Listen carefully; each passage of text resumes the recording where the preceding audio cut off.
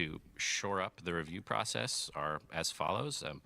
We've reached out to Anti-Real, the artist in question, and followed up to ensure that we do right by this artist. We're auditing all of the previous work by the artist, the internal artist, including the environment decals already in the build, which is part of why we're delaying some of the content we're going to show today. We're committed to removing anything that is questionably or inappropriately sourced. We're doing a very broad decal audit, and if we locate any other details or elements, we'll make sure that those are eliminated, recreated in-house for sure. Hundreds of artists have worked on this project for years, internally and externally, and we share many influences, including modernism, Swiss typography, 2000s styled vector art, cyberpunk, and of course the original Marathon trilogy.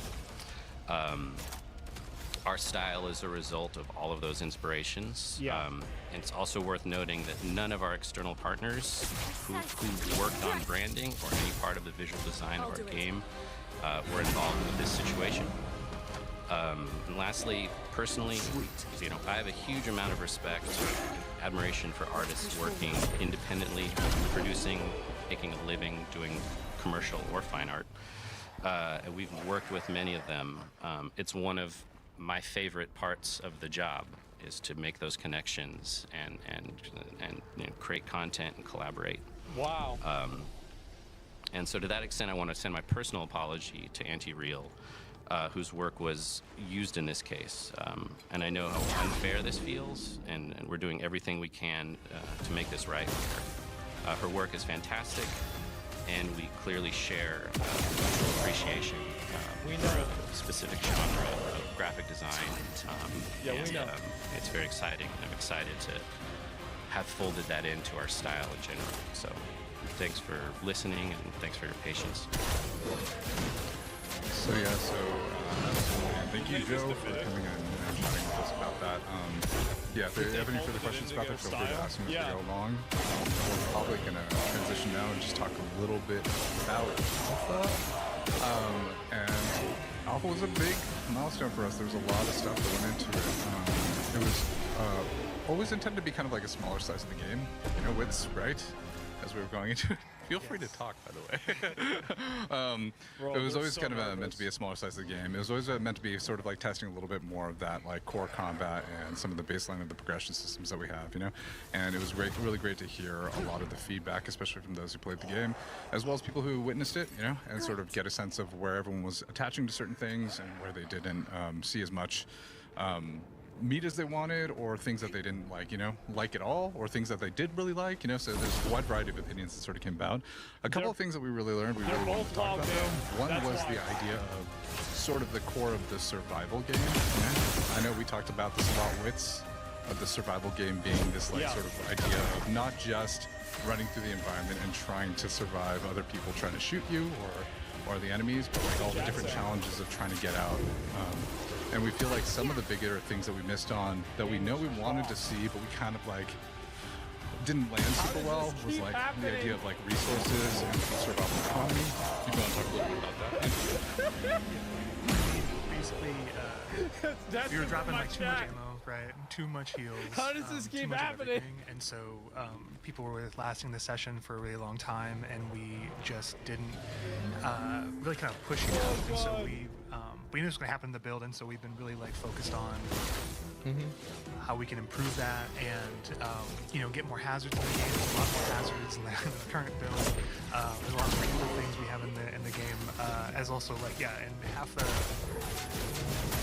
guns that are in the build, and so the other half are not in the build. So you haven't even seen half of the weapons. I know that there were some folks that thinking that that was the full library. It is not. It's like half the guns in the game, and they were dropping too often too. Like we were dropping too many guns, too many long shots. I know long shots were a thing. Long shots were okay, yeah. We're focused. Oh man. Yeah, there's the core of it is ultimately we wanted more stories where there was about like using your resources wisely, and we just didn't feel like we put people, or like we didn't put players in a situation where they needed to use their resources wisely, and as a result there weren't enough stories where it was like, oh, I ran out of this thing and I had to figure it out, you know, or I really needed this thing and I was searching around trying to find it. And so we want to build more of those stories moving forward, and so we've been doing a lot of internal iterations. I know even our most recent build, we've stripped back a lot of those pieces, and we're seeing some kind of crazy stories come out of that. So yeah, so that's a big part of the survival economy. You talked a little bit about like survival challenges, like the idea of like, you know, the environment being a little bit more hazardous to you, you know. Or is there any stuff you want to share there, Andrew? Little bits? Yeah, we're working on we're working on a bunch of stuff. Working with Lars's team. Also, Lars is here. Yeah, Lars, if you want to talk about it too. Yeah, feel free so to. Lars, you should talk about all the fun things and all the ways that. How are you trying to kill players, Lars? That's How are you trying to kill the game?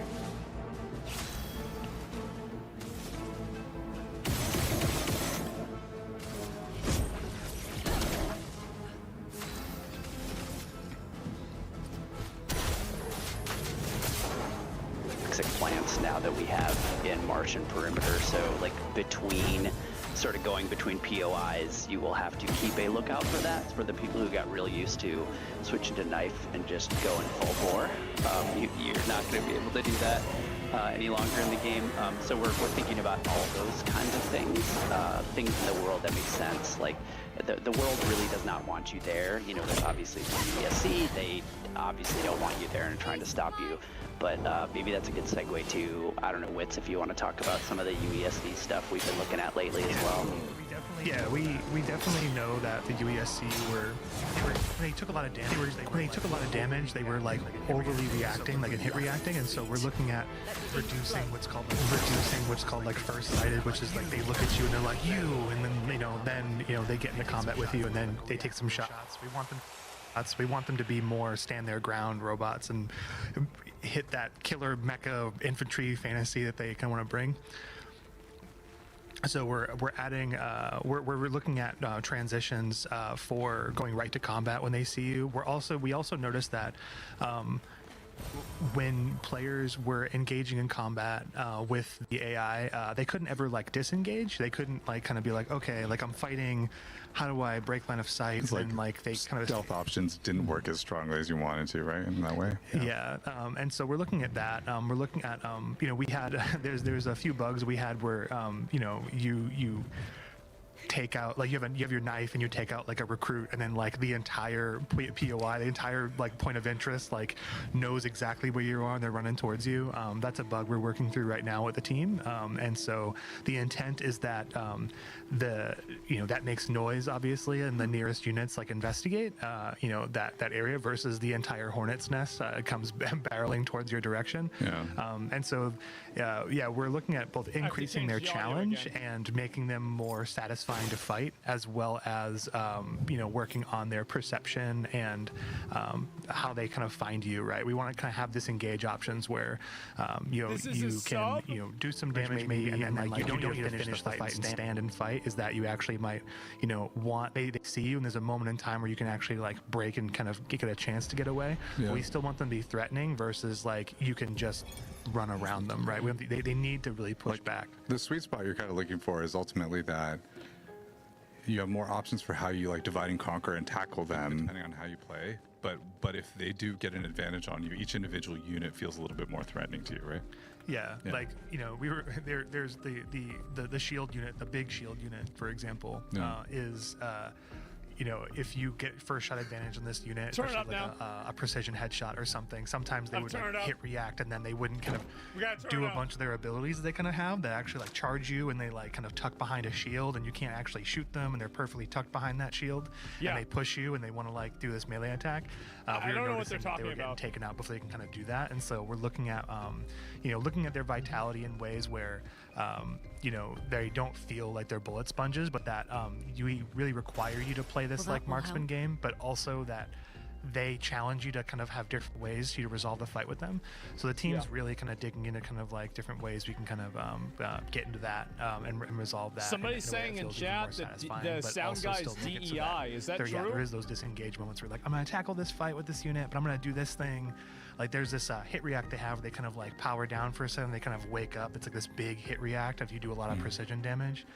We're looking at maybe, maybe that, if you duck behind cover or something, that they don't know exactly where you are when they wake up, for example. And so that also plays into kind of more of the like solo viability in terms of like you don't have to like 1v9 all the robots. No, that totally makes sense, I know another topic that sort of came up when it came to survival games was also the pacing of like sort of every given session, right? Like I know we talked about it internally. It's like there tends to be like a front-loaded tension inside of our runs where a lot of tension happens at the beginning. There's a lot of brawling, and then it sort of like begins to quiet out as you're sort of playing through the rest of the session. And we want to make sure we shake that up a little bit. I know we've talked a little bit about how event pacing folds into that. I wonder what he's thinking about. Lars, I think you and your team have talked a little bit about it, right? What are your thoughts? Yeah, no, that was really good. We actually got a lot of good data from the alpha about how event pacing was working, but also just sort of being able to, like, we got lots of good feedback about some of the events and how difficult or not difficult they were, how frequently they appeared or not frequently, and so we're looking at all that data, and we also understand, I think you said a really important thing, which is we also realized that as the session went on, the tension started to drop. Like if you were going after and you had run into a bunch of players, after a certain, you never know quite exactly how many players are left in the session. But after, after a certain amount of time, you can guarantee that the PvP population at least is dwindling a bit. And so our challenge that we're looking at right now is how do we increase the world danger over time?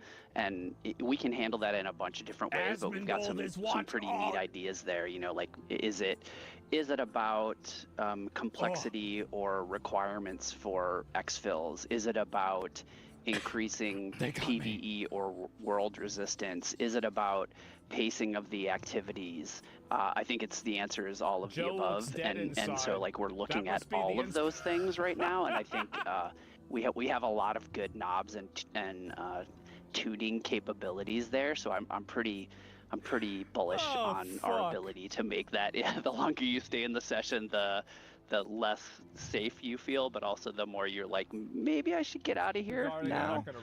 So that we want to increase those sort of thoughts from happening too. Yeah, no, I totally agree.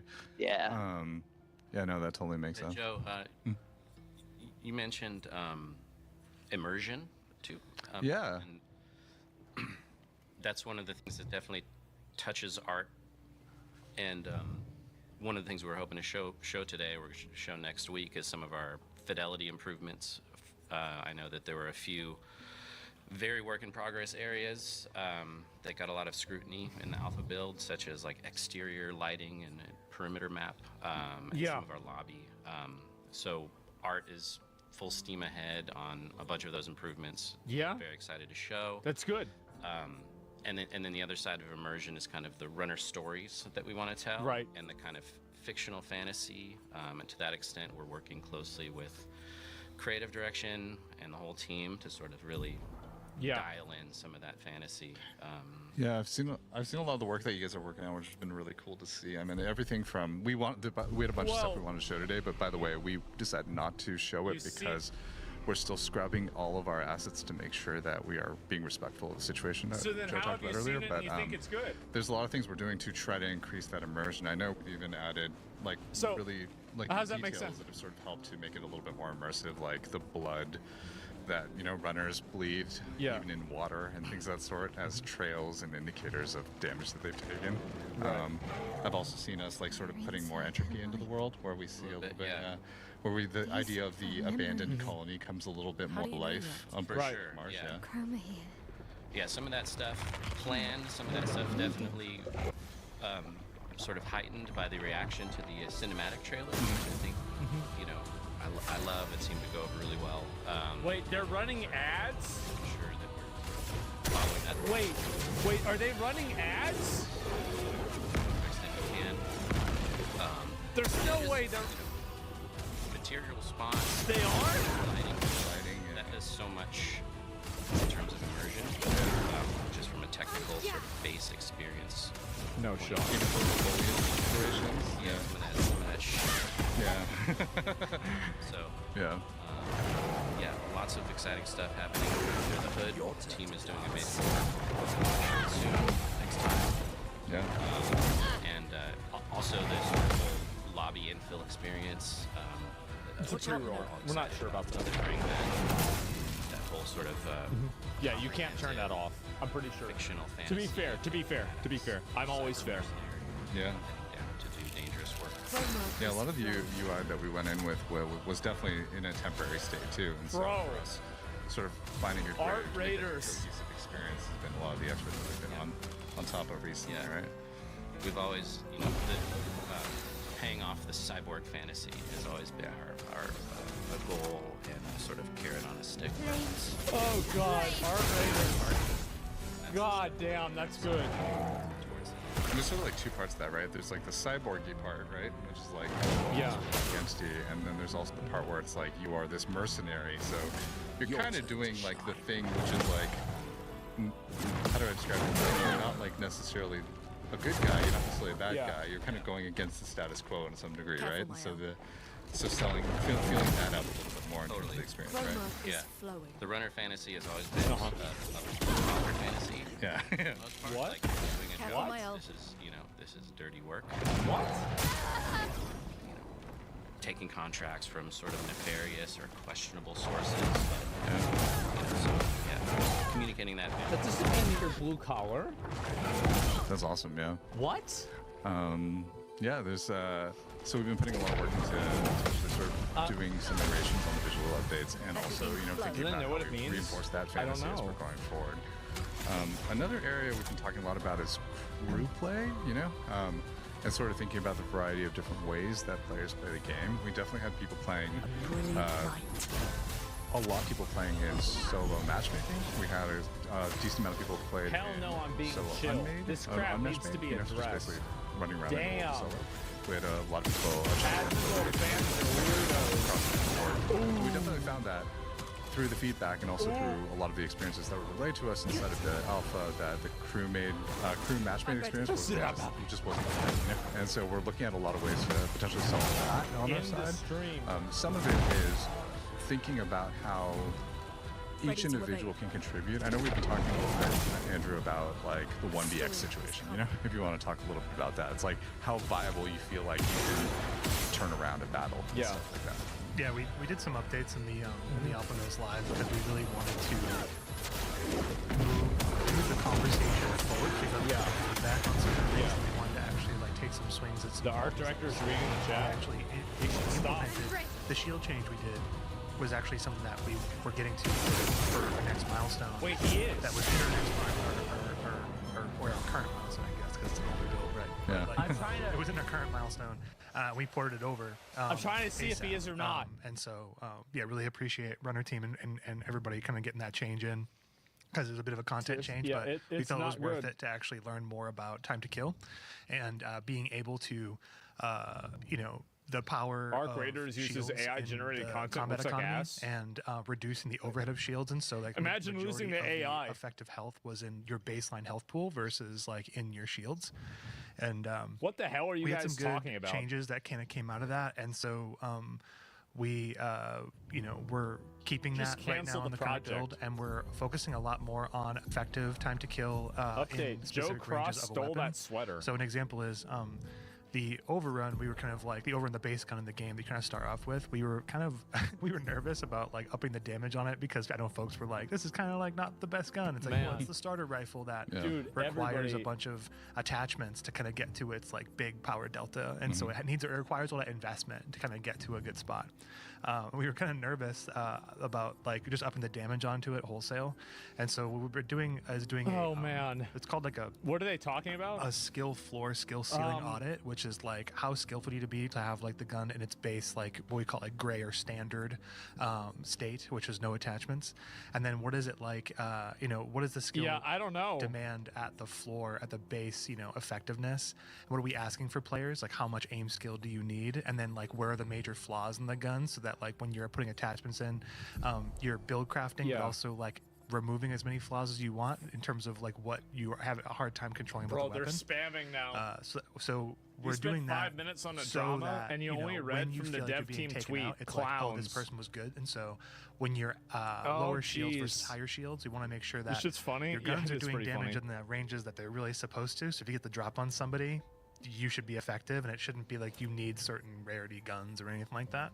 Yeah. So we're working The on that a chat's lot. We have, it's a bit spicy right now. Like there's some SMGs that are a bit hot, in the current build, but like we feel like they're appropriately hot when they're, you're in CQC fights, and so fights resolve in close quarters with What's a close that? quarters weapon. Yeah. The way you expect. LMGs are, kicking way harder, a lot more demand there in terms of the recoil. Yeah. Which is great. We hit some of the snipers. We're actually kind of reevaluating snipers a bit, not like wholesale, like what are snipers, but more kind of like what are they at the base value where they're not like too effective. Because we definitely noticed the long shot had a lot of demand, and like, as expected in this kind of genre, snipers have like a lot of effectiveness in terms of like, they have to kind of feel like they're lower time to kill. So yeah, we're working on making sure that the time to kill is great for the shield differences. So when you're like going up against purple shield and you're a gray shield, you feel like you actually can win, and there's multiple kills per clip that's possible with the it's weapon. like it's not guaranteed, but there's a way to win there. There's a way to win, and that leads to the skill part. Like time to kill is always about skill. It's about effectiveness, right? Yeah. And then like it's also about like window of opportunity as well, and it's kind of like how you triangulate like overall time to kill recipe. And so we're focusing on skill fidelity. We're focusing we're focused on every single aspect of that triangle. And makes so we're looking at, we have this like how many purple shield kills per clip. Which is kind of like a spicy thought, but we're really iterating fast on that on the weapon side. Cool. That totally makes sense. I know another part of like sort of the crew experience is also like the idea of like, do I have the tools to communicate with my crew, right? Like, I know we had a bunch of challenges with even voice chat for players inside of the game, and we're definitely looking into that in terms of thinking about how do we make it easier for you to even enable voice chat, or like how do we make that part of your flow so that you can do that. I know we've talked a little bit about ping system, how do we add texture to the ping system to make it easier for you to coordinate with your team if you're not on voice chat. And do you have any thoughts on that one? I know you and your team have touched the ping system, but ping was in a very baseline state for alpha. Like I would say it was a very like it was a very MVP even for alpha state. And we weren't super Shut we it weren't down. super happy with what kind of where the deficiencies of where it was at, and so we are spending a lot of this milestone really plussing up ping, and we're also looking at things like called like a communications wheel, which is like how can you effectively communicate to teammates? How can you like basically ping things in a container? How do you ask for ammo? Stuff like that.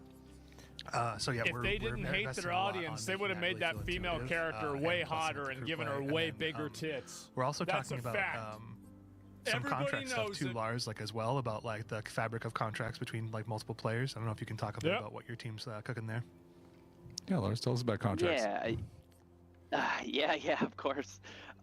There's a lot of work. It was great seeing people's response to, I think, working along AI, like the sort of different factions. And so obviously we feel really happy with at least that first slice that people were seeing in the alpha, and obviously not, that was it was a small chunk of the content. And then sort of looking forward to when you're talking about crew play, like how do we lean into that? How do we make that more understandable? How do we sort of surprise and delight players around when they are working with a random match-made player, right? For example, how do we highlight those things? How do we make them understood? How do we reward in ways that make more sense? And how do we make you want to do those things, or like feel encouraged to want to do those things and work with, whether it's the people you pre-crew up with or the people you randomly got put in to matchmaking with, or whether you're trying to do it by yourself and taking on those extra challenges. But I think the interesting part is now figuring out what things were working, what weren't. I'll say, like, from my perspective, and this isn't the team's perspective, this is mine. Like, I think some of those things could have been more challenging, and so looking at that as well. Yeah. And looking at contracts as like, there were some that were great where you're like, hey, cool, I can go download this audio file and now I can go throw myself off a cliff. Not a real example, but you know what I'm saying? Like, just to be able to say, like, I did it. I think we want to take a real look at having a mix of things that are more difficult and challenging to do if we think about priority contracts, and then the other types, maybe they're a little bit more sort of backgroundy, like doing things. And so if that makes sense. So we're taking a hard look at all of them, and I think we have some really good plans there. So hey, this is Cosmo. Can y'all hear me okay? Yep. Yeah. Awesome. Yeah, we're getting a lot of questions from chat, so I want to jump in. A lot of art questions. I have a question from WigXU. I have a question, a genuine one. Instead of scrubbing so many assets, would it not make more sense to employ the artist, who obviously has nailed the aesthetic you're looking for, and keep the assets as they are? This guy's getting fired. Sorry, Joe. And Cross. I can jump in with the answer unless you want to take it, Cross. I know Cross He's is on his phone. he got kicked out of the Discord for some reason. Like, I'm Bro, staring he's at on his his machine, phone. so that we might have a technical issue right now. Do you want to? They're basically asking, wouldn't it be easier just to hire someone to remake the assets? That's not what they. as That's not opposed what to- they Sorry, said. do you want to repeat the question? Apologies. Yeah, go for it. Can you repeat it? Uh, Yeah. Just so I can relay it to Cross, because Instead of- Cross can't hear you right now. But Instead of scrubbing so many assets, would it not make more sense to employ the artist, who obviously has nailed the aesthetic? True. The question was, instead of scrubbing all the assets, wouldn't it be easier to employ the artist who made all the assets?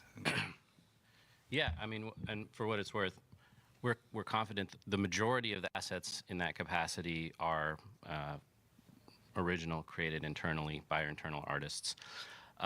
We would love to work with Anti-Real if that's an opportunity that presents itself. I mean, that's part of what we sort of reached out to communicate.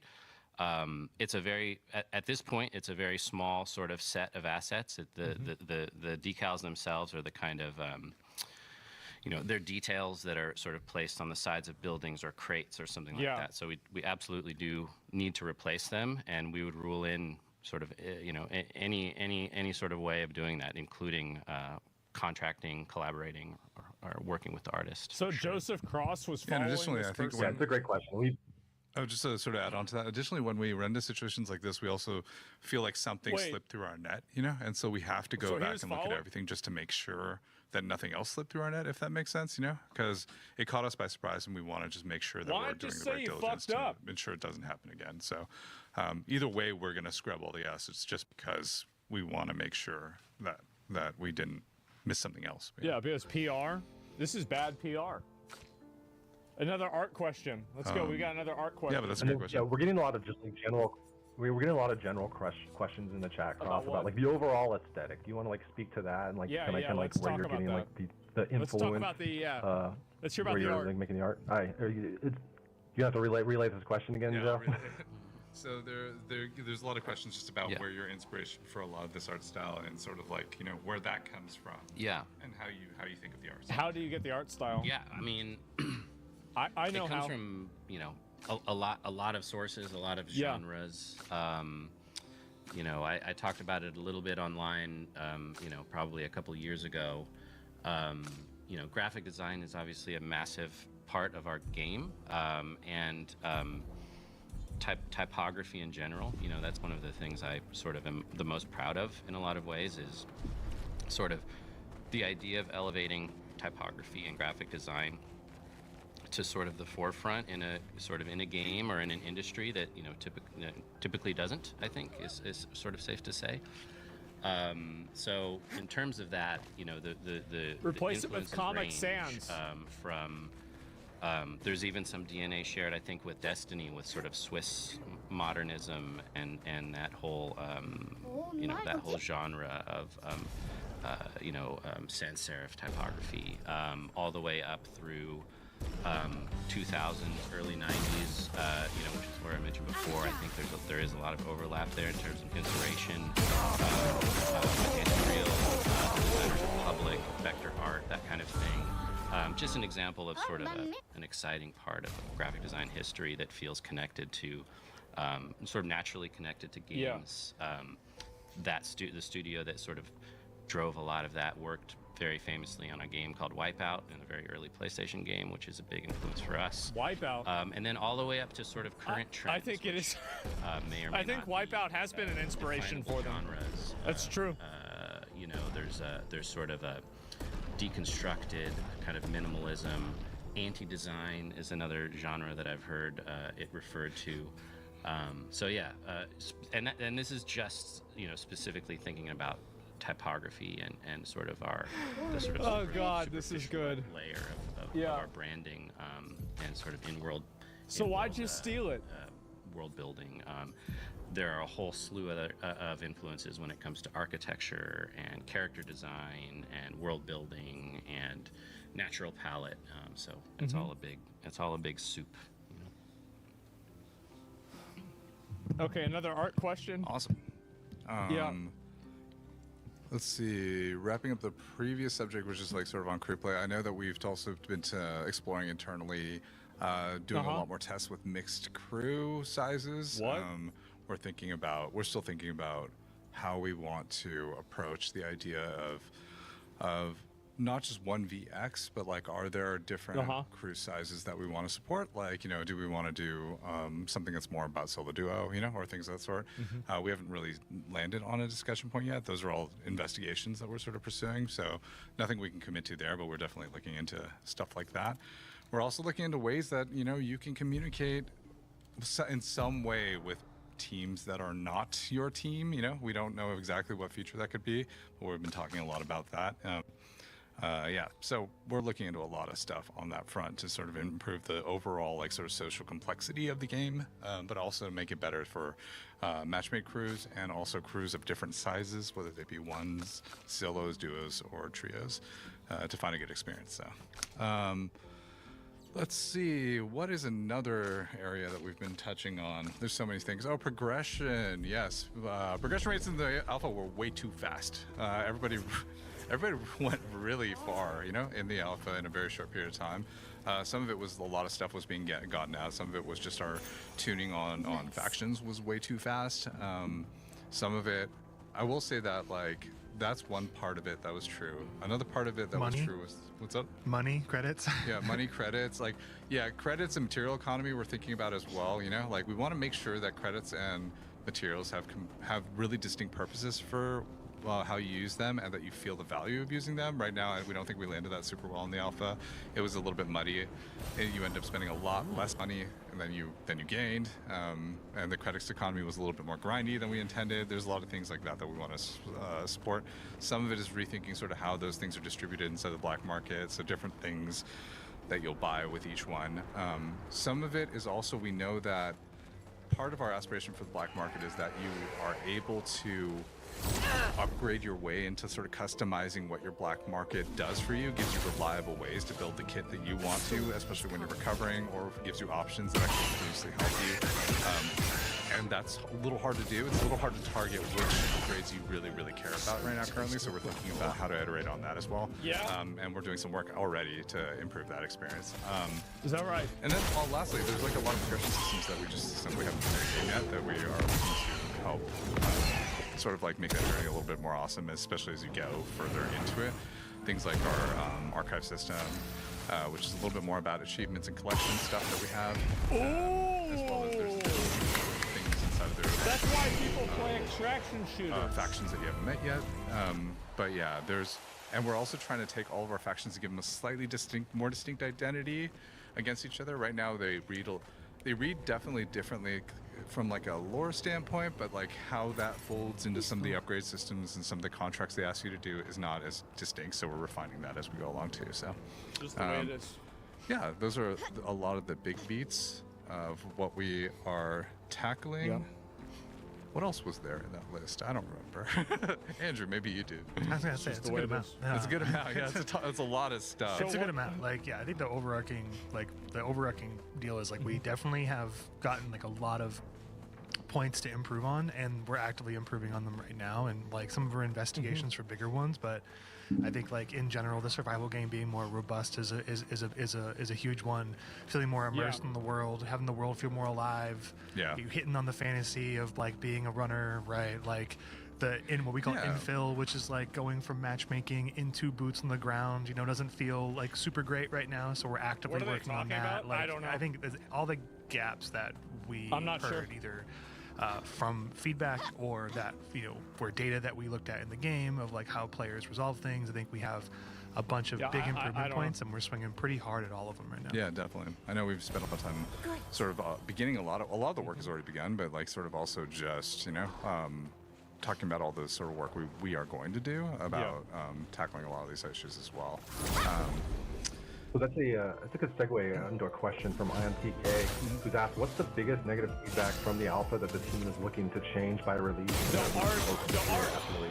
the stolen art. They're all I pretty know the big answer to points, that. I'd say. The stolen art. I think the survival stuff, like the run texture and the survival stuff, is probably one of the biggest ones. You know? I know the Because answer we're to putting that. a lot of points into it. Like we're thinking about how Lars mentioned earlier about how exfilling is different, inside of the game. Like for example, we might change the rules around exfilling. Yeah. They can't do proximity chat? We're also thinking about everything from AI combatants Wait, why? to resources. What to are they, loot, retarded? all this Oh, wait. Actually, I know why they can't do proximity chat. pretty big amount of stuff in that space. The other big area I'd say is actually creative fantasy stuff, which we're really trying to land a little bit better, like the immersive fantasy stuff. Wish we could show you some examples. It's not toxicity. But there's a lot of work. Don't let them play that off. Really feels Audio isn't their thing. that it mirrors the intensity of like the experience that we intend on the planet. Like really, a marathon is supposed to be about surviving Tau Ceti and the marathon, ship, and surviving that situation. Right now, it just feels like it's purely about surviving other players, and we want to really make sure that all comes together, both from a creative and gameplay standpoint, and it really impacts. Maybe they can find an anti-art Yeah, I'd say the biggest one for the audio. combat. Maybe that way they can fix it. We need to make the game like we need to have a lot more options for players to kind of like resolve different scenarios differently, which is a hilarious statement. But like it's like you need to be able to again go to the point earlier. Like you have to be able to peel off of AI, understand how to fight different AI for different players. How do you get out? Get more variety in there, and then we did have a lot of good feedback around. It requires 2 people to do anything in the game, or 2 or more, and also like how much you're reviving, and like the time it takes that for them other enemy team to or enemy squad to revive, and how long. Yeah, we didn't mention that we're revisiting some resing stuff. Yeah, to res stuff. We're changing how that works so that when you actually do get a pick on the enemy crew, they can't res in the time that it takes you to heal the full, which I think was a kind of a big problem.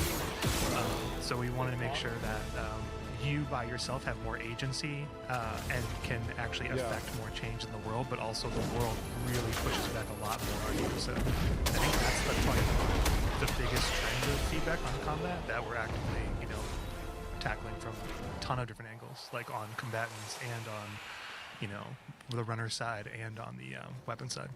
Look at this guy. Yep, and So I got a just- question oh. from No, go ahead, Joe. Yeah, I was saying from the art side, it's focusing on immersion and sort of divided into fidelity, sort of the technical side of our visual world, and then it's the sort of narrative. It's supporting the narrative of the runner fantasy, which there's a lot of work to do, and those are the 2 biggest takeaways for us from the art side.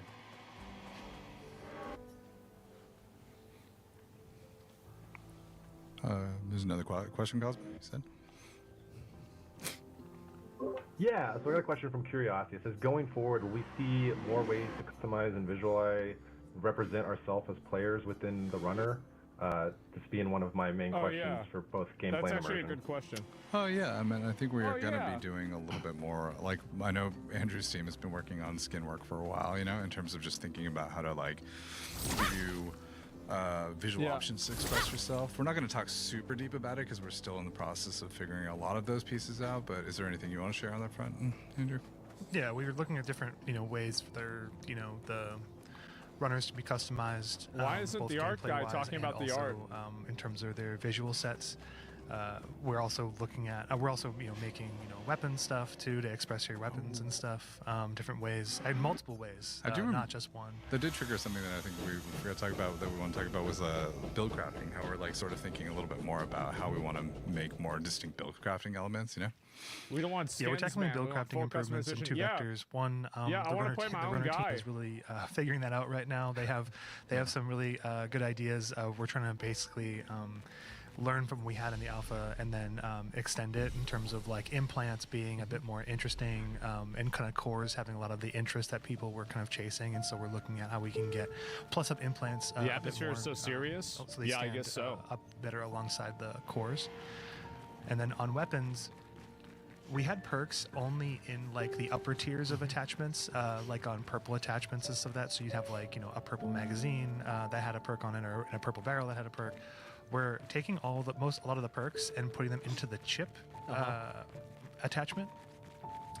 And so they're not divided by the weapon or the weapon family anymore. Like the chip, they're generic. And so if you find a chip, you can put on any gun. So it gives you more like an anchoring element then, like this like verb that you can throw on a thing and then. Yeah, and there's more chips at like lower rarities too.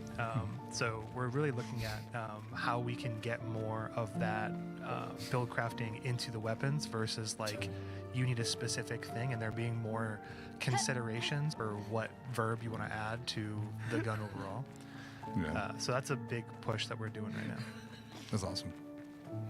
Yeah, I mean, So I got a from an question art from side, I'm super excited about Wait. the whole cosmetic side, the fashion game that we're gonna deliver.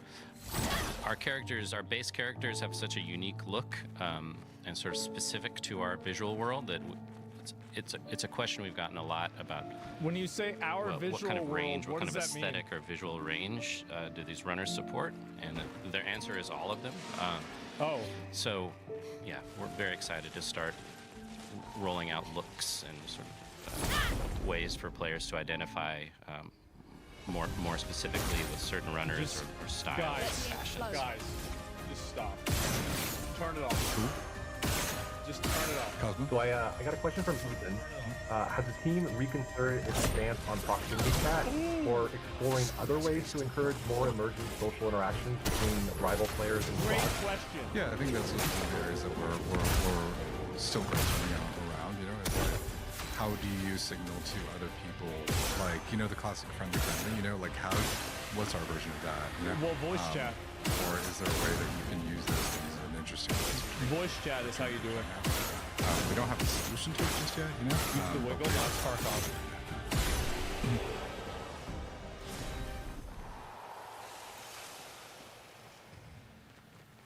All right, I got a question from Agent. Says, would love to hear about the materials for each faction. I feel like there's way too many faction materials and it's insanely overwhelming. Can you ask again Materials about for voice each chat, faction. Oh, you guys? mean for the upgrades? Ask Like about to why purchase they're the not upgrades and including stuff? Right.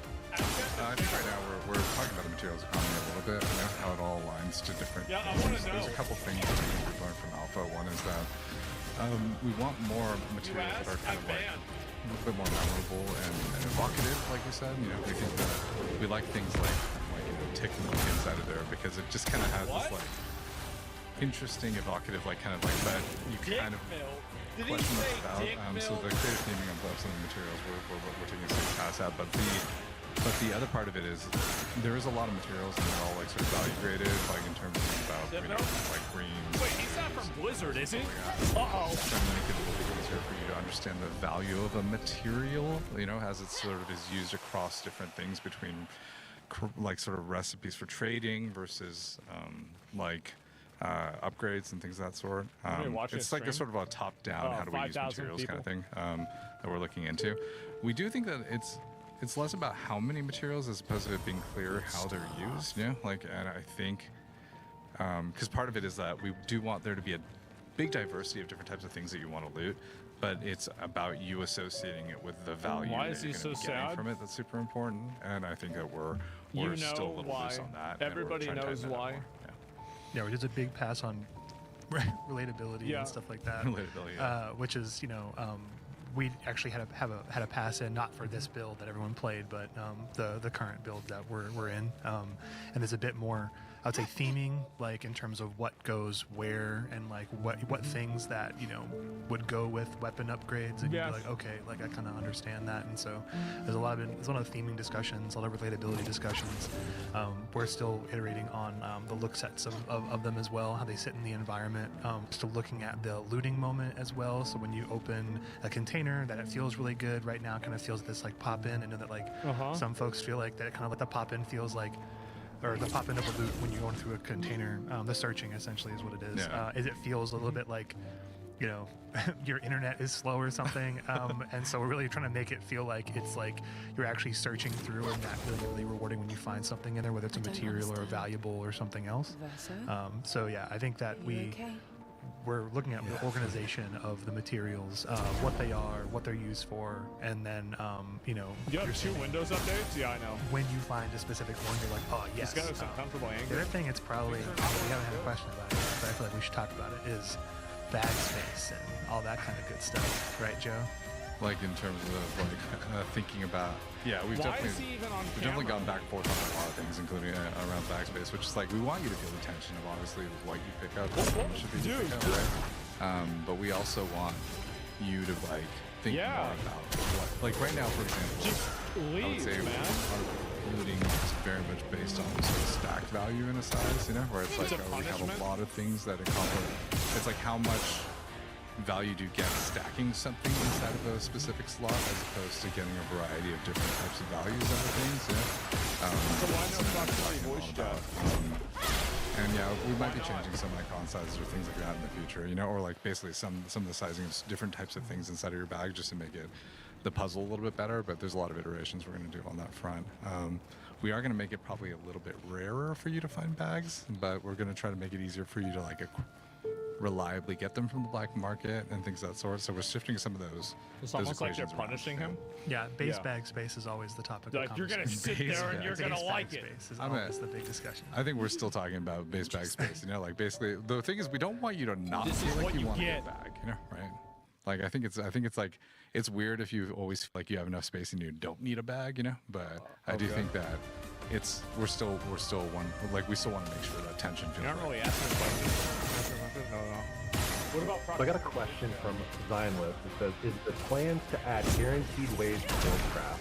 I heard lots about build crafting, but not being able to get a loadout I design without hopefully randomly stumbling upon it sounds bad. I would like to see a crafting system, or at least have the option to change cores with the material expenses. I think we're trying to make the lower level of the baseline. How many years do you think the live stream happened wasn't for the stolen art? Established through the black market a little bit easier, like acquiring in that way. But I don't. But there's always going to be like a difference when it comes to high rarity things. High rarity things, like for example, there will be builds that involved having a really rare item that may not be something you can always have. But like we're watching get more Jeez. involved with the lower I level don't build know. crafting where you feel like you can actually. Get Yeah. I mean, I'm sure but yeah, dozens of Andrew, people would I have think, seen that. I think we agree with the statement that was in the question, which is like it feels hard to maintain like Right. a build, and we need to. And we're looking through a bunch of ways, through black market or like through bartering or something like that to Exactly. kind of like be Move able on to now. We will get if the it right goes over verbs. an Maybe hour. it's not the same. I'm thing assuming that it's we gonna want, go because for we an still want you hour to and kind it's of about to really be loop over. things, but we want to have you have verbs that you're like, I like when I'm playing glitch, and like this is like the overall verb set I like for the glitch, and you having more opportunity to be able to It's- go back to that well versus like, oh, though my access to the well yappening? is purely Yeah. based off of the randomness Will of the Joe container. speak again? I think that's it. I think it's like if you think of like if the like lower level version, Yeah, I the don't middle know. version, and the perfect version of it, right? Ooh. We want you to have access to like the lower or middle version, depending on how you've done that. But the perfect version of it, I think some pieces will still be, things that if you lose them, you'll have to find them again, Yeah. Yeah. So Drifter wants to know, is there any discussion on reworking the Resurrection of Dead Teammates system? Would like to see this addressed before launch, as rezzing dead bodies seems free, is bad for the tempo of the game. We concur. Yep, I'll just jump in and say yes, we concur. Yes, we concur. Whereas about a bunch of work is going into it right now. We basically have our kind of our one axis of a solve we have for right now is increasing the resurrection time and also having it so that every time you go down, the timer does get increased. And so if you keep on going down, like you kind of like your ability to come back into, back from the abyss is harder and harder. We're Never also had looking any at. We also did a bunch of changes in the alpha around like the the timer, the saved progress timer. So when alpha first came out, it saved your progress the entire time, and so you could like get to halfway, take a fight, and then go back and kind of just pay for the half of the res timer. We did have a decay, a reaggressive decay on that, so it goes down. And we're looking at other things too. That if that's not enough, we definitely know that rezzing feels a bit too free. We're also taking a look at the messaging. I know that there's that little stick figure above the bags and stuff that we adorably call the little gentleman above the bags. We're looking at that actually being a tell, so you can't just like camp the bag the entire time. We like the texture of being able to know whether or not like a crew is downed and like making combat decisions as a crew about that, so you can kind of like coalesce from information. But I think we're seeing that there's once you give too much information, obviously like it's just like you can have too much action in terms of what to do. Yeah. Where like you can stay in the area knowing that there might be like a clutch play happening or something. So I would say we agree with the baseline is that rezzing is too free, and we're not looking for just purely punishments where if you do get fully dead, like you feel like coming back and being alive is like not worth the time. That's definitely something we don't want to do, and so we're trying to make it so that there is a thing for continuously dying and then rezzing. We got 5 minutes left. If they don't end really it in clutch 5 when you minutes, do we're it, done. but it's not a guaranteed thing. I know we've talked about it, but I think the sort of place we're trying to land ultimately is that if a person gets down, I want to see if they're going to end it like and not say down, anything. but like not completely eliminated, but like down. Life is right? suffering. Like is that knocked true? down. Raising them I in think that's what combat Joe is hard, said, but right? it's doable. And if they get eliminated, getting them out, like raising them in combat is really, really, really like very almost difficult to do, right? You really want to do it once you've cleared the area. Is that the intent?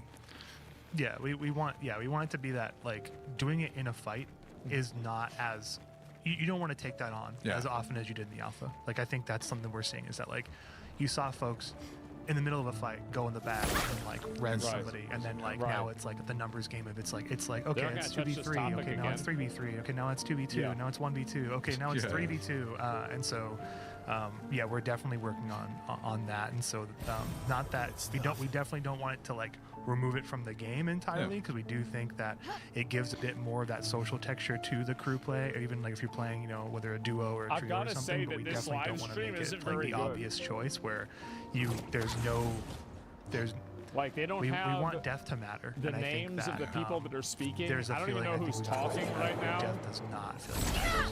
Like, So I've seen a lot of questions in chat about like where are the aliens? There's another question like where is the 4? Are they coming?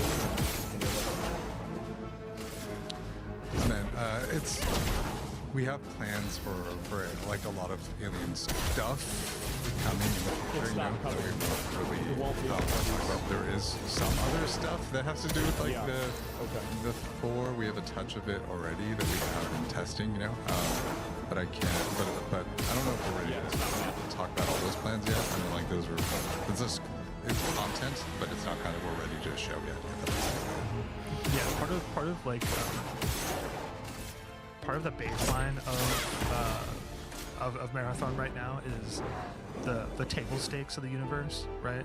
Yeah. And then we're trying to build, but not like build in like a forever way, but like build aggressively towards. Who's talking? Nobody asked this question. Somebody asked the question in chat. Why is your game kind so of like good? looking at and kind of like and heading towards of like in their wants.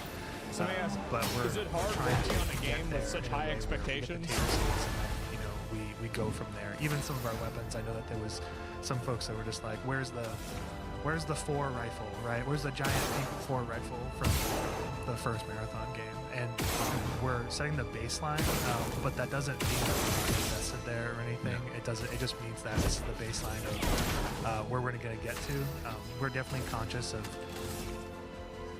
starting from a place that we can grow and get crazier from here. And if you start at full volume, there's kind of no place to go. You're going to get to the ceiling and you crush up against the ceiling pretty fast. But that doesn't mean we're not invested in those areas. I think we're pretty heavily invested. Yeah, I mean, like ultimately, we're at the start of a journey that we hope that Marathon is taking towards, telling a much bigger story, but you want to start at a place that makes sense. Yeah, there was a really great conversation yesterday about something in this vein, and the excitement was Well, very this guy's high a fucking savage. So, Yeah. if you like, Oh my god. I think we're actively having a good time. Time to take risks. Okay. Well,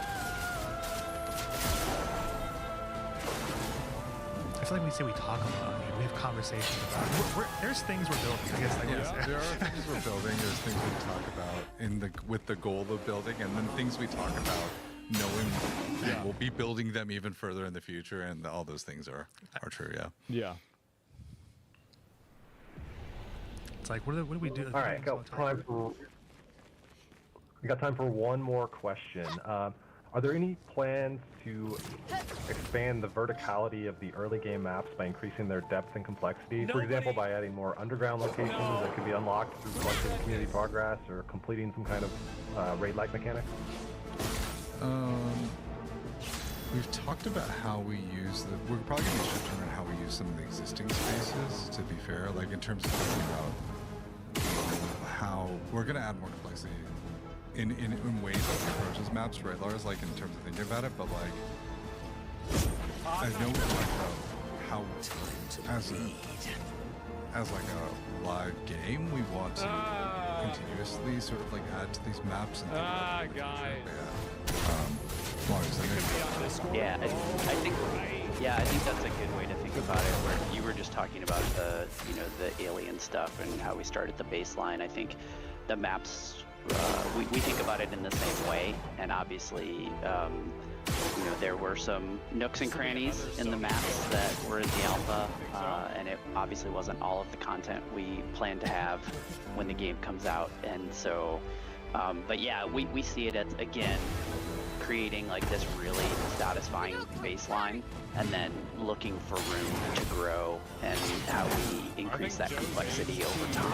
And I would say some of the maps, the newer maps that we're working on right now, take that into account even more so than Perimeter and March. Even though we had a lot of those conversations early on about Perimeter and March as well, and then which saw things like the underground sort of gold locked room that was underneath AI Plank, or the sort of twisty and turny tunnels that are underneath bio research. And so yeah, again, I think it's like starting at the baseline and then figuring out the right things to add and thinking about that approach from first principles going forward too. Yeah. All right, Joe, do you want to close us out with anything? Yeah, once again, I want to appreciate everybody for like sort of not just joining us here, but also whoever participated in the alpha, or whoever was part of watching it, or just even part of the discourse. We really appreciate it. We're really like excited that a lot of people are sort of seeing all this feedback and sort of how we're continuing to iterate on it. So thank you all for the feedback. Thank you all for the questions. Thank you all for the support and for sharing your feedback and opinions with us. It's all super valuable, and we've been listening. We're like constantly talking about how to tackle it. We're seeing a lot of things already to tackle it.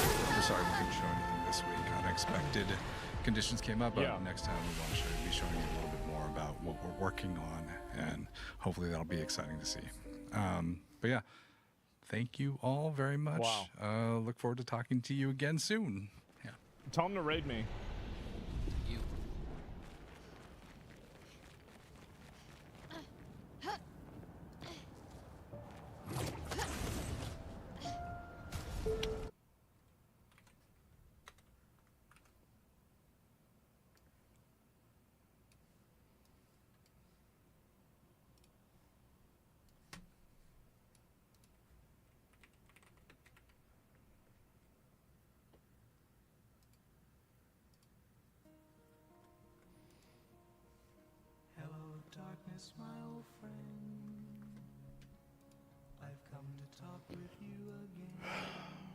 Well,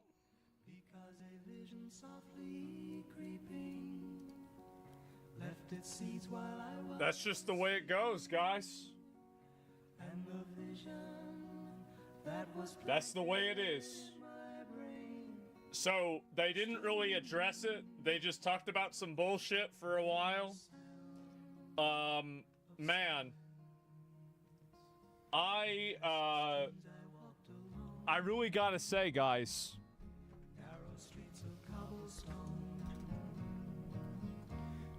this isn't looking good for Marathon. It's not. There's nothing that's looking good about this at all. It's a shameful display. I mean, look at the amount of audio issues that they had. Like, again, you can't figure out a live stream. You can't figure out your audio. You can't get a Discord call to work. You can't even get their names on the screen. You can't fucking figure out, you can't do the art the right way. The characters look like garbage. Like, this is it, guys. So, there's, you ever heard the phrase, sometimes you know when to hold them, sometimes you gotta know when to fold them? I think it might be time to fold.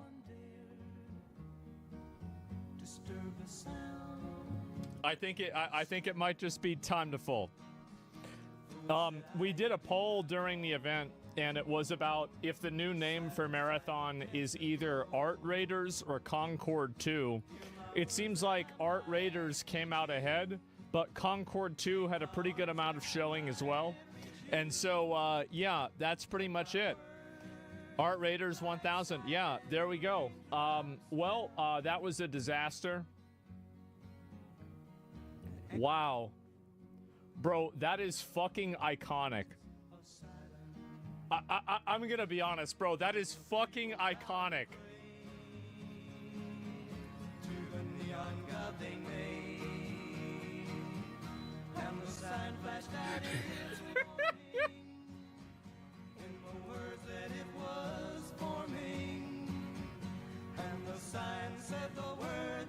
Oh, jeez. Wow. Man. That's too bad. Poor dude. I honestly, he was the one that's, you are in charge of the art direction of this game. And it is yet another flaccid, boring, lame, like Western video game with a bunch of ugly, androgynous, weird-looking characters that are not appealing to anyone. And you've done this. Like, so even besides this, like, this is, it sucks. It sucks. The whole thing sucked. And so it's DEI slop? Well, I'm not going to say that, but I think a lot of people would. I'll tell you that. And so, anyway, that's apparently what's going to happen. Bungie should respectfully close the project, salvage what they can. Yeah, maybe they should. And how fucked was that? Uninspired thievery on display with total lack of passion from the dev team. I mean, this guy at least seemed like he gave a shit, and I'm sure some of the other guys gave a shit too. But, man, I really feel bad. The art for the game is, like, some of it is okay. The stuff they stole was okay.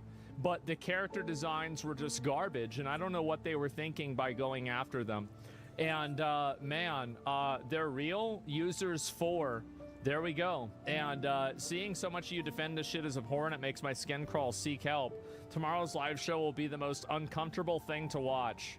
It will be the most uncomfortable thing to watch. Yep, there it is. There's no way to be tactful about it. Ignoring it is bad, and even having a message at the beginning doesn't really mean much when 90% of the stream will contain stolen art. Yep, well, I didn't either. Then it hit me. I didn't even think about this. It's going to 100% be awkward. Well, it certainly was. The game is cursed. Yep, it seems that way. They deserve every awkward, prolonged second that comes with it. I doubt they'll say anything because of HR. Well, they did. And so there we go, guys. There's the event, and we'll look at what some of the new posts about it are, and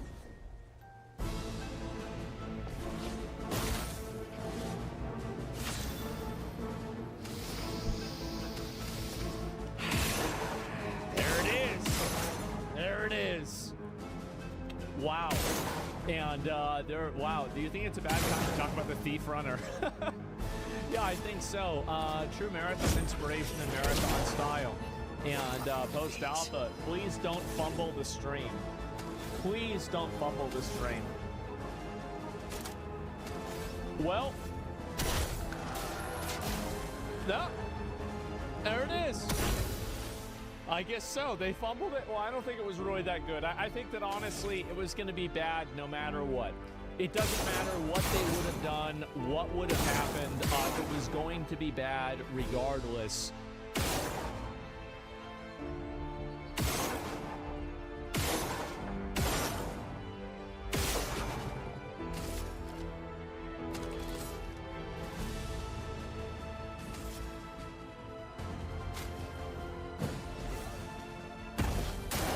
Danger!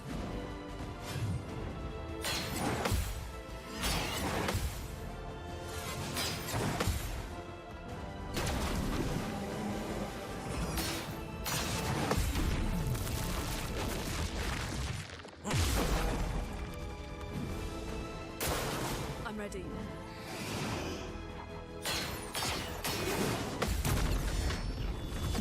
Better. It likes you.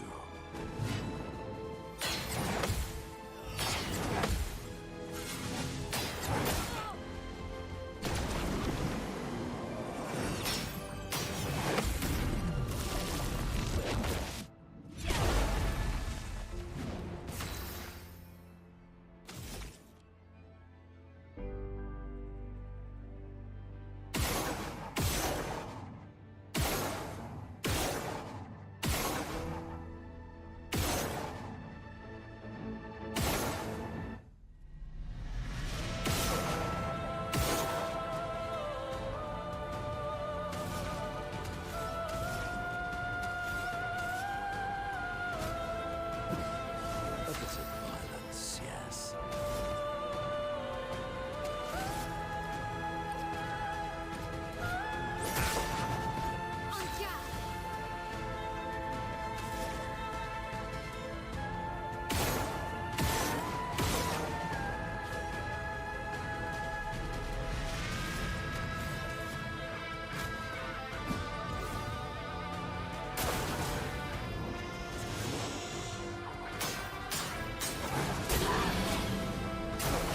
That's more like it.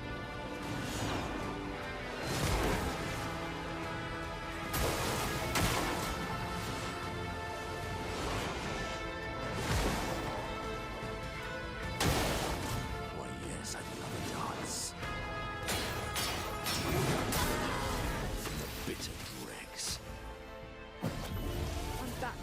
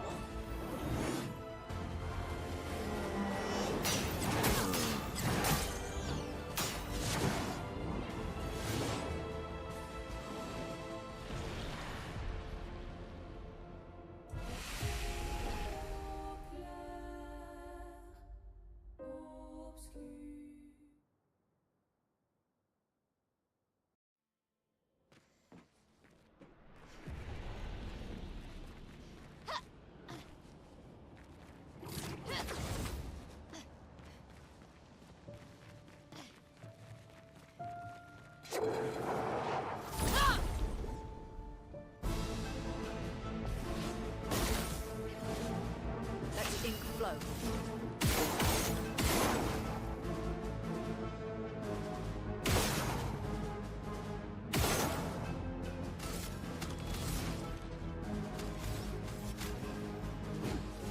A bit of violence, yes.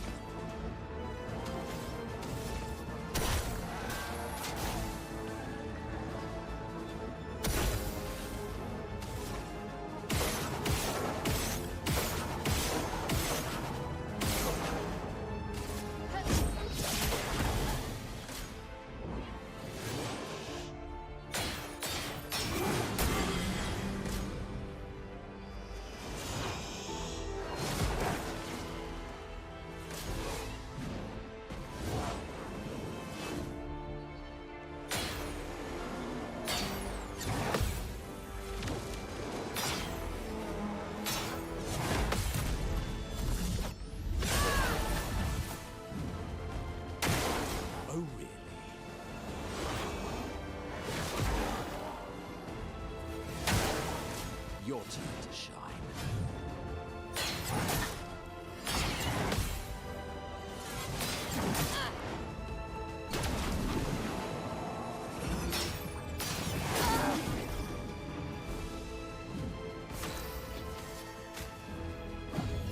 I'm back.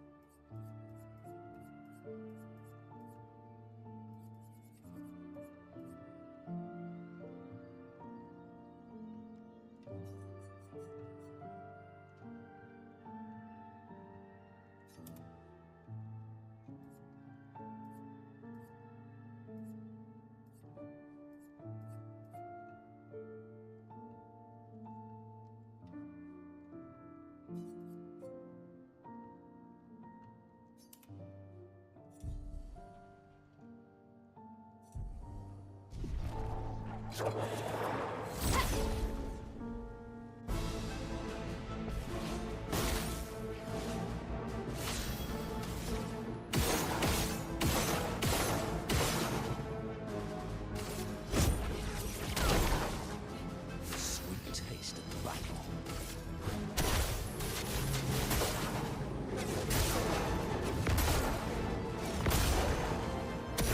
Let's spill some ink.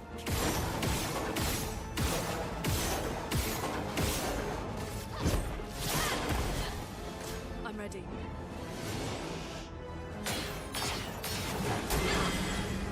Lune, watch out!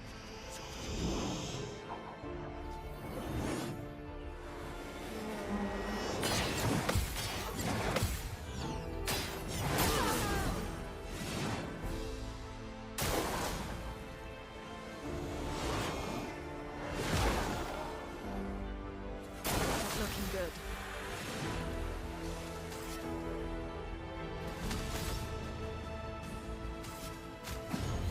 You don't get to die yet.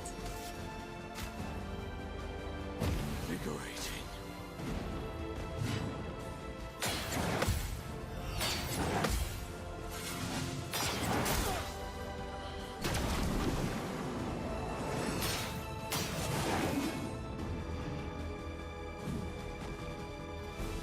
That's more like it.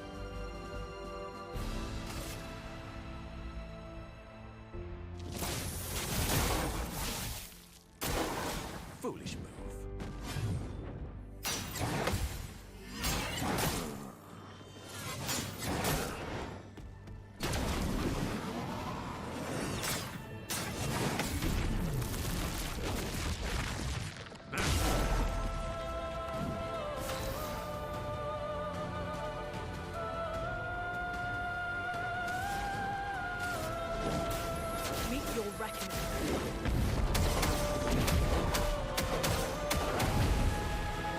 From the bitter dregs.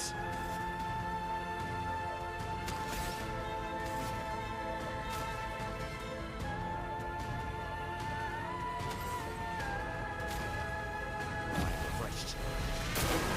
Why, yes, I'd love a dance.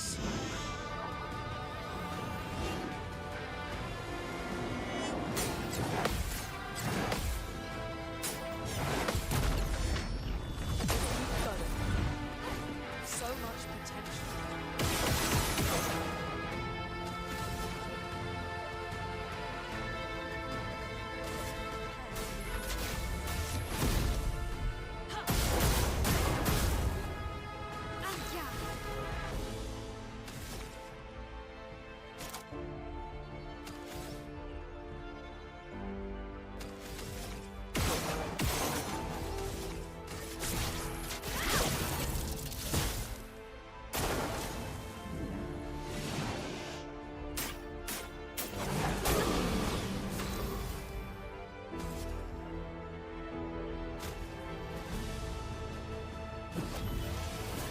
Sorry I failed.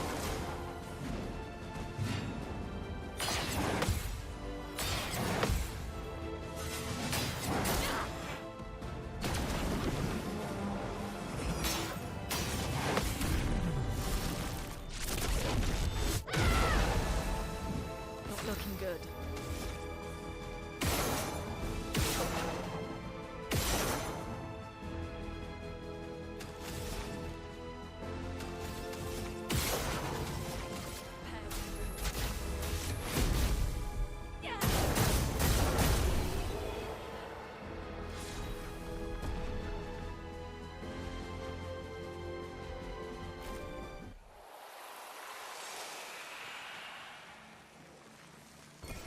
An advantage.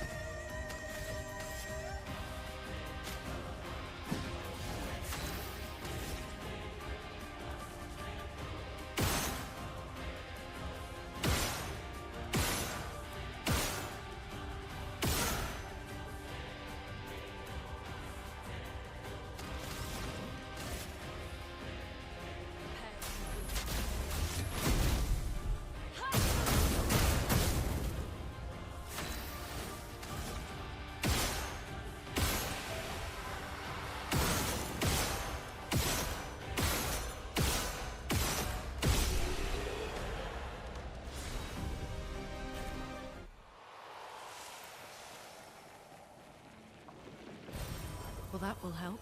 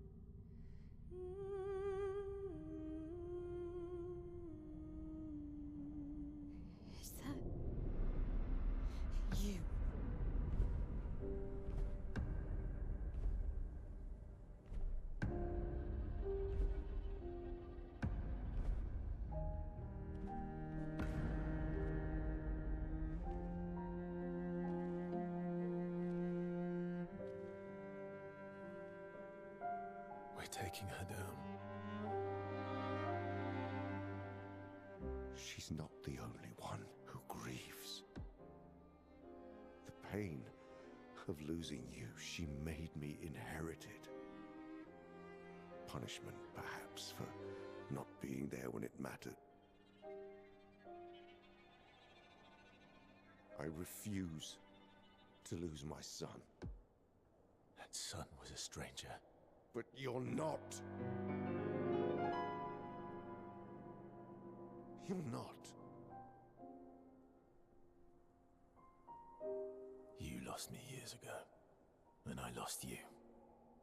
So you leave us no choice. Tell me, how are you different from her in doing this? I'm tired. So trust me. We are your family. Family is complicated.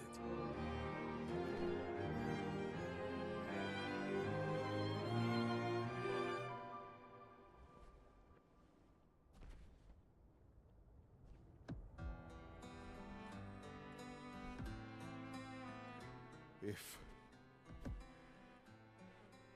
saving you means losing you,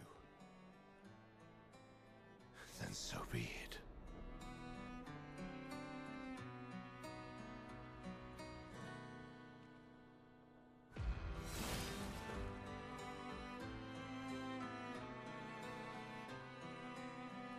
We only need to incapacitate him. We'll find a way to kill him.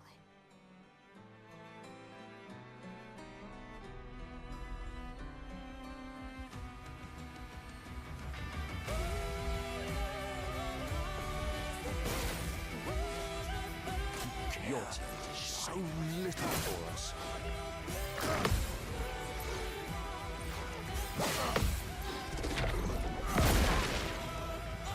A storm has come.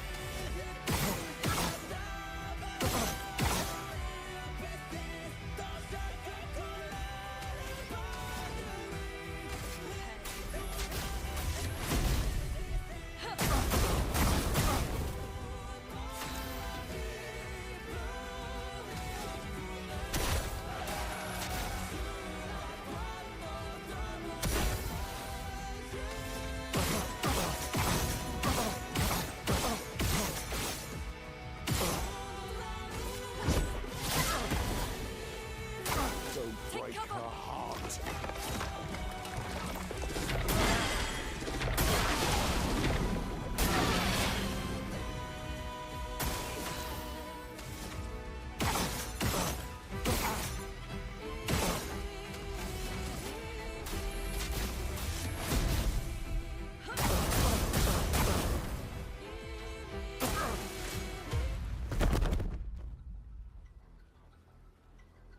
Your sister deserves more.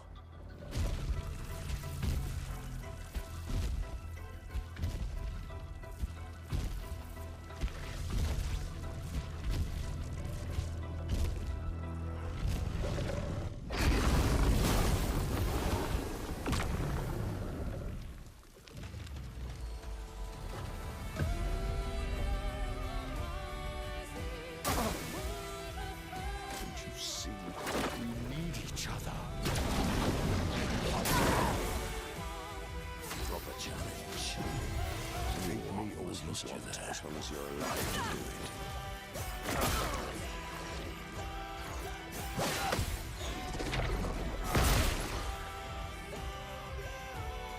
Do you I'm ready. remember what it was like before?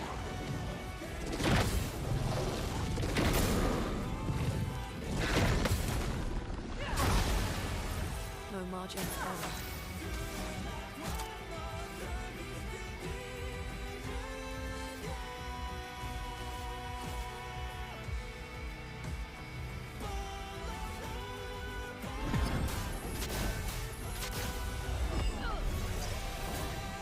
Don't turn away from us.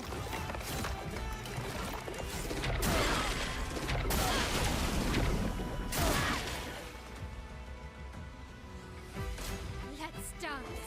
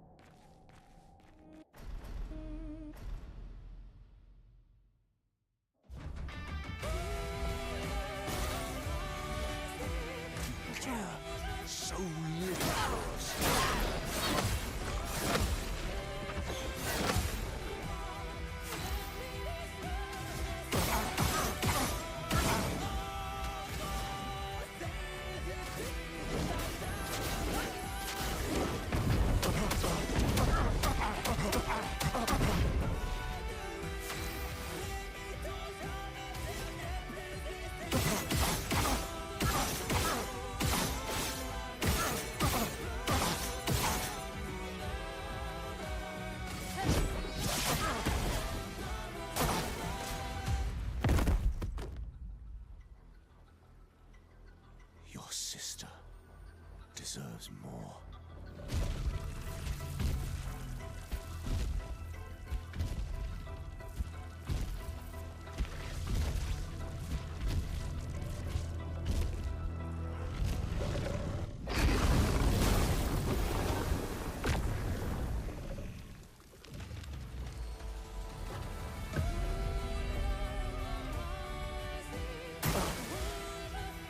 Don't break her heart. Feel better.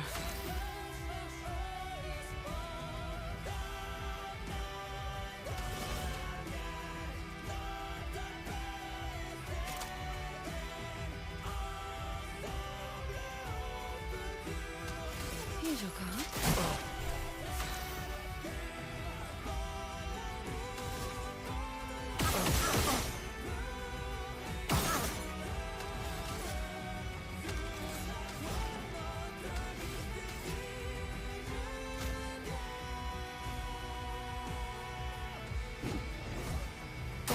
You see, we need it.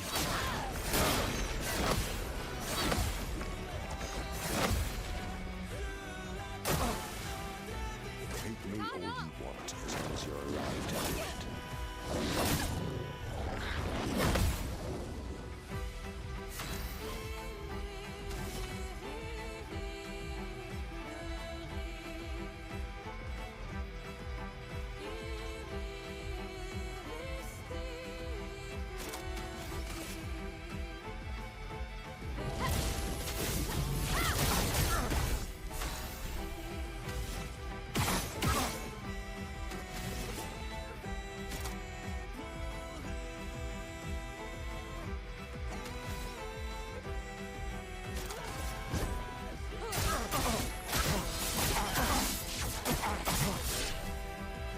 Chroma is flowing.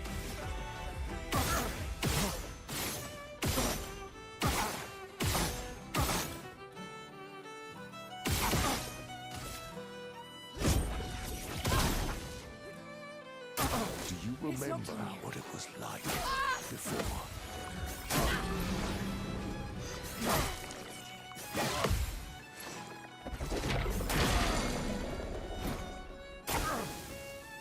Don't turn away from us. Yeah, don't!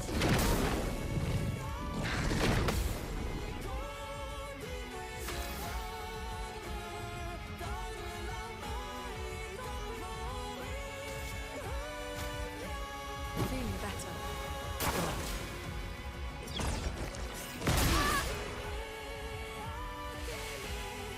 Careful, Mael. Here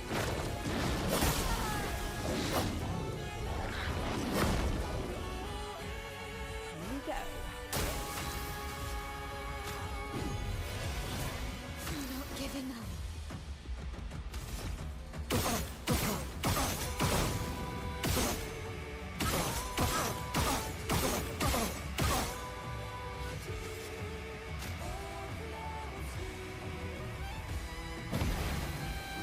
So much potential.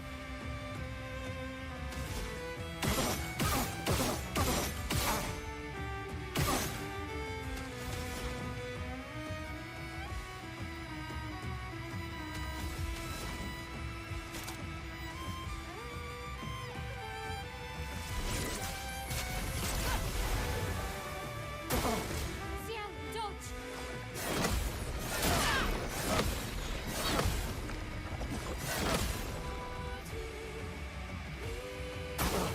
Look out! Look out! Okay. Let's play.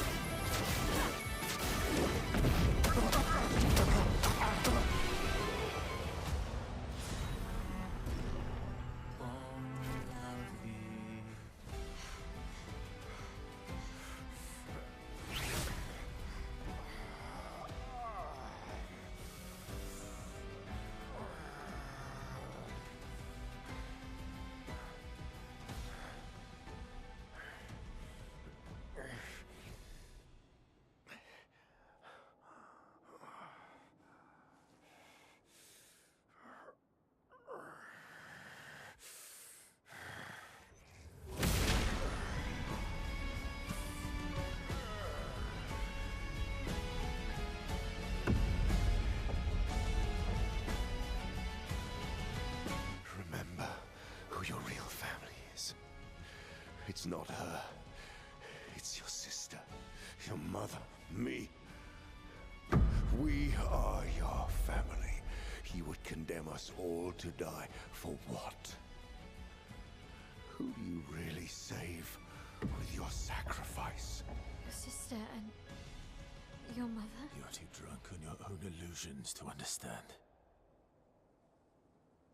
Then let us celebrate the second destruction of the Descendre family!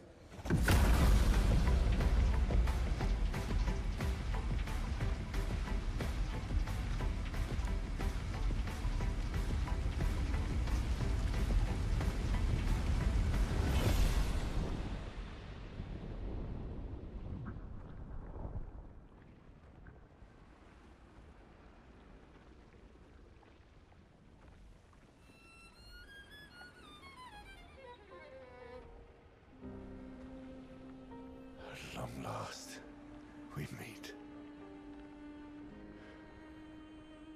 This is all you have left of your son.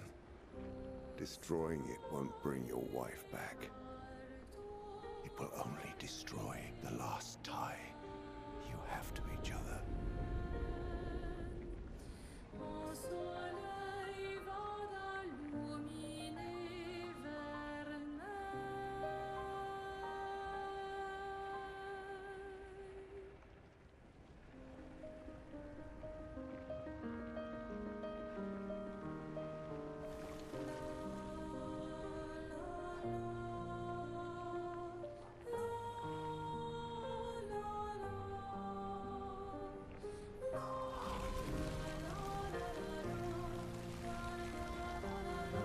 I love them, too.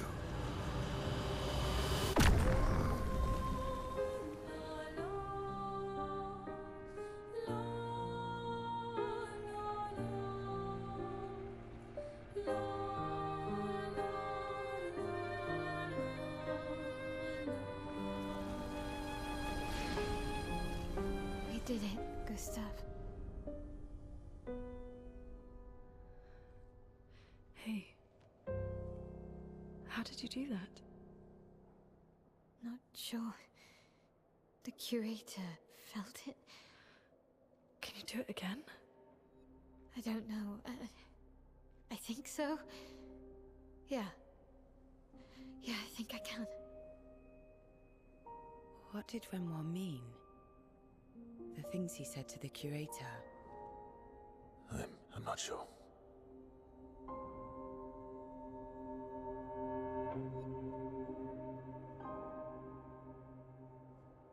She's through there.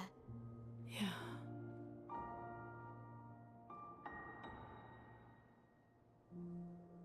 Behind this door is the future of Lumiere.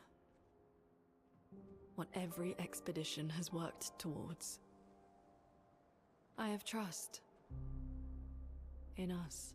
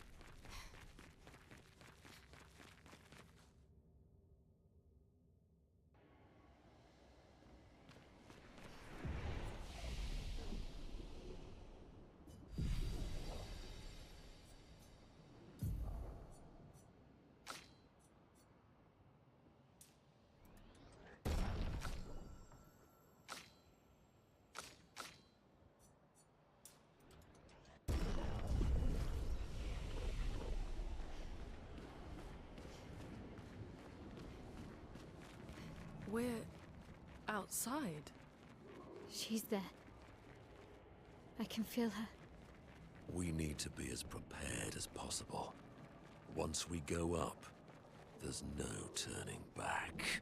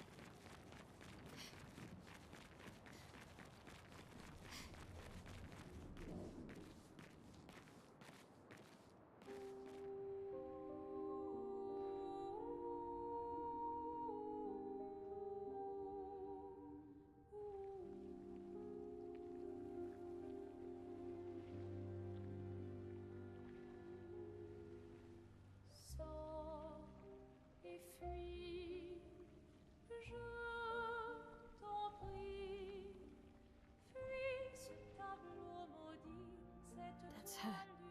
The paintress. She looks like the curator. Renoir. He mentioned the curator's wife. She's the paintress.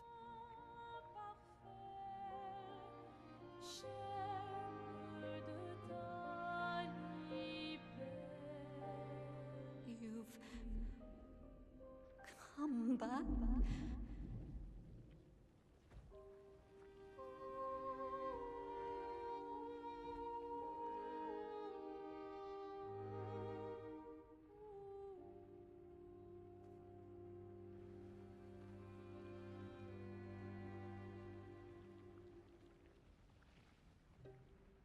Alors tranchons la trame, découle la But the fire.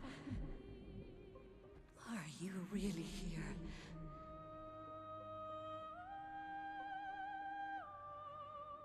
Or is he? Je t'en prie, fuis ce tableau maudit, cette toile d'une fausse. Oh, is he playing tricks again? Alicia. Alicia. Your face. My face. What about my face? Are you going to burn it again? Alicia's your daughter. And Mael reminds you of her. The daughter you lost.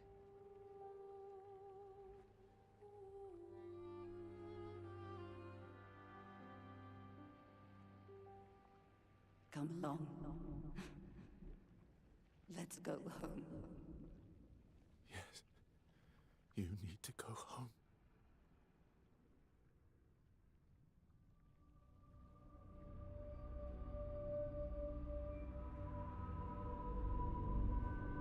This is another trick. She's not Alicia. You are not my first hope. No. Verso's dead.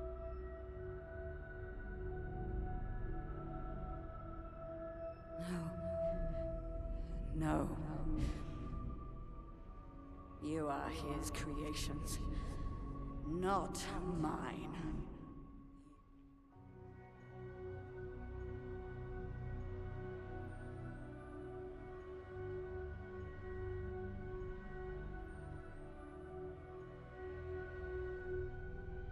You will not take this canvas from me.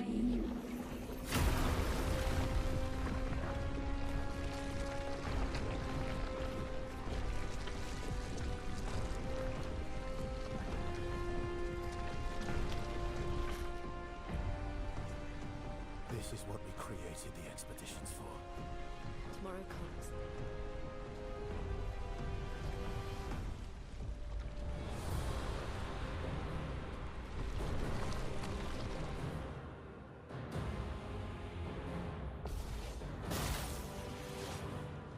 How Danger. cruel of your father to use you like this.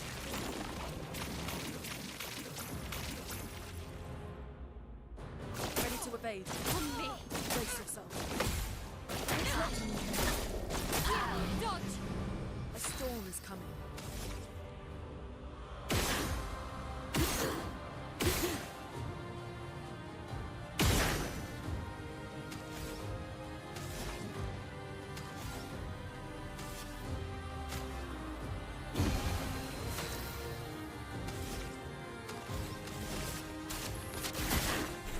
Finesse and grace.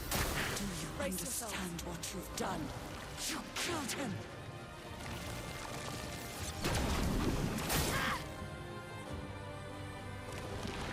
A storm is coming. Prepare.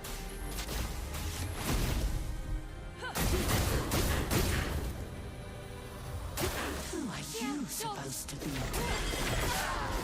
No matter.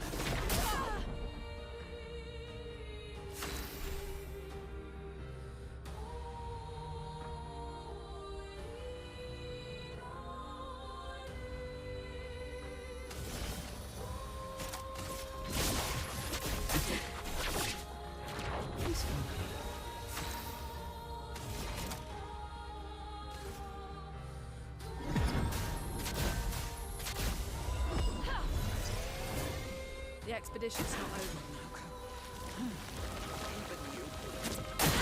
You can't betray Verso like this.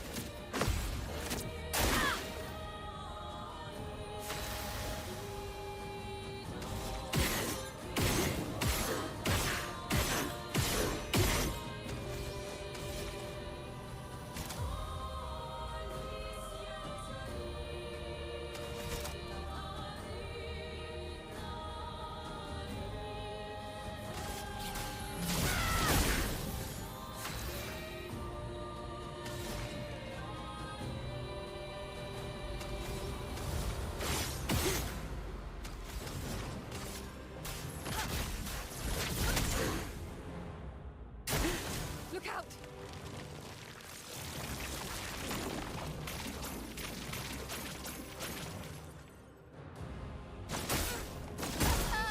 Hey, Dodge, CL. Take a shot. Brace yourself.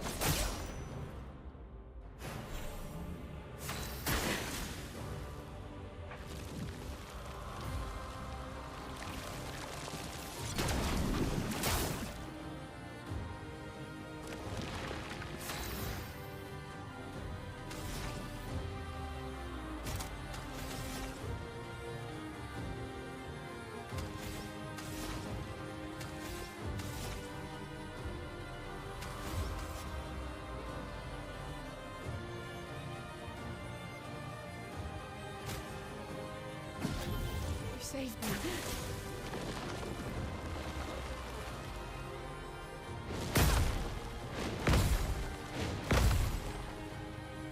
If I die, so be it.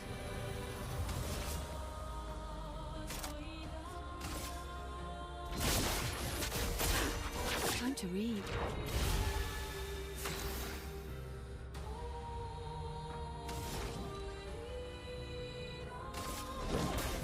Meet your right.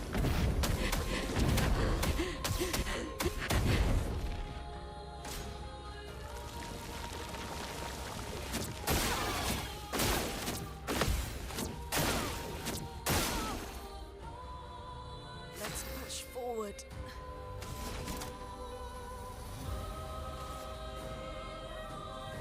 A brilliant light.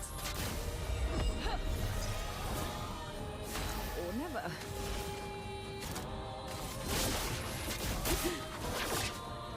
I feel better.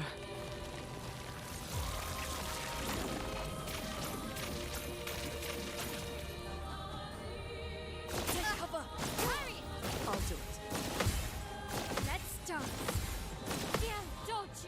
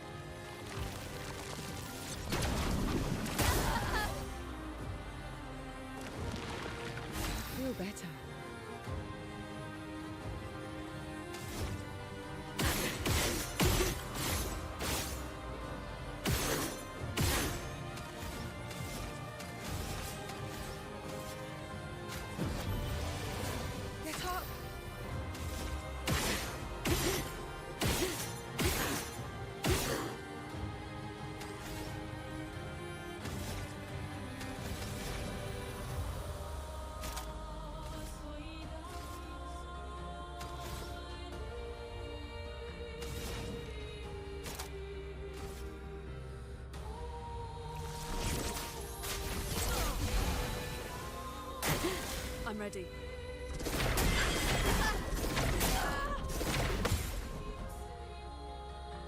I can do it.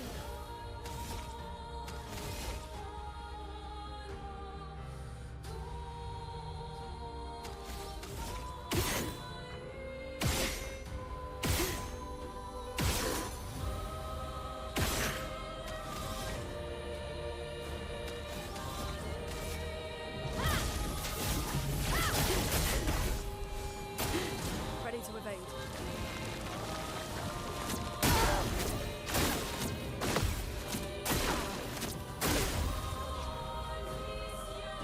I won't waste this.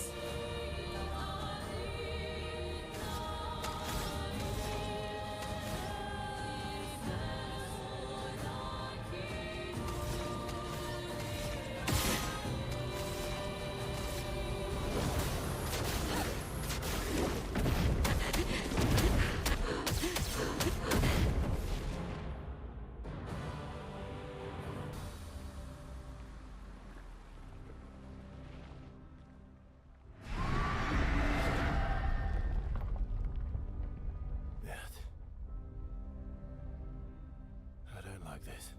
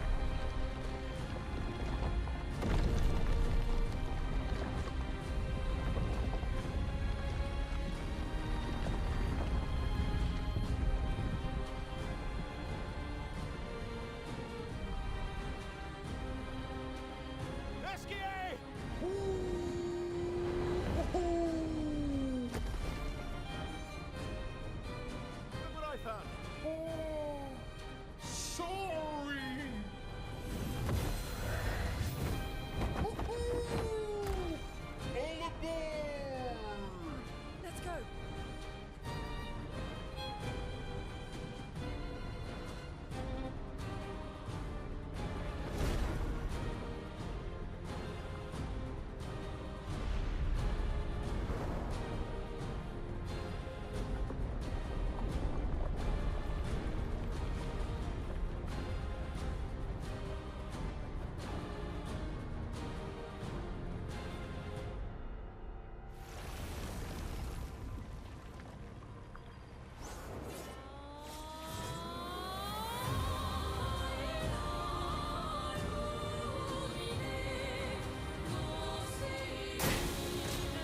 Renoir can grieve however he likes, but I get to grieve my own way.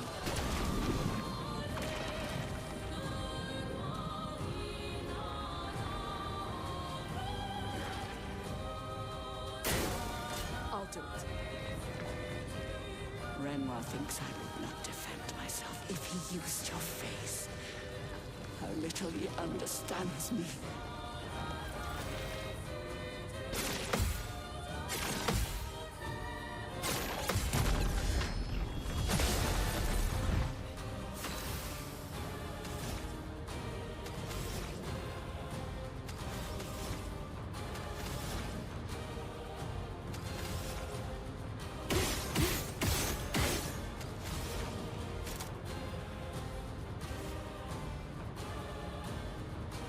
Brilliant light. The expedition's not over.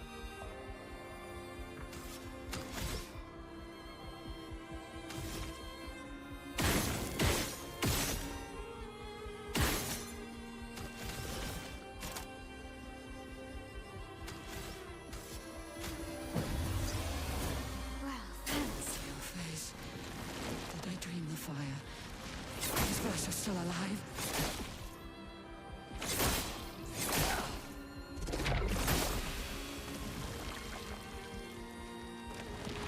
Let the ink flow.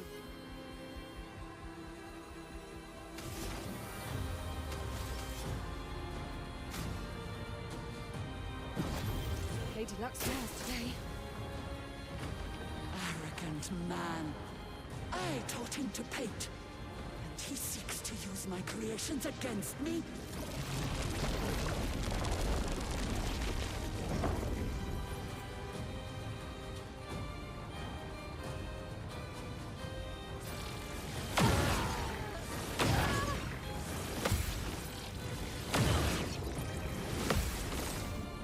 Now's our chance.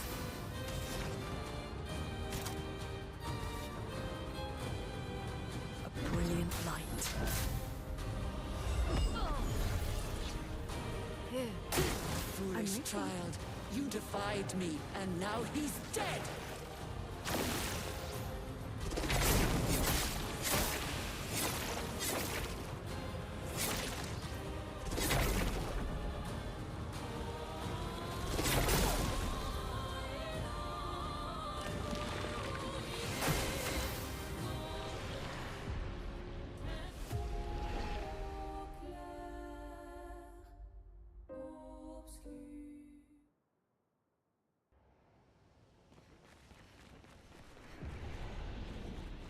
We're outside.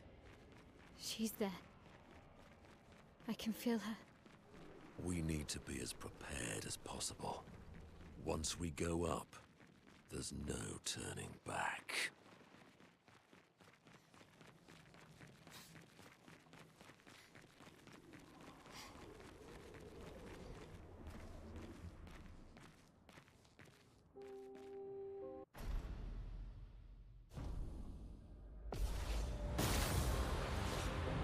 How cruel of your father to use you like this.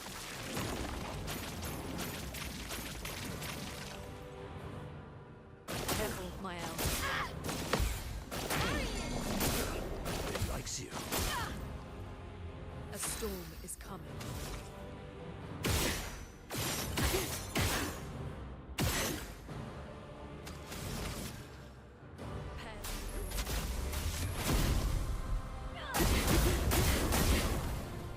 Time to bleed.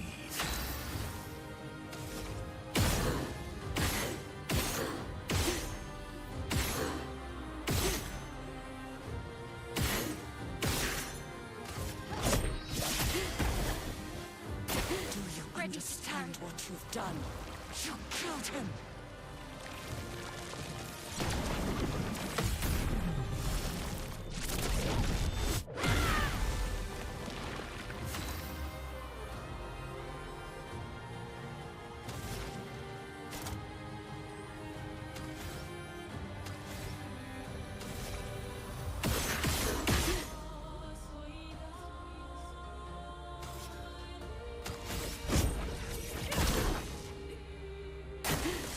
You were supposed to be. No matter. My, what lovely feet.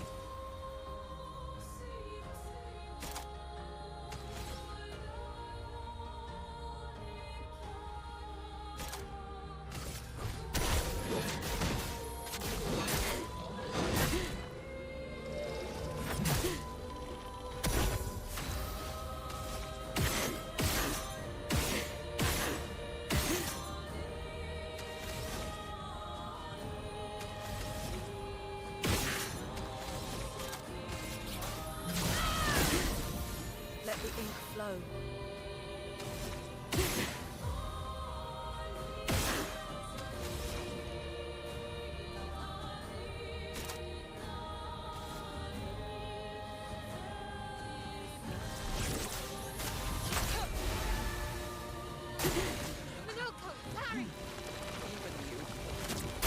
You can't betray Verso like this.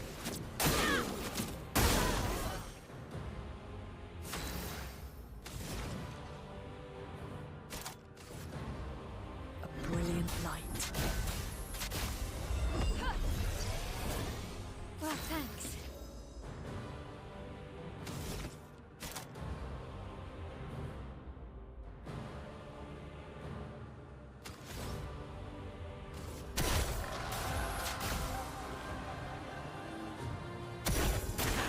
It likes you.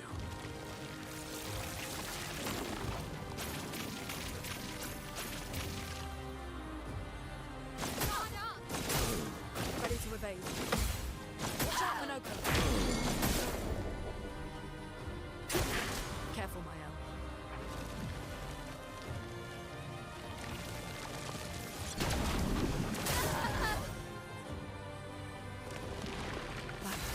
hurts.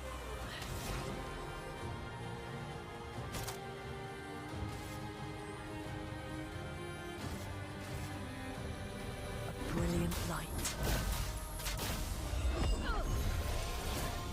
Let's finish this.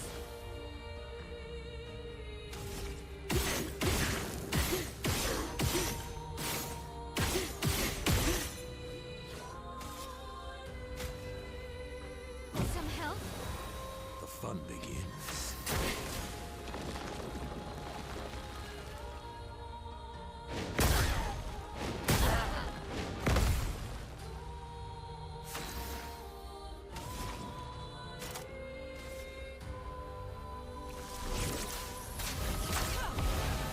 I can do it.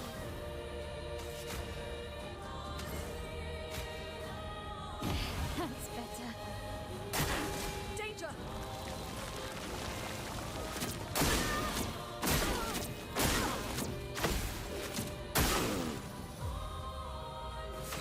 What to choose?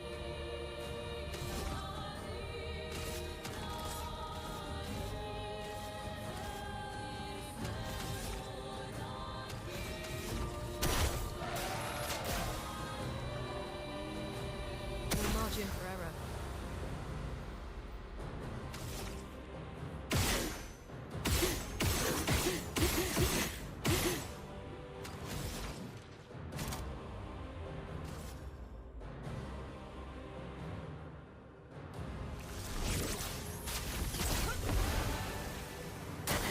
Brace yourselves.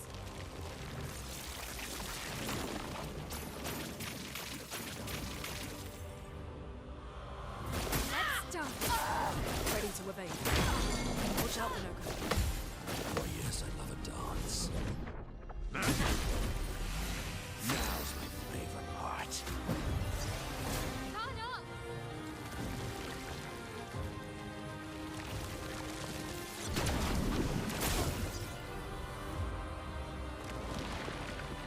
The expedition's not over.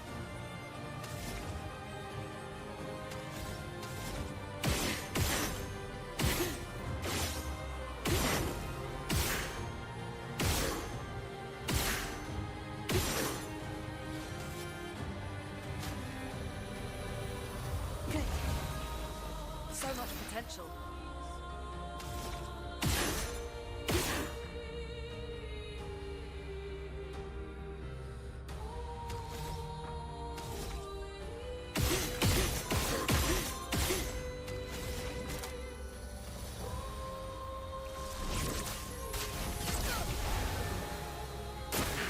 Oh really?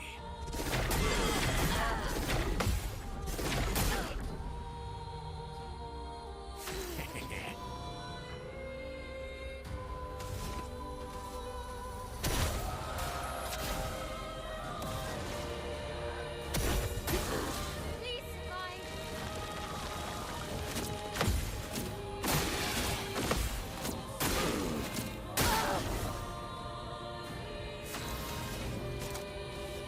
A brilliant light. Blades shine.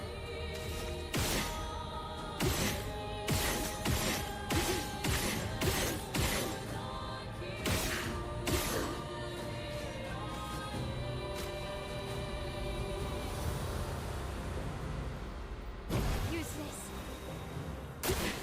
Minoko, Harry.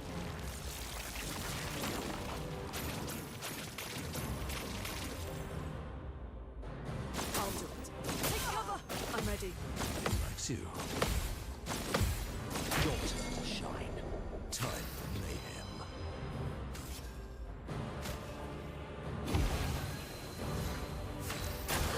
I'll do it.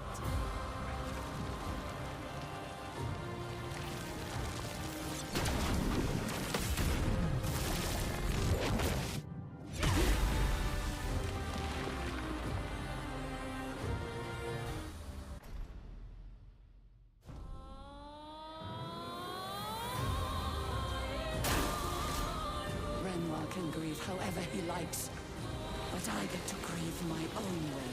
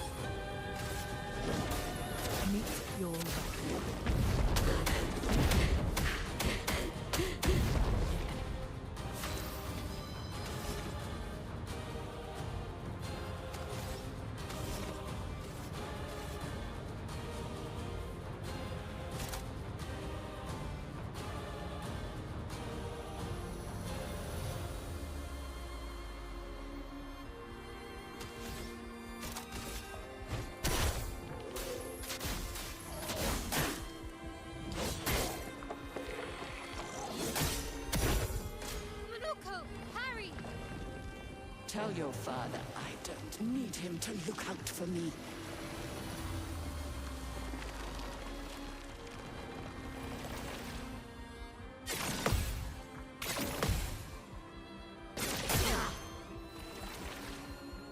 Let us stain them.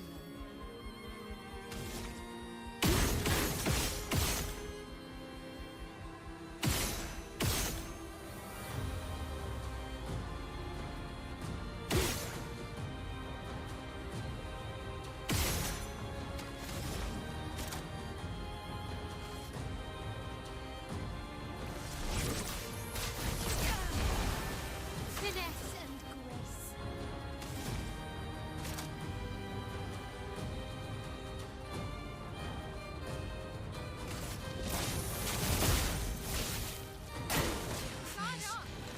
Did I dream the fire? Is Vasher still alive?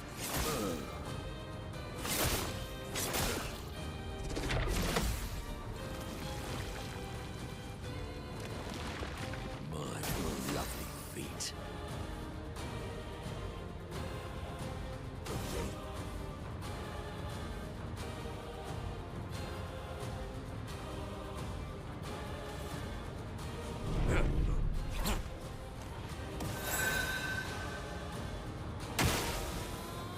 Energized.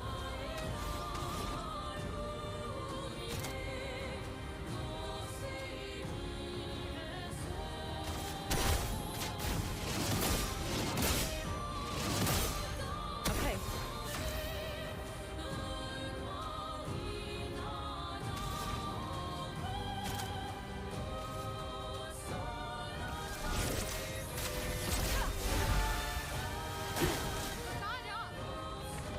Arrogant man. I taught him to paint. And he seeks to use my creations against me?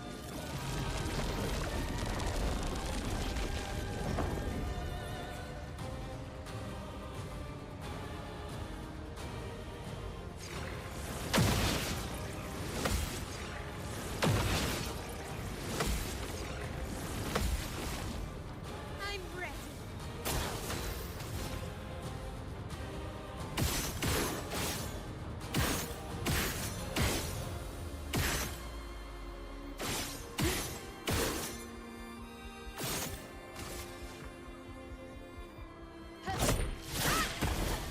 My, what lovely feet.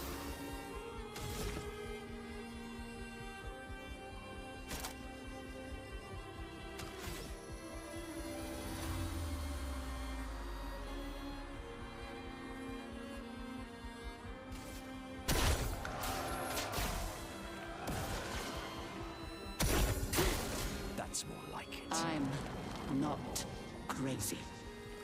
I know exactly what I'm doing.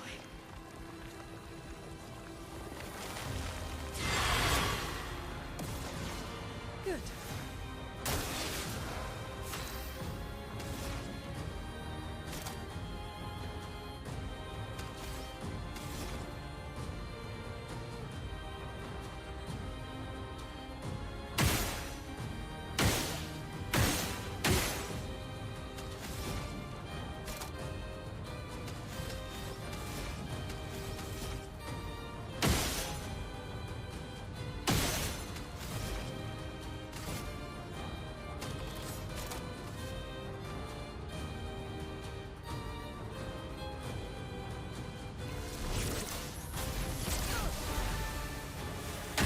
Foolish child, you defied me, and now he's dead!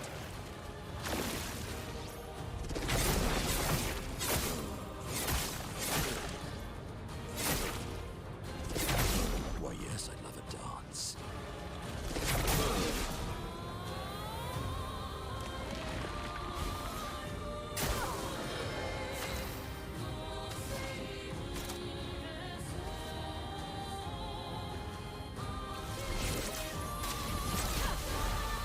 Good.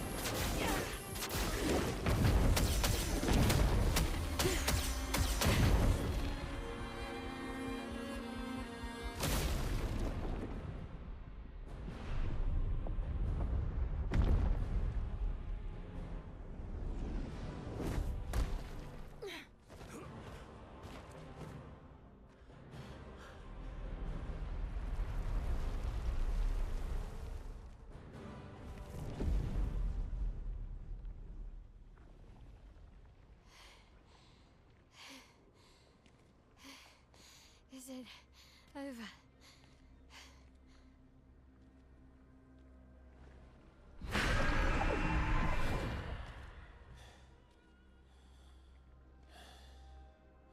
No, we're not done yet.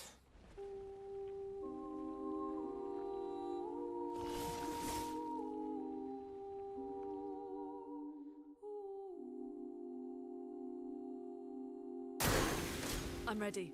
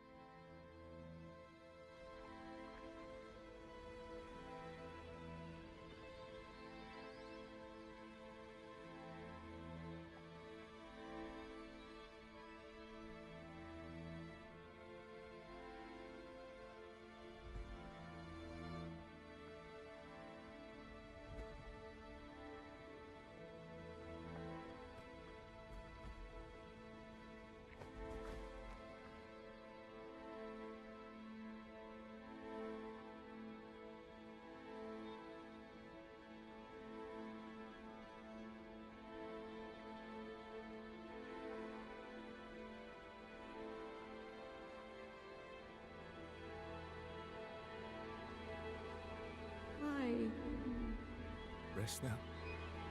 Things will be better soon.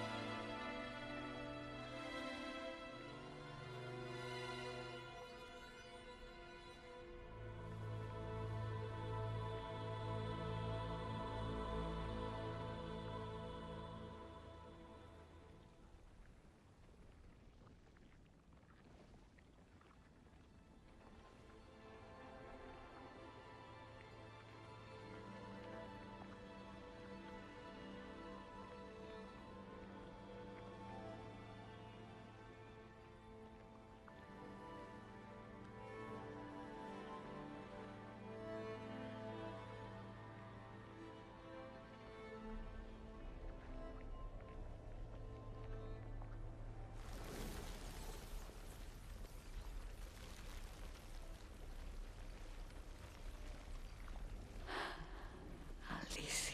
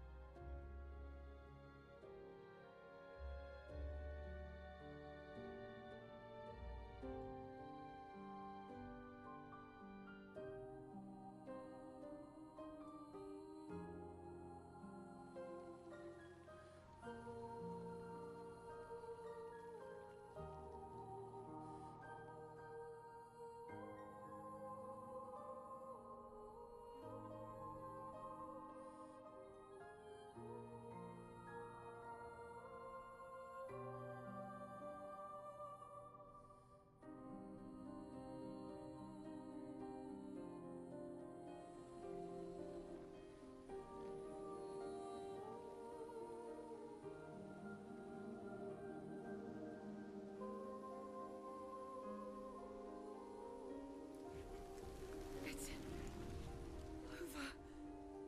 The number. She's gone. She's gone.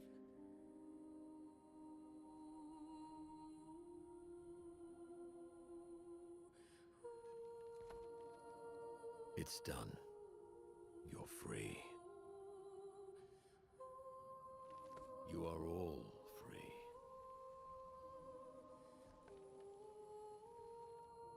Is this real?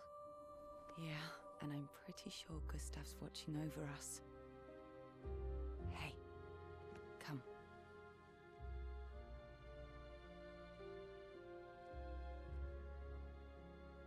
Wanna plant it?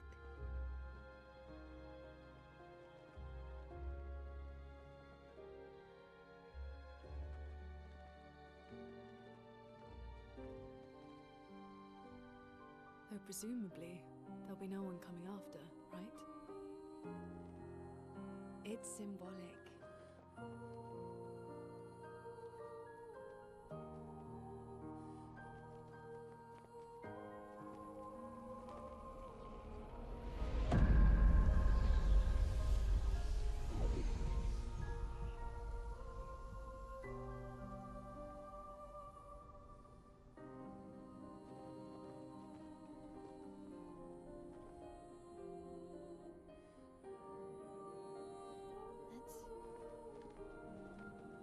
Let's go home.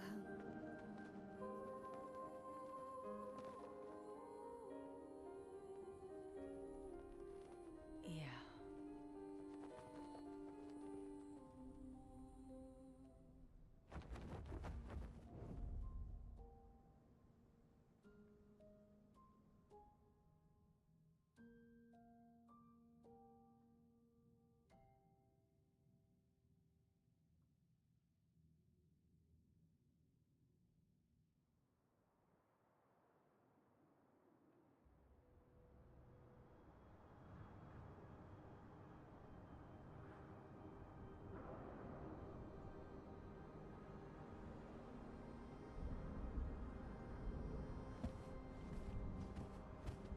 Still feel immortal? No less than yesterday. Shall we test it out? I appreciate the offer. Monoko, you've been extra quiet since we got to the monolith. Have I? What now? We go back to Lumiere and life goes on? Yeah. Decades and decades in front of us. Guess this is how it feels to be immortal.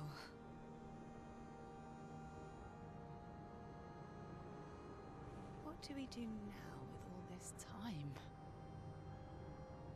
The expedition might be over. But we're not done yet. There are so many questions left to answer.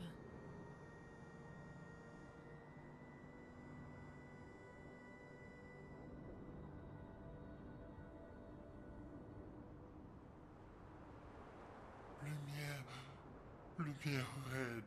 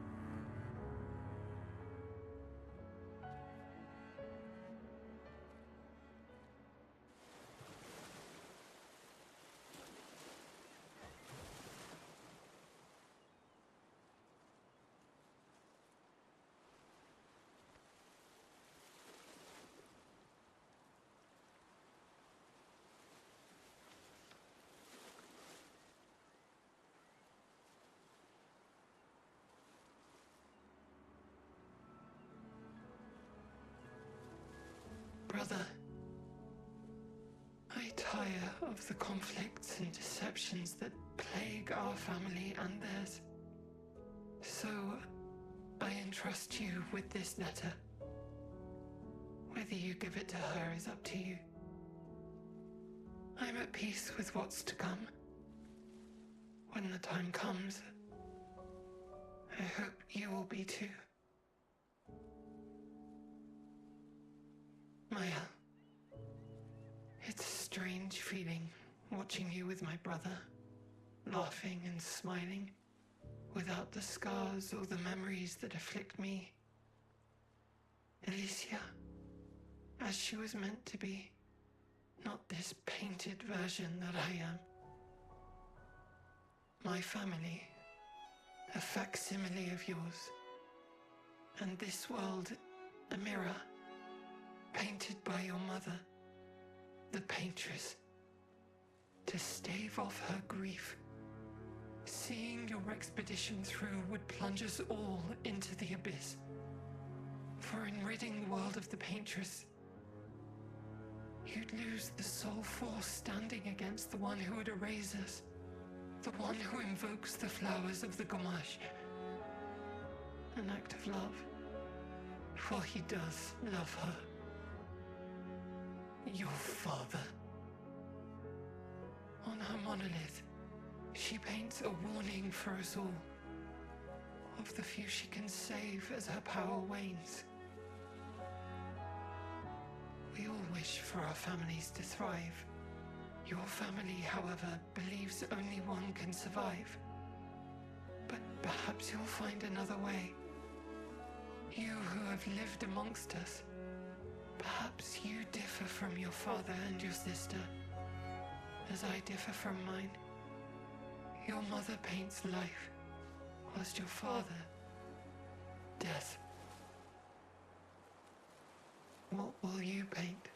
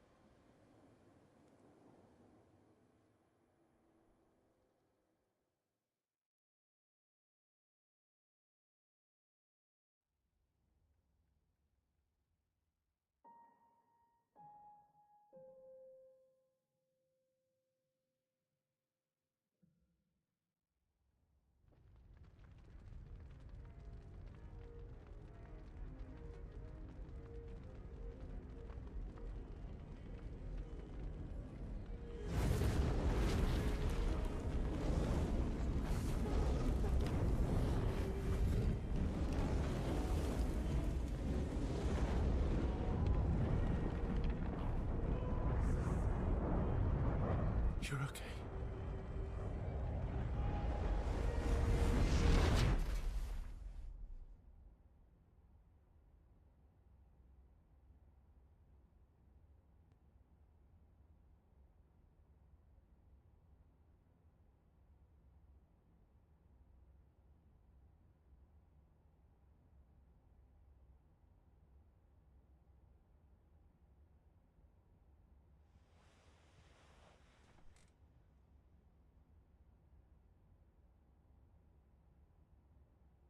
Alicia?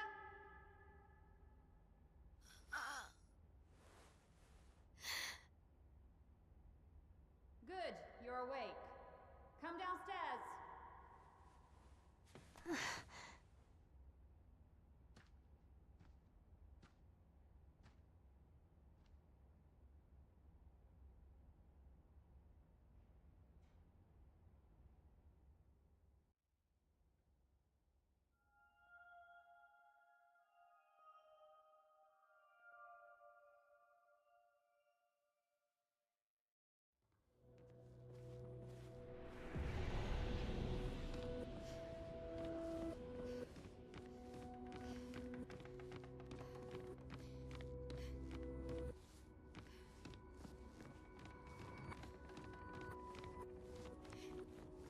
Come along now. I'm in Renoir's atelier.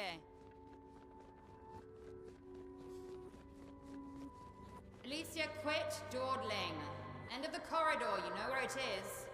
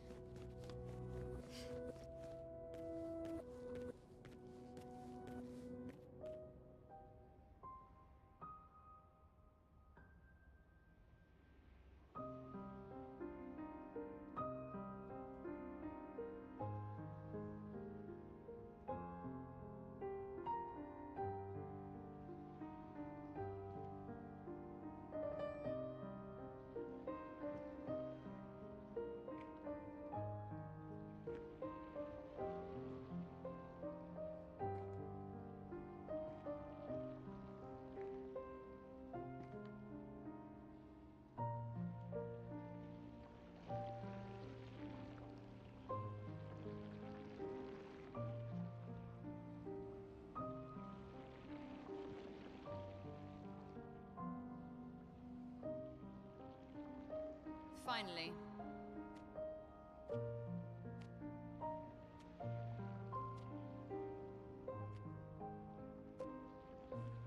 Our little shadow is awake.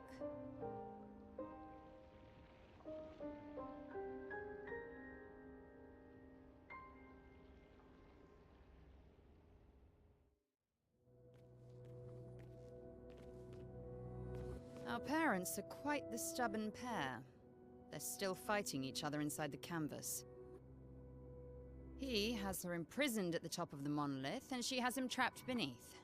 It's a stalemate.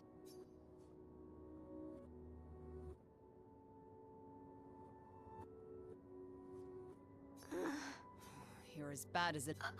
Don't roll your eyes, and too many enough. Yes, I know. Maman's been in there for Renoir is...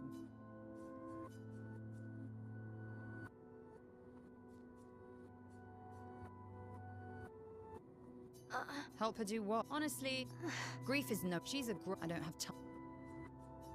I already have... I have my pet... Yes, it's with the I need you to take care of yourself while... Don't. The conflict is... You will do nothing. The writers used you against us once before. They won't hesitate to use you again. And I can't promise that I'll make the same choice Verso made. Verso traded his life for yours. I both love and hate him for that.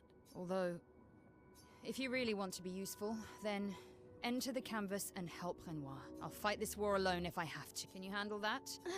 Lest you forget, the only reason those two are in there is because your naivety cost Verso his life. Good. And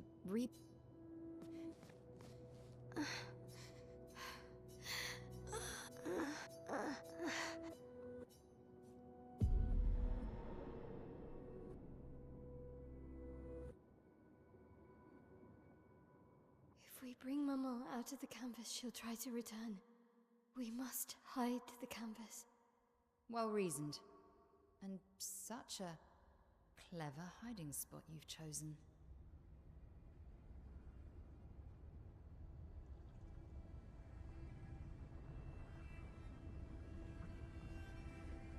She'll still find it, but I'm impressed.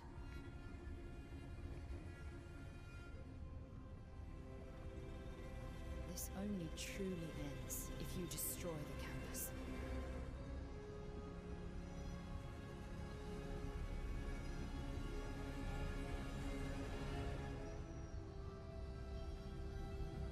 And that means stopping the final sliver of Verso's soul from painting.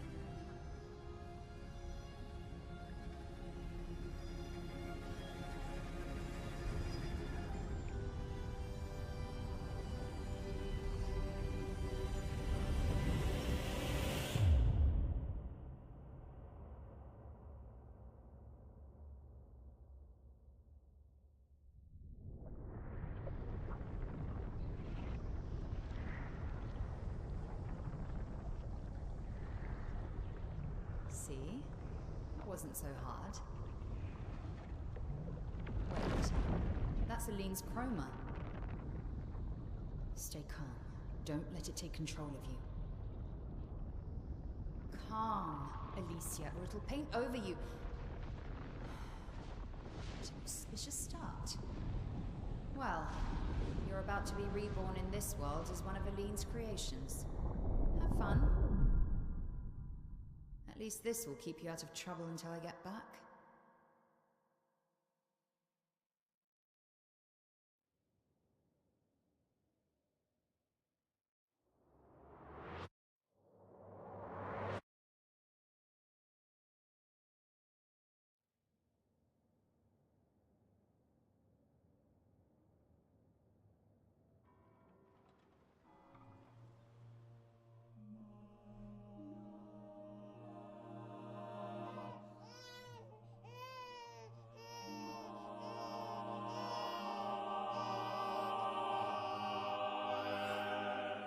She's a girl.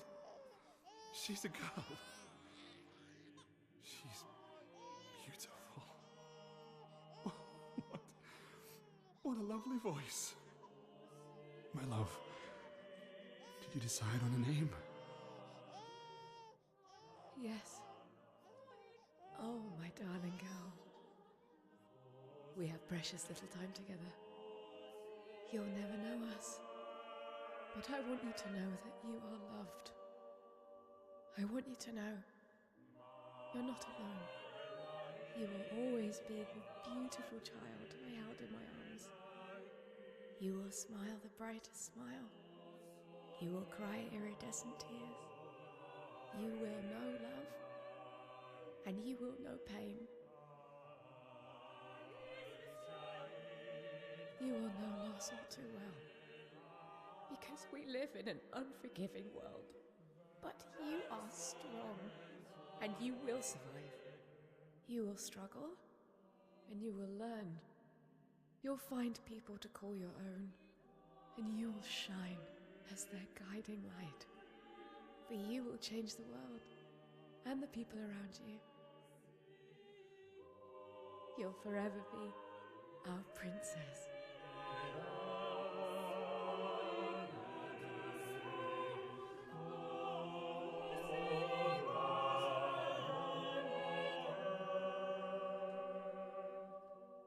Decided on her name.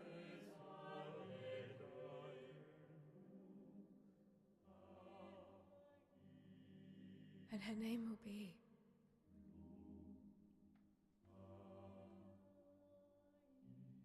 Maëlle.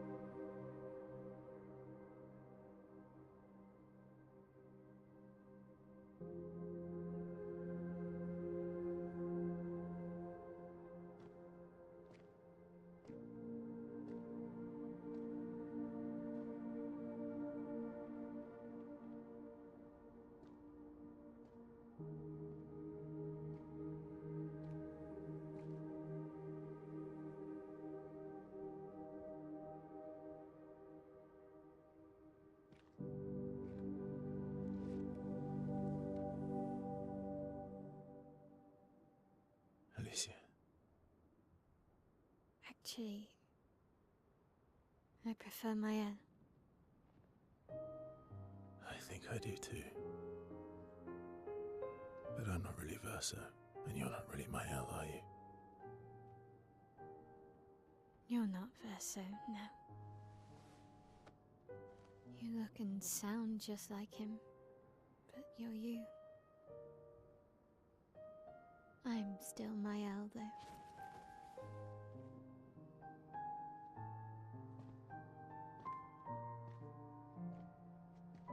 You should have helped me remember. Yeah, I wanted to, but I'm sorry. I'm sorry too. If I'd listened to Maman, if I hadn't trusted the writers, Verso would still be alive and you Wouldn't exist. wouldn't be caught in the middle. Maman did a terrible thing, painting you into Verso's canvas, giving you his memories, pretending the fire only took me. But I'm glad you exist. Your father was right to erase everyone is better this way. Better for who? Verso would never have wanted his canvas gone. He loved Esquier and his gestrels and Grandis. It was killing our mother. Staying here so long in a make-believe world with her make-believe family. It's not make-believe. It's not. You're not to me.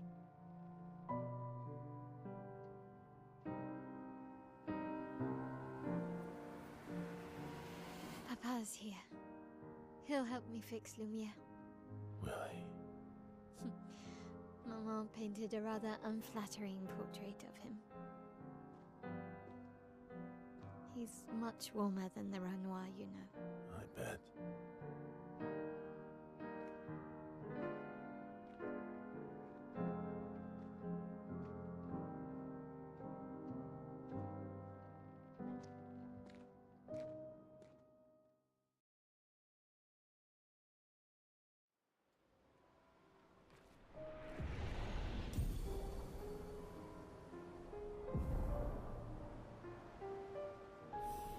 Your father was the one erasing everyone.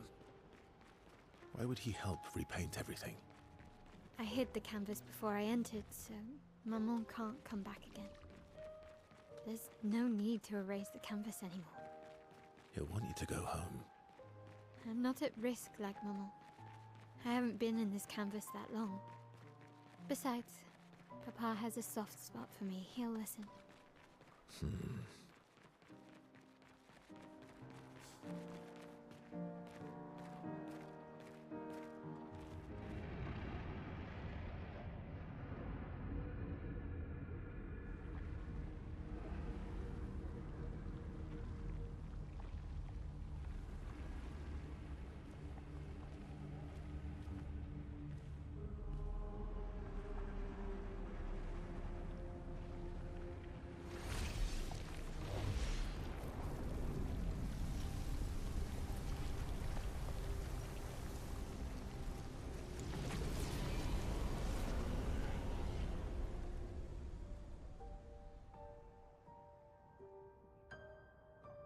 Papa! Alicia. You're safe.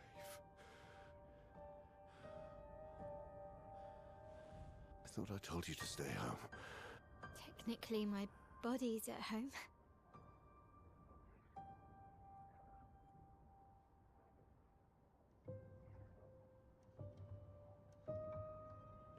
Some of Elene's finest work. I regret that it caused you so much pain. What Elene did was unfair to you most of all. Please, accept the Descendre family's apologies. I know it seems absurd to offer oblivion as recompense, but perhaps that's the outcome we both desire. What? I'm proud of you. Getting your mother out of the canvas was not easy. Once we erase the canvas, we won't have to worry anymore. But she's home now. Why? You know your mother. Verso painted this canvas. It contains a piece of his soul. She'll never willingly part with it. No. For the sake of the living, we must part with the dead. No, Papa. See, I hit the She canvas. will always find it. This is our only opportunity, while she's too sick from her prolonged descent into the canvas to return. No. Papa. Papa, please. This is Verso's only canvas. You can't destroy the last piece of him that we have. This is my home now. You can't just decide. Your home? After all that with your mother, you want to stay? You know how little remains of my life outside. Alicia, you'll die. You've already been here longer than you should. But... No. Look at me, I said no. I am not letting my daughter risk her life. Alicia. I'm not, Mama. I'm not going to lose myself if I stay. I know full well you will, and I am not doing this again! No!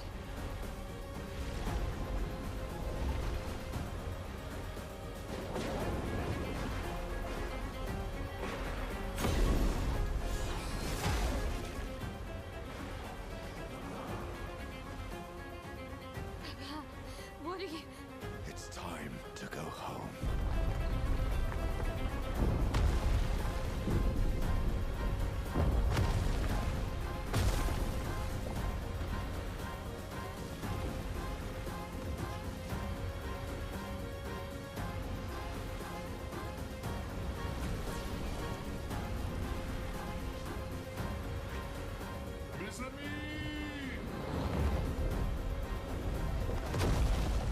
All aboard! Verso, come on. Come on.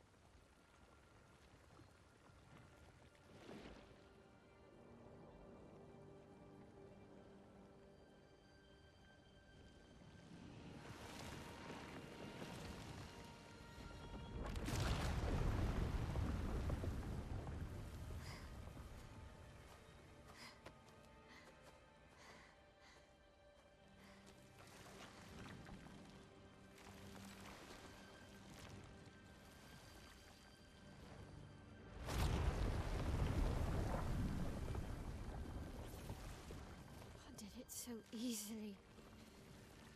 What am I doing wrong? Don't be discouraged. It's only been a day since you remembered your painter's side.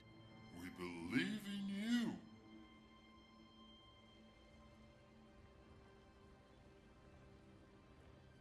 Remember them.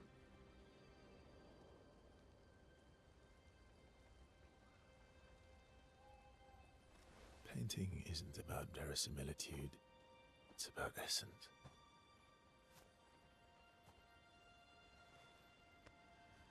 Truth of who they are. Your father made the axons, right? She who plays with wonder, he who guards truth with lies. They're the essence of your mother and your brother.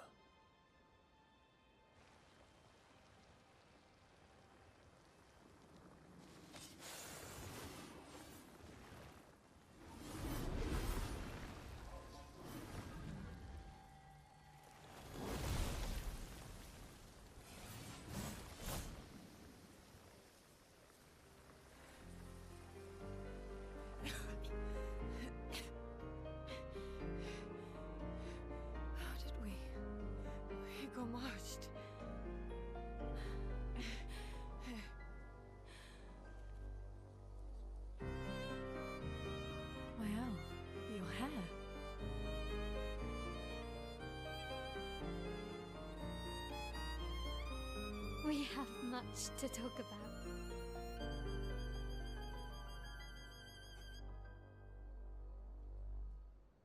So you were her daughter? And you were a paintress too?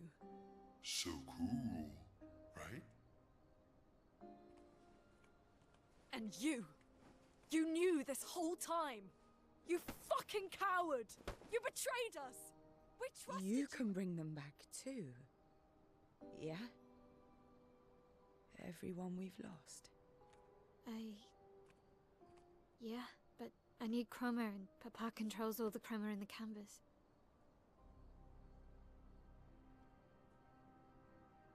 No. Not all of it. The expeditioners. The ones killed by Nevrons. Gustav noticed their chroma remains in their bodies. They never dissipated, like the Gamage. It's sold chroma and not pure. It won't be like bringing the two of you back, but we could use it in other ways.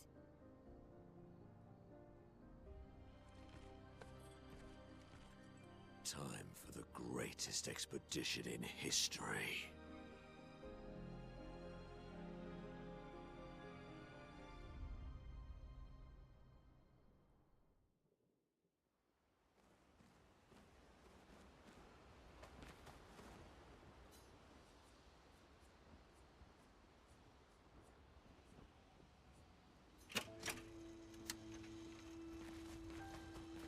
Lune.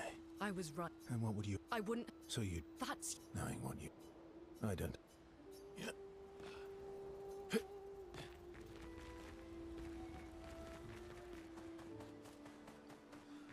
Save it.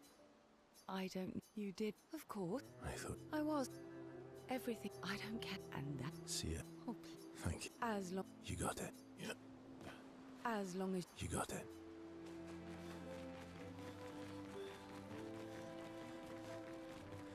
Not... Thanks for the... Was it... What will... I'll do... Quite...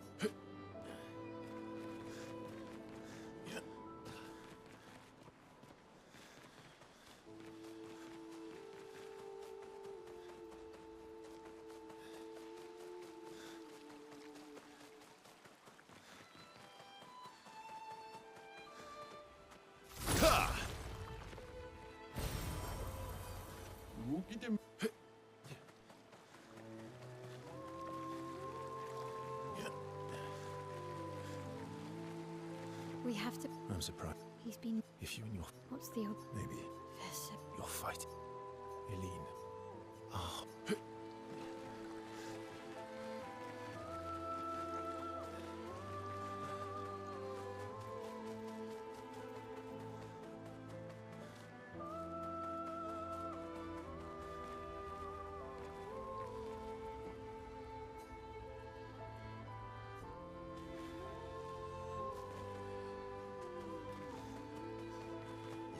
Are you? Is he bad? What? Yeah.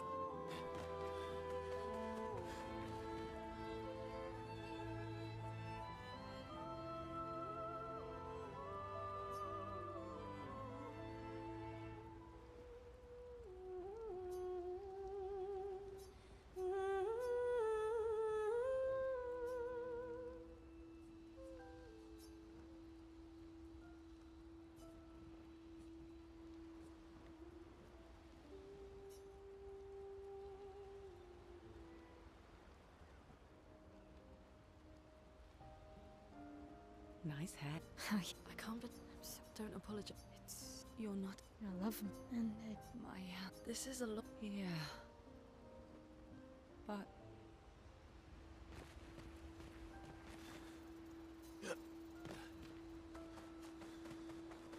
Is he bad?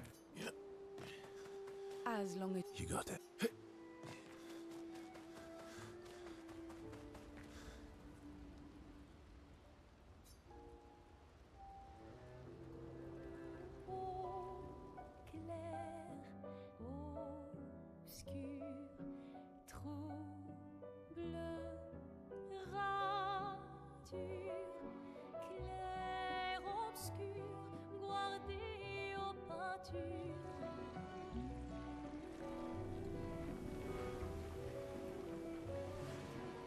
Clair-obscur, trouble de rature, courera et fait. Clair-obscur, gloire des hauts peintures, trouvera sans elle. Clair-obscur, trouble de rature, trouvera et fait. Clair-obscur, gloire des hauts peintures, trouvera sans elle.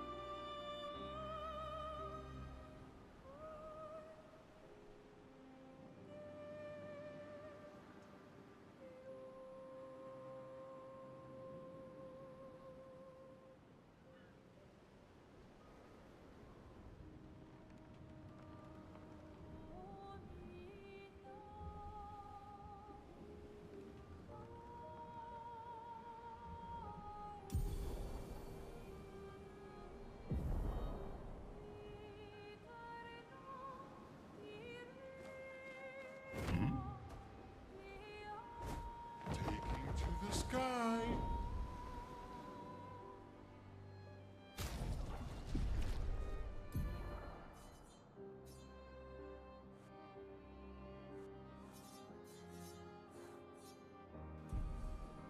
Hang on tight. Hang on tight.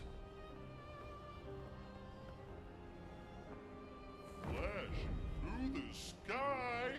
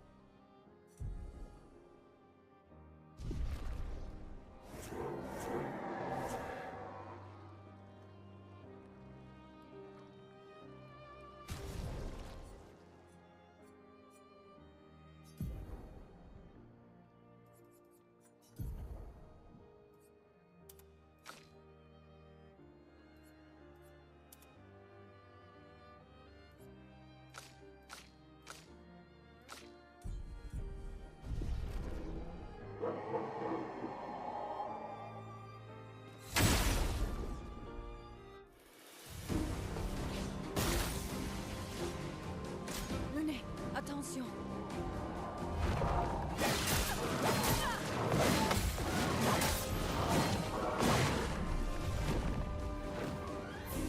Let's finish this.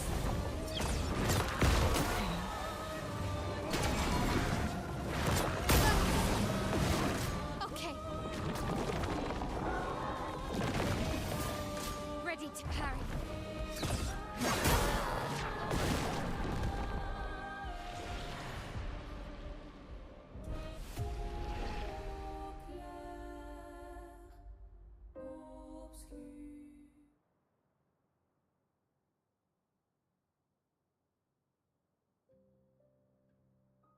Once we're ready, we can head to Lumia.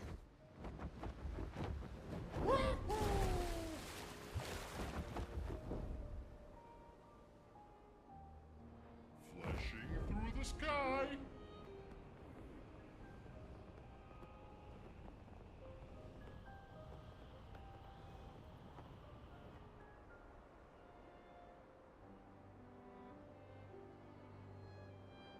Flashing through the sky. Woohoo!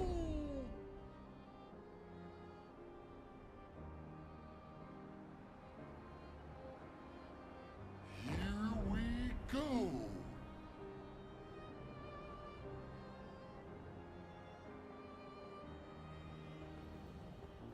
Flashing through the sky.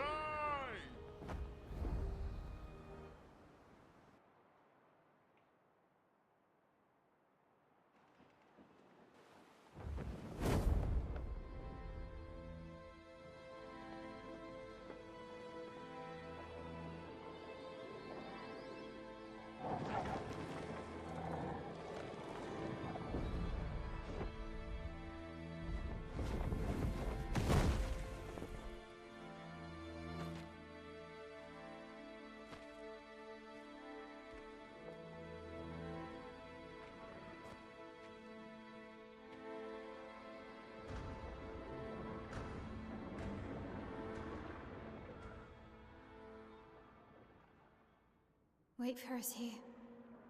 It's dangerous for you near Papa.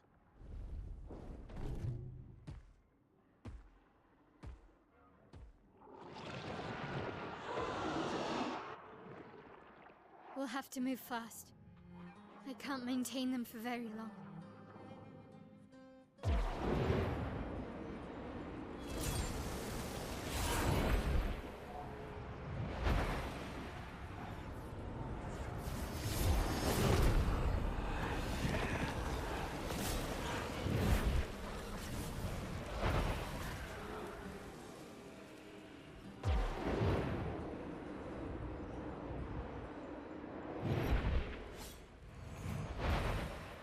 Tomorrow comes.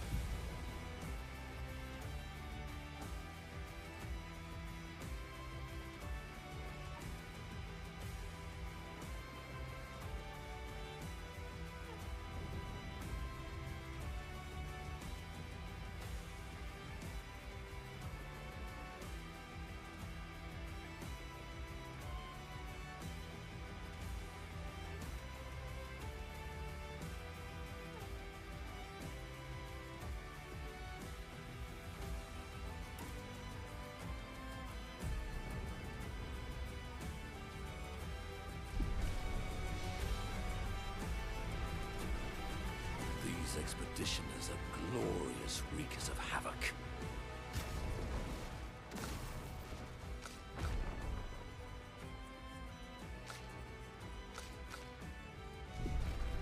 Un saut de lumière.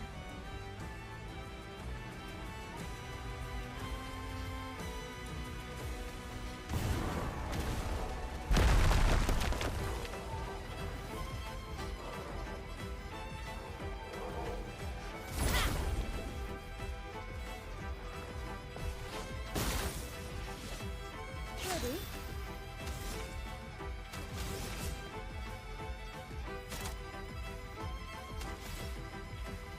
Here's your card.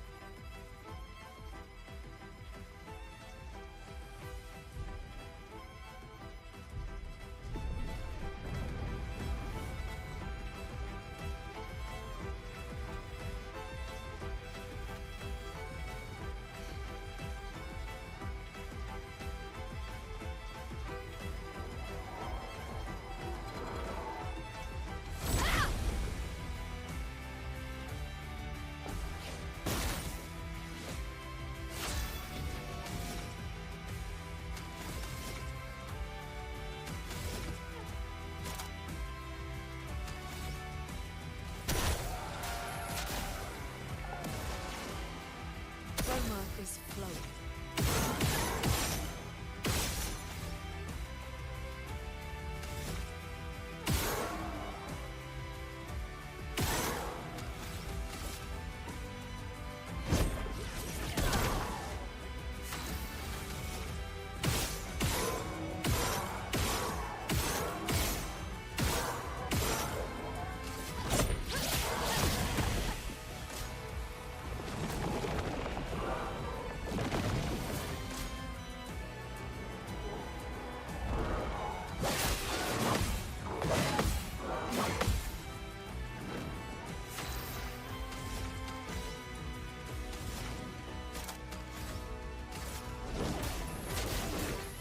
Meet your reckoning.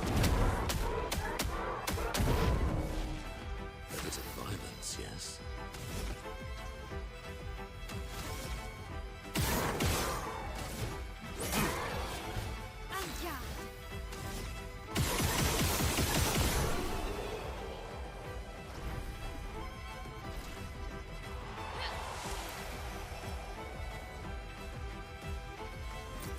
Good stuff.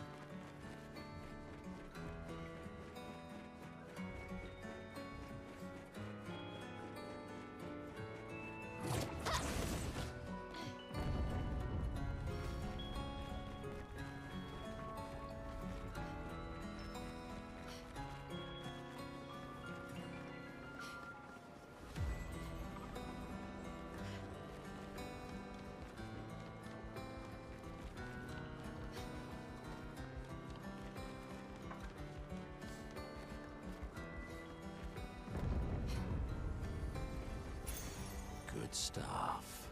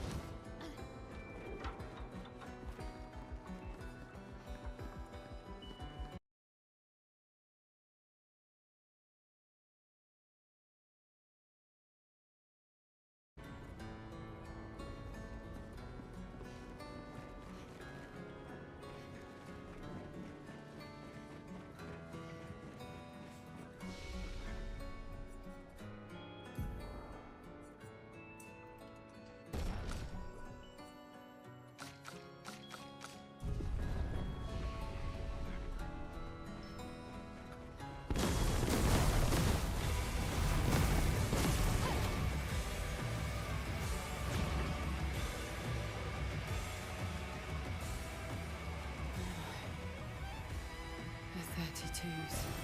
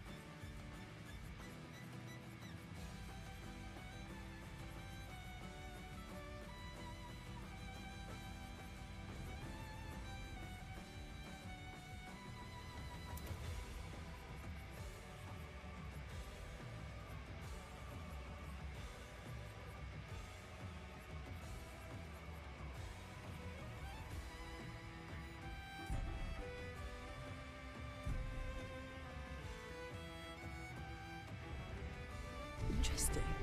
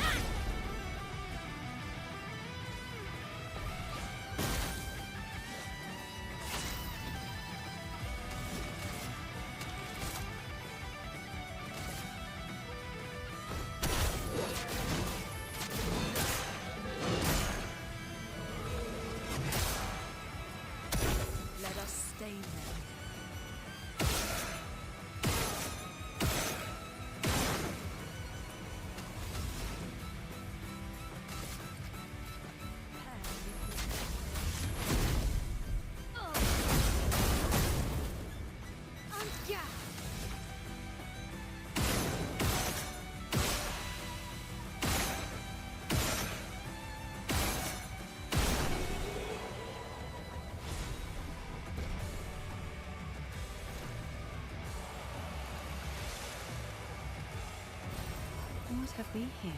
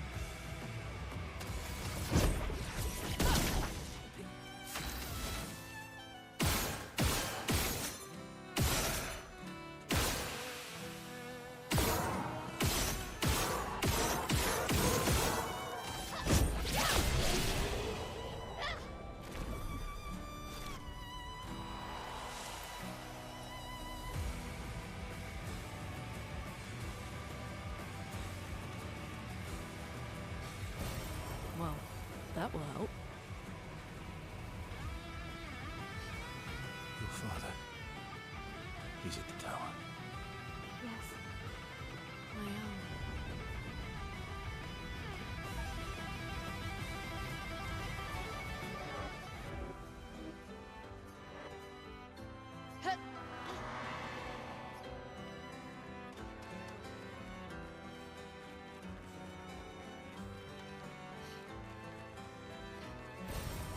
Nice.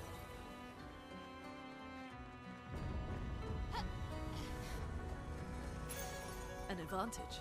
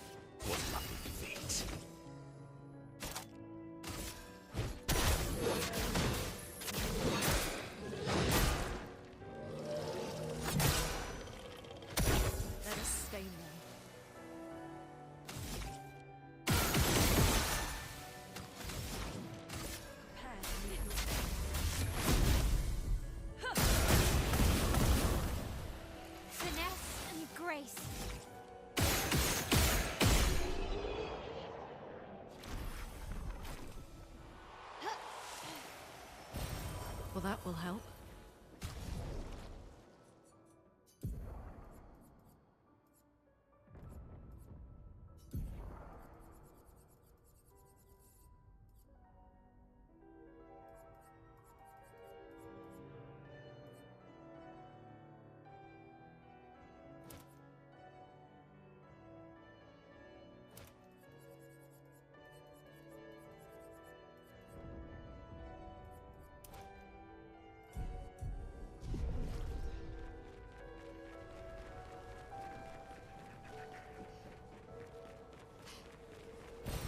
An advantage.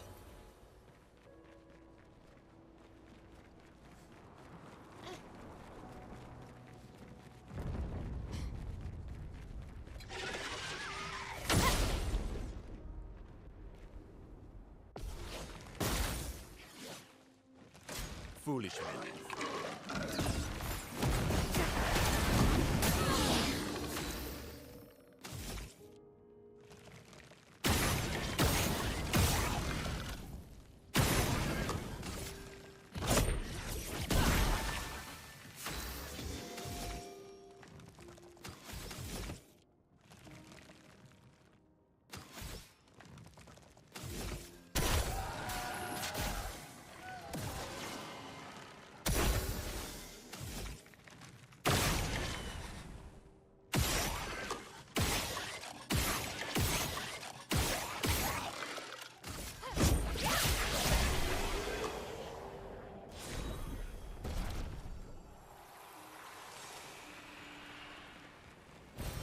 An advantage.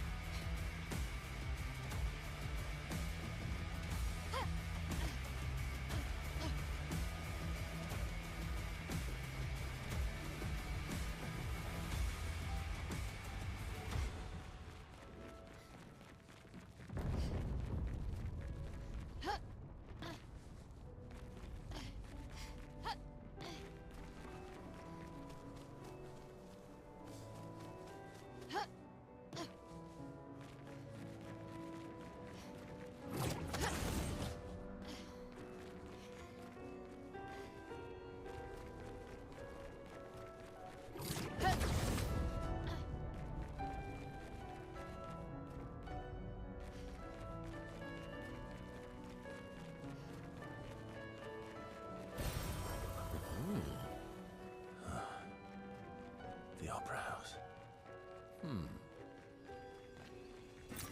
Nice.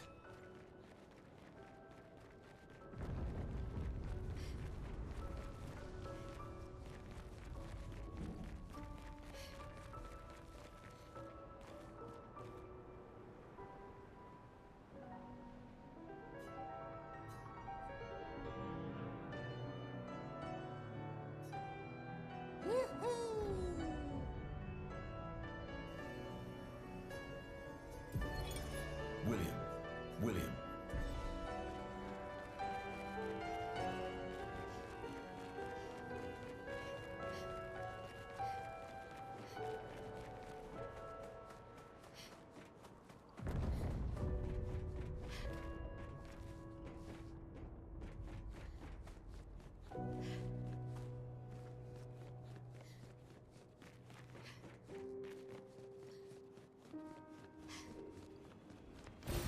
Well, that will help.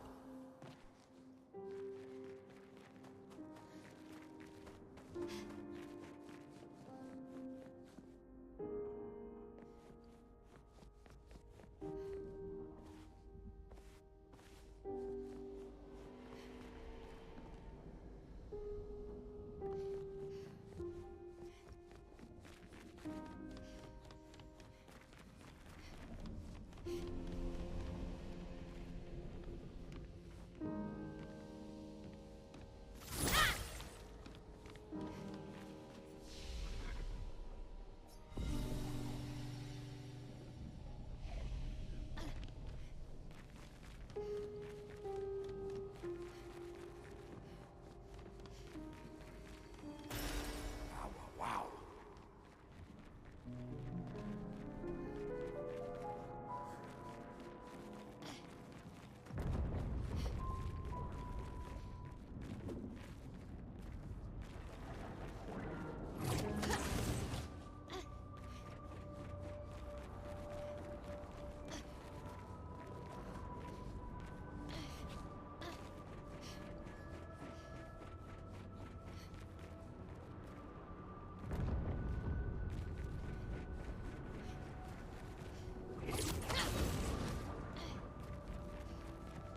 Nevrons from the Axon Islands. What are they doing here?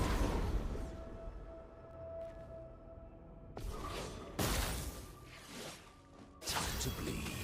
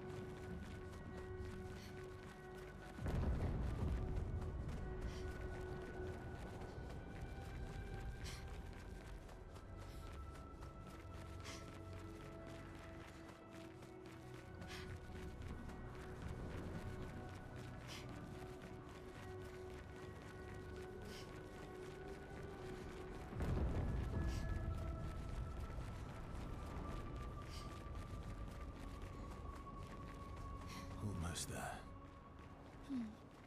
Mael? Let's go.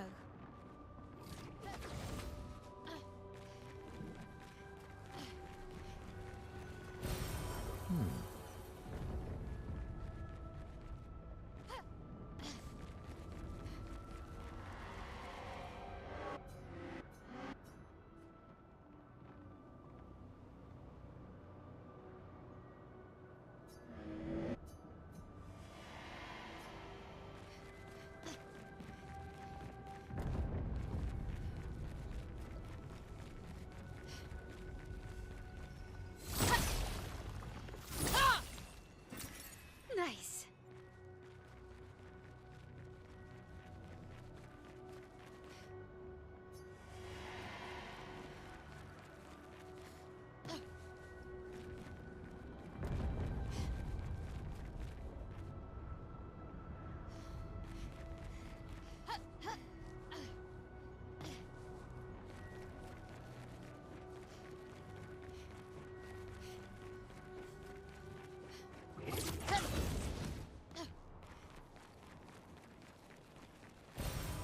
Nice.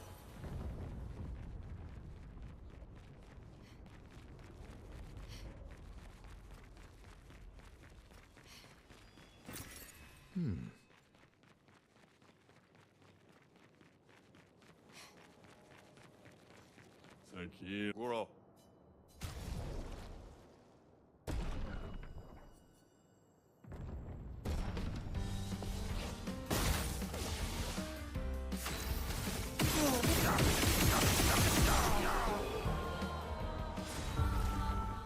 Naruto.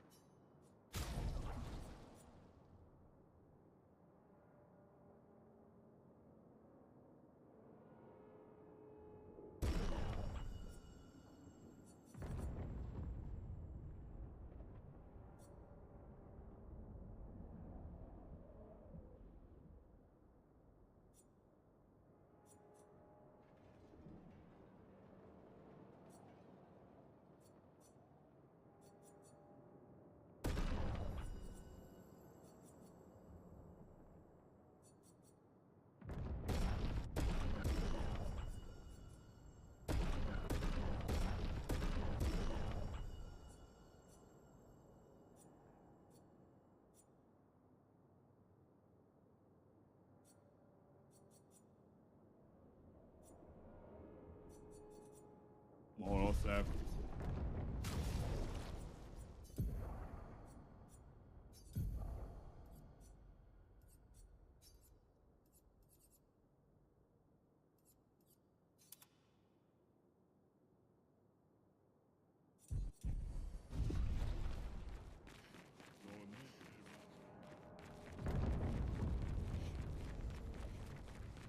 Papa is somewhere past the gardens.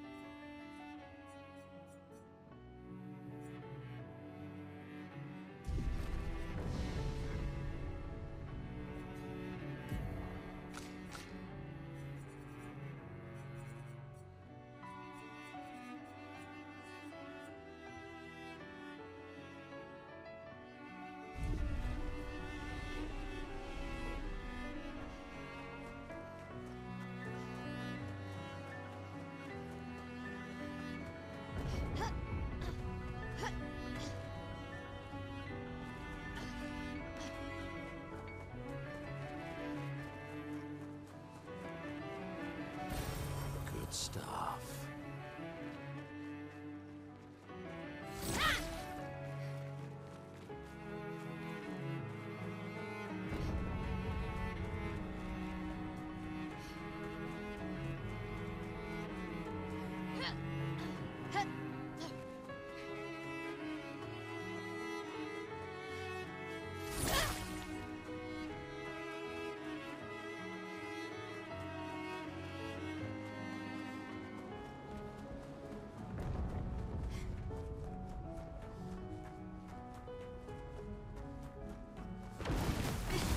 I can't sustain the expeditioners much longer.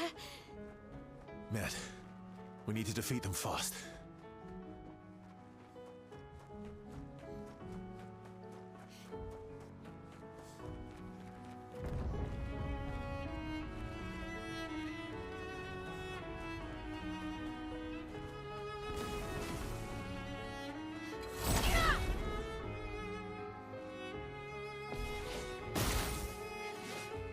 Sweet taste of battle.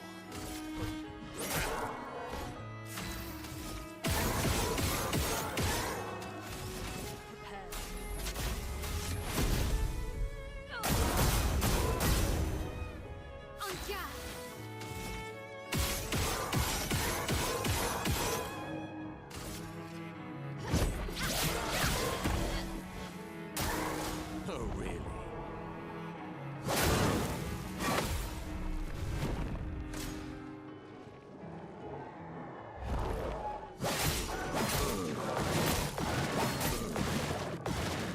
Chroma is flowing.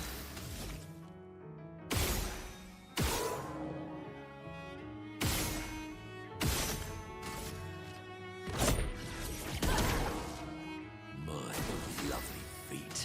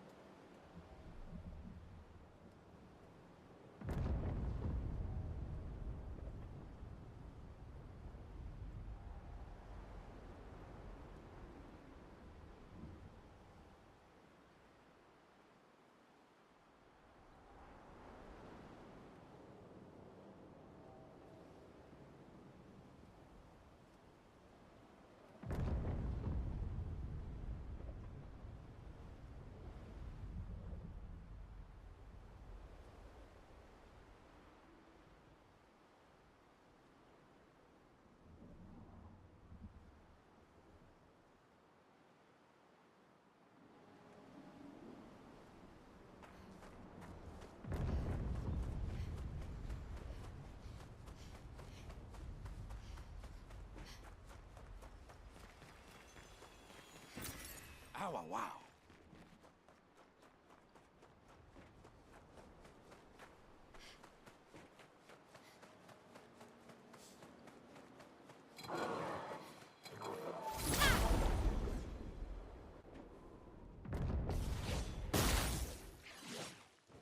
My, what lovely feet.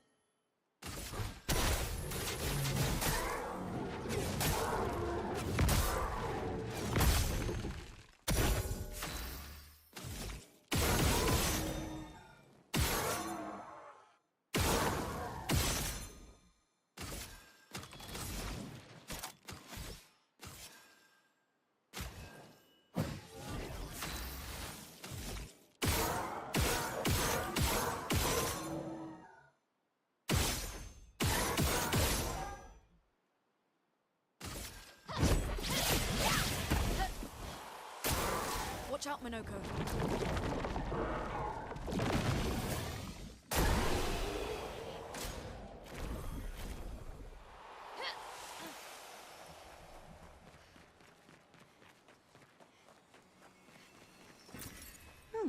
Lovely.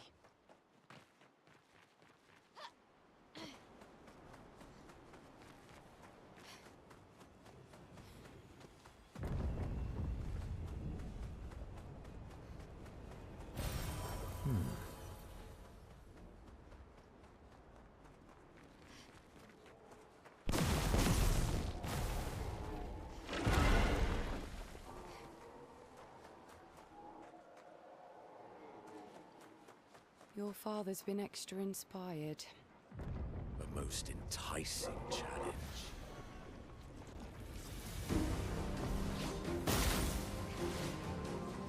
Danger! A storm is coming.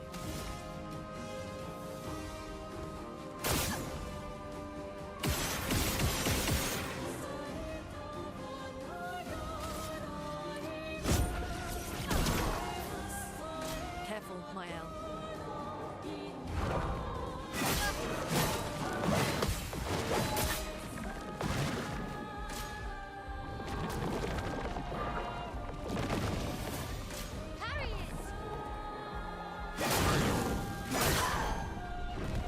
A proper challenge.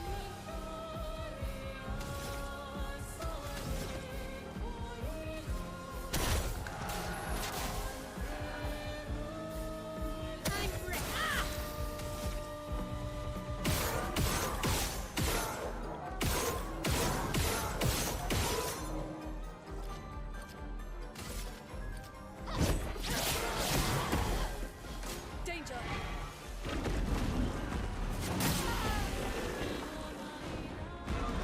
Not leaving you behind.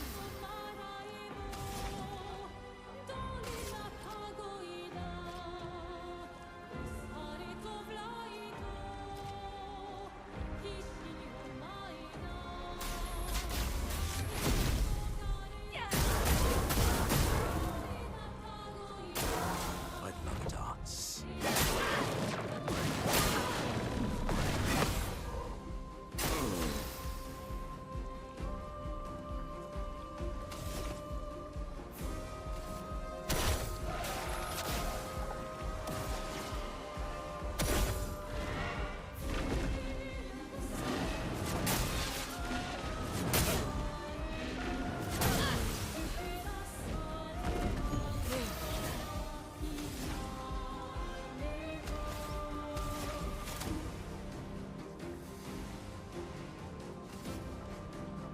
A brilliant light. Time for revenge.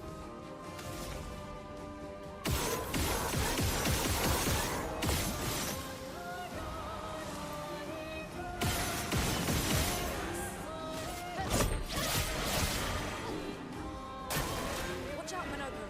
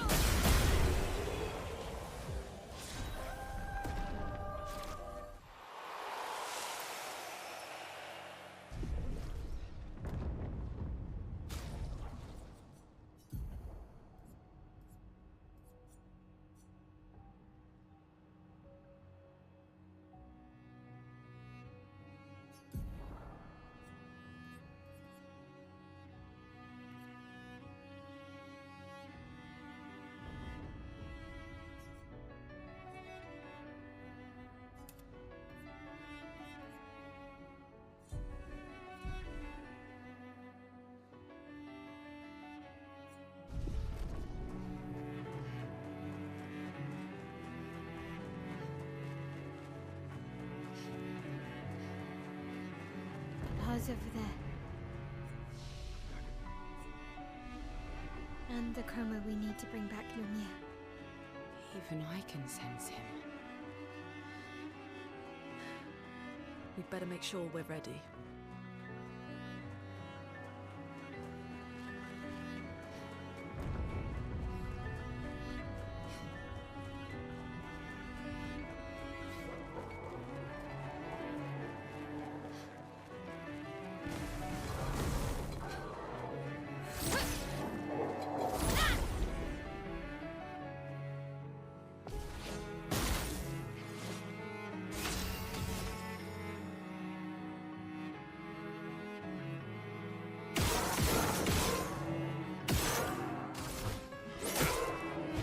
What lovely feet.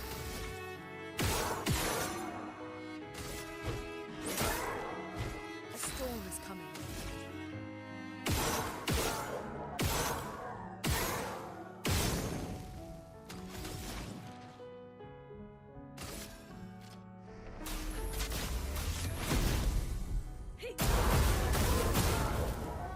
Let's spill some ink.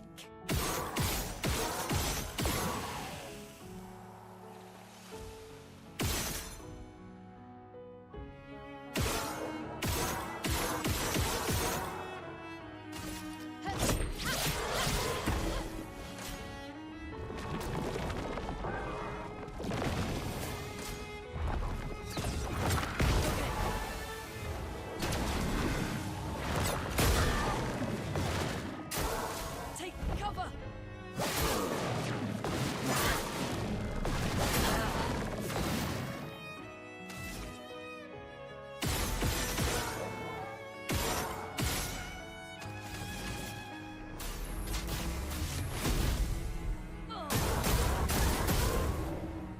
A bit of violence, yes. My, what lovely feet.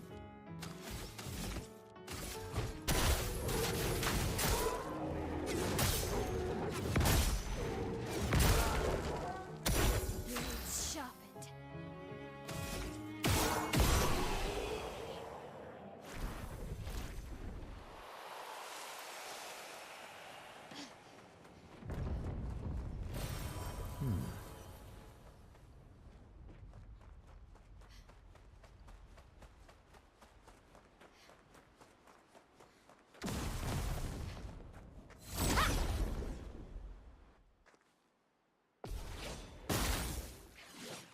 A bit of violence, yes.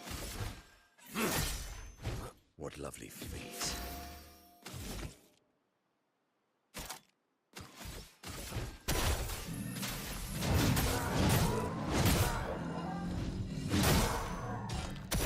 Let's push forward.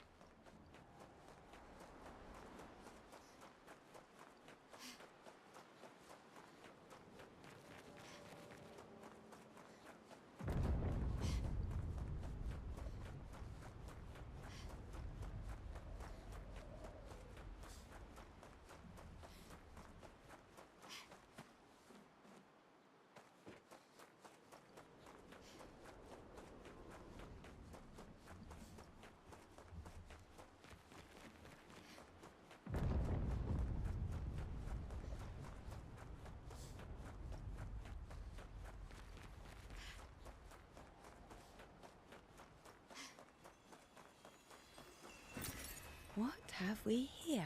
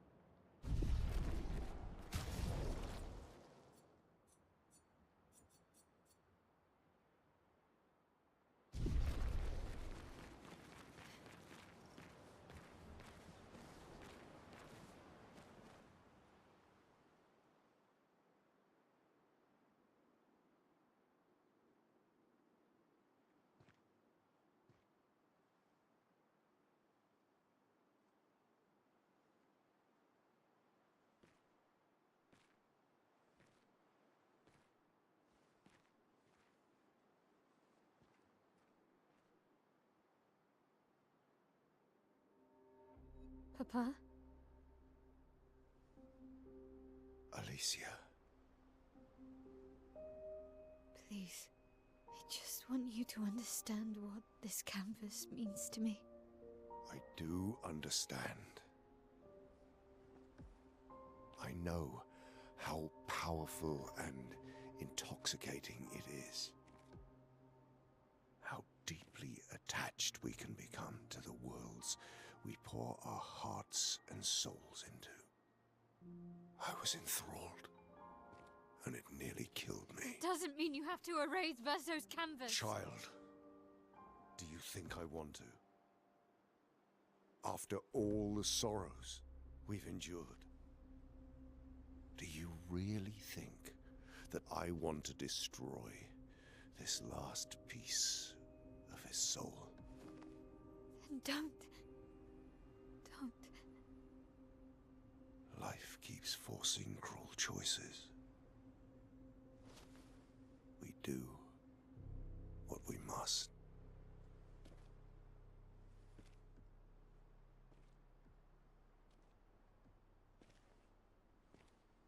Grief often blinds us, and we make choices we can never take back.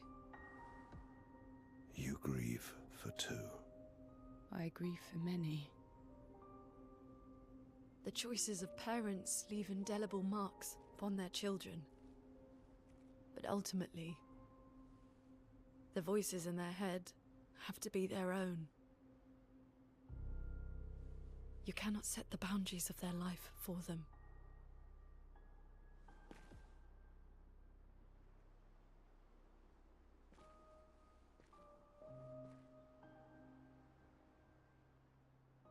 After the fire, you wanted me to find new joy in life.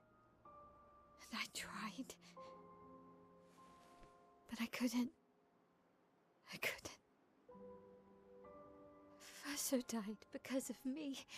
How do I get from that to joy?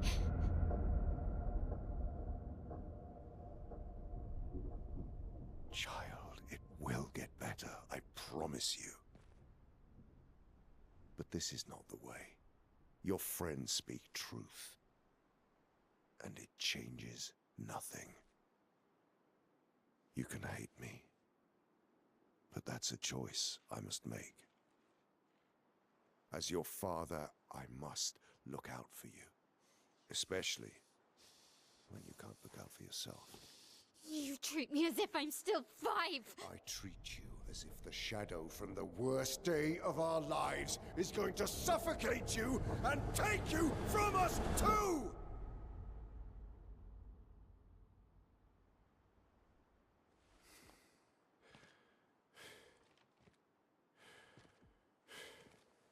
Enough.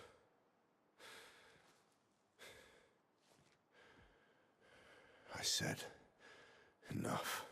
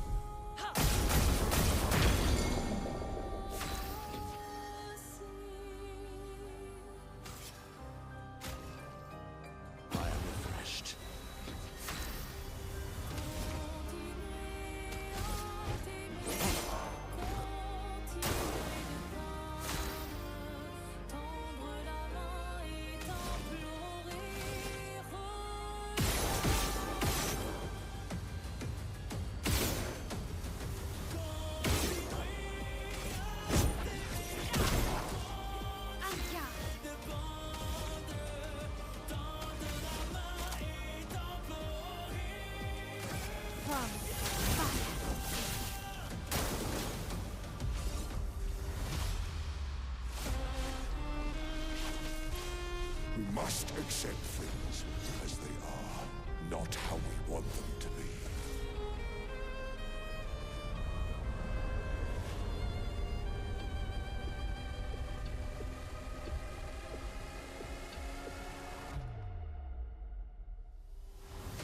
Danger! What would Verso have wanted? Truly.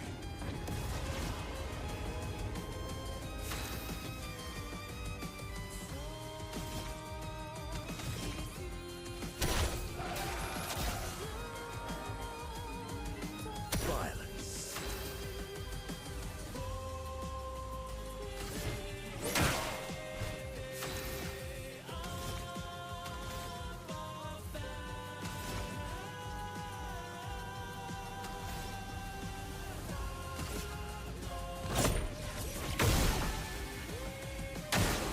Oh, really?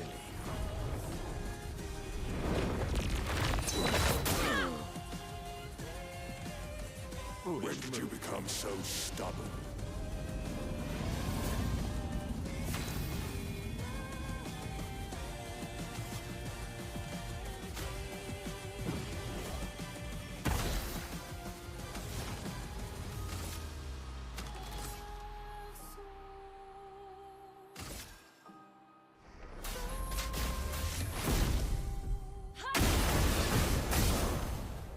What lucky fate.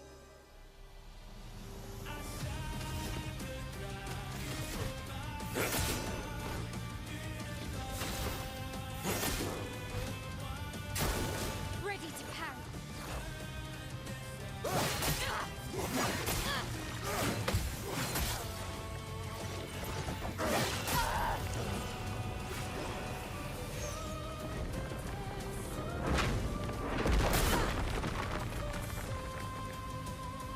A storm is coming.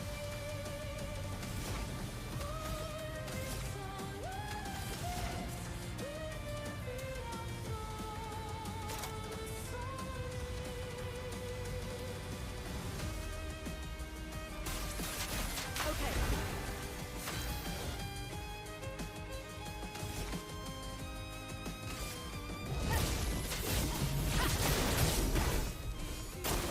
Watch out, Minoko.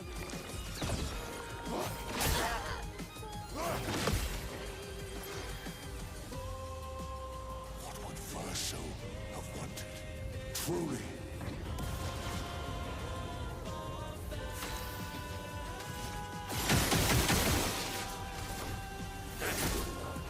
Sweet taste of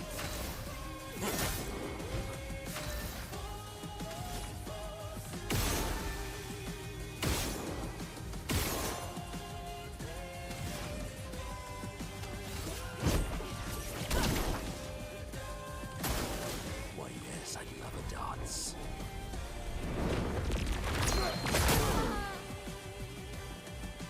Watch out, When Minoko. did you become so stubborn? What lovely feet. Now the fun begins.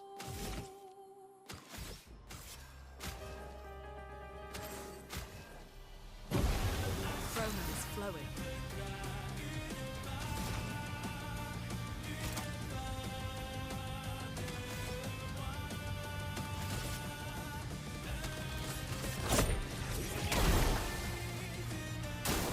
Careful, my elf.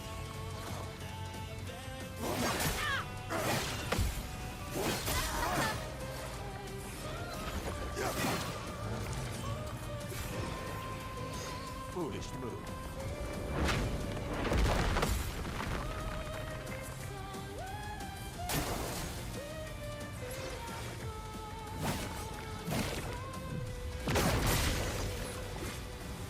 Why, yes, I love a dance. Verso have wanted. Truly. The expedition's not over.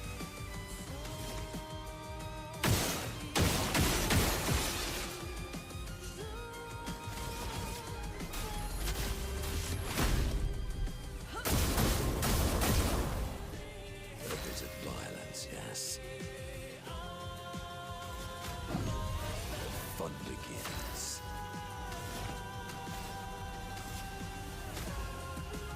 Wow.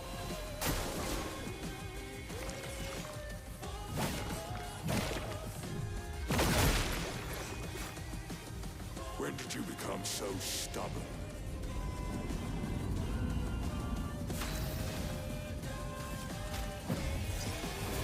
Not looking good.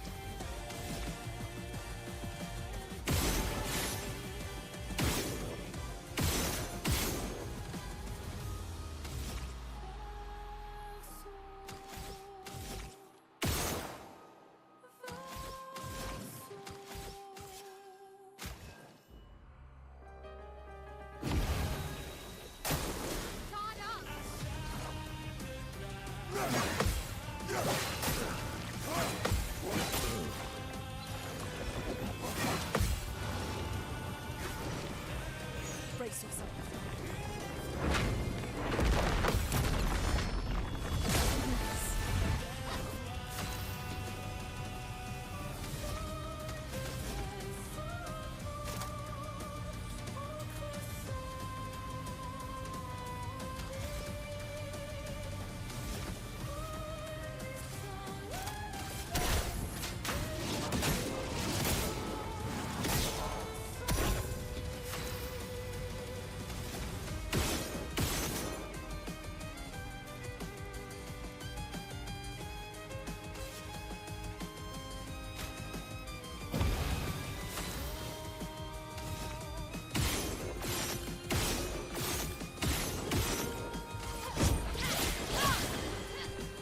Brace yourself.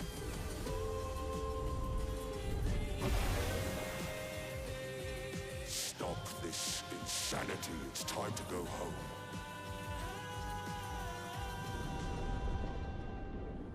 I do love a challenge, but this is beginning to irk me. Fuck. He keeps regenerating. Maybe we focus on the axons first.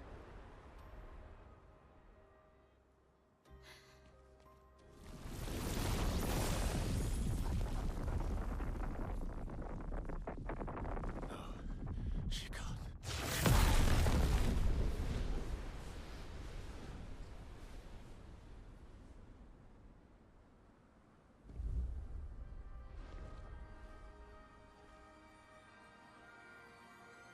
Mama.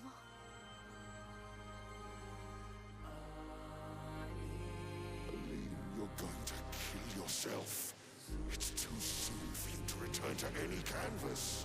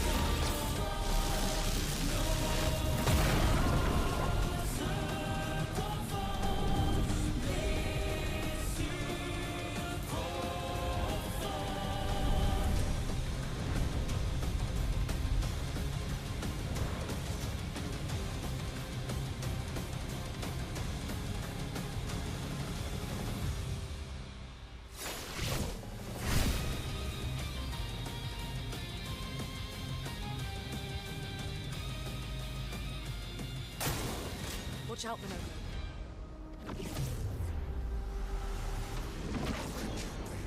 You're selfish, Aline!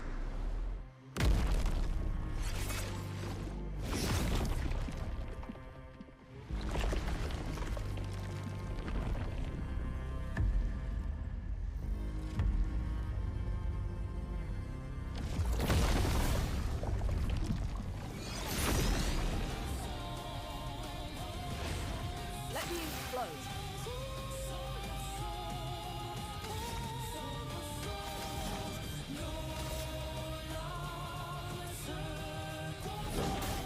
Meet your reckoning.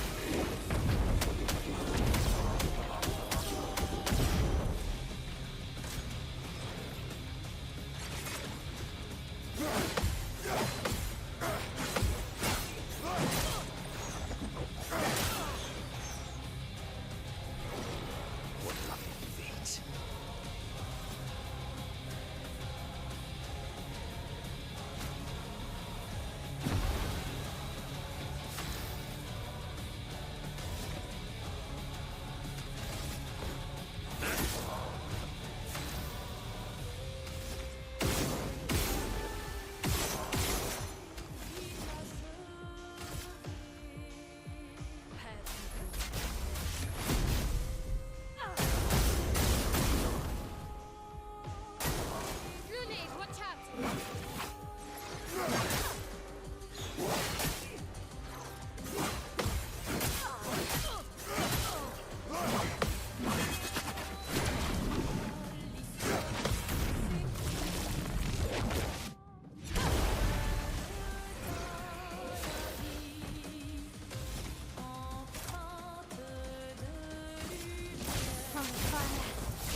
Let us stain them.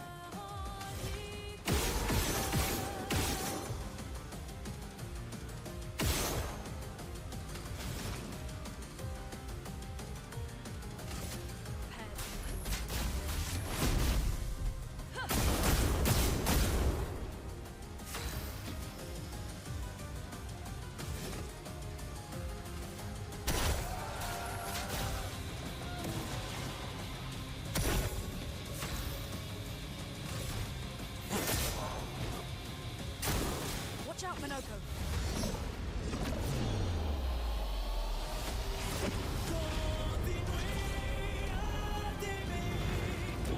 Ali, look at Alicia. She can't be here.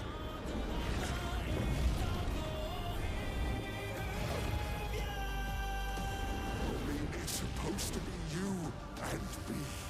Not you against me. Go home, Renoir. Go paint something else. Why am I the only one who sees this?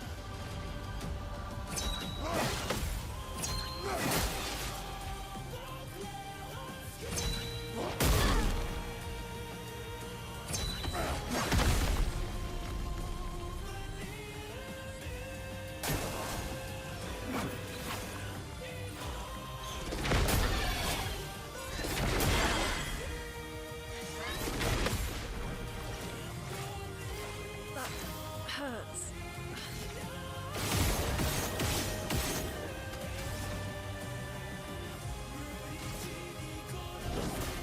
Meet your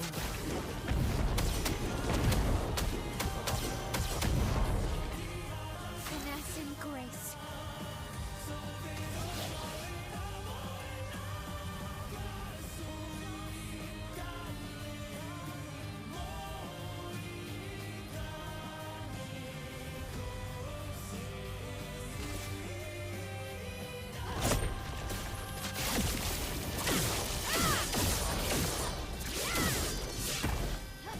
I can do it.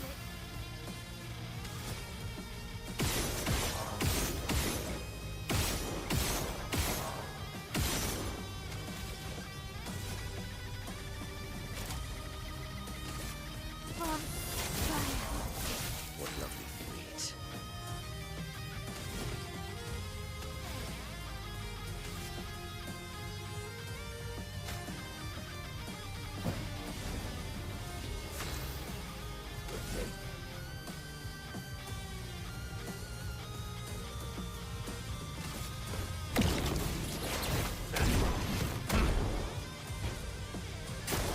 take cover.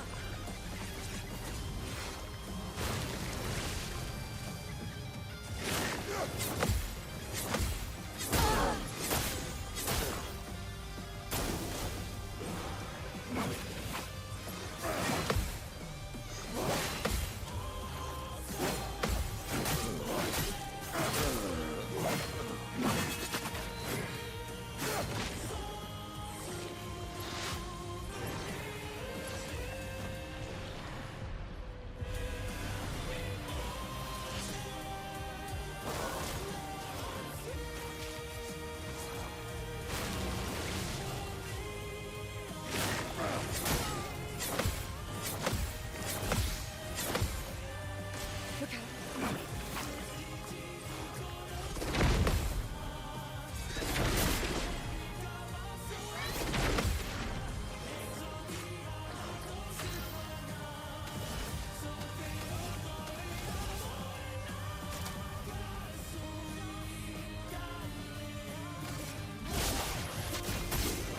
Time to read.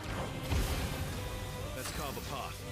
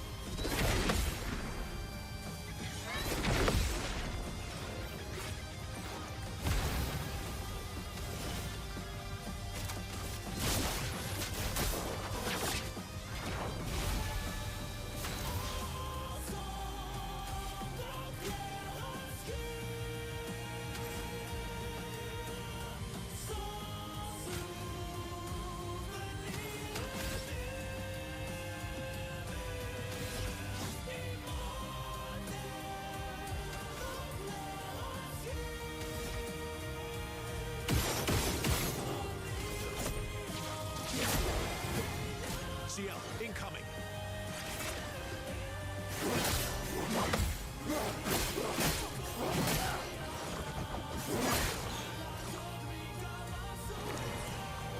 Just try it.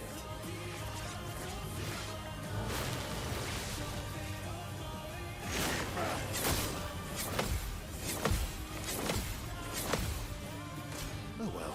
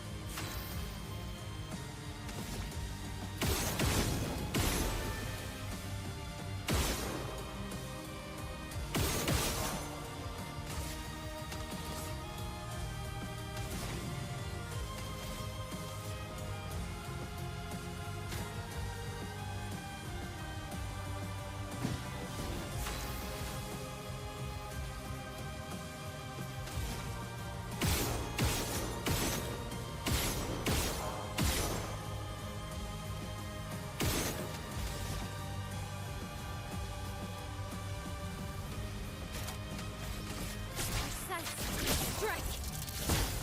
Well, well.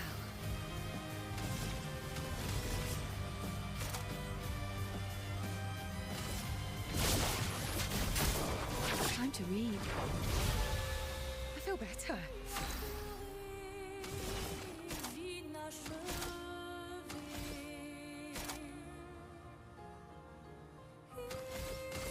Here's your card.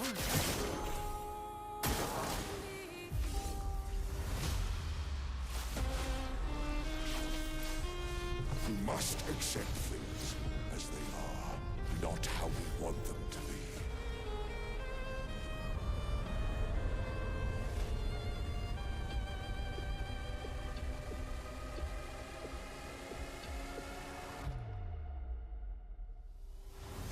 I'll do it.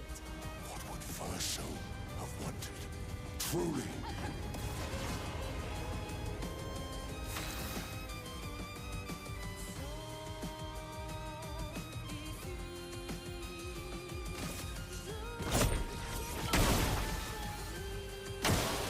It's locked on you.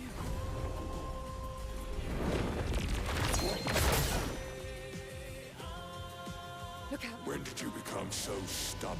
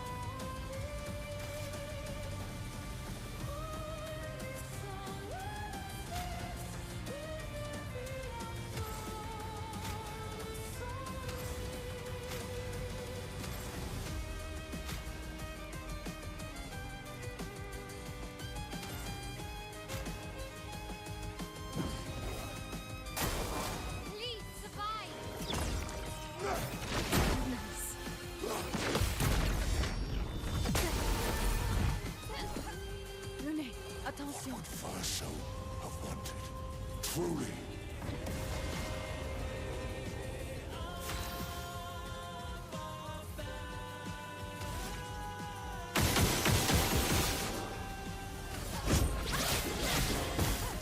Here we go.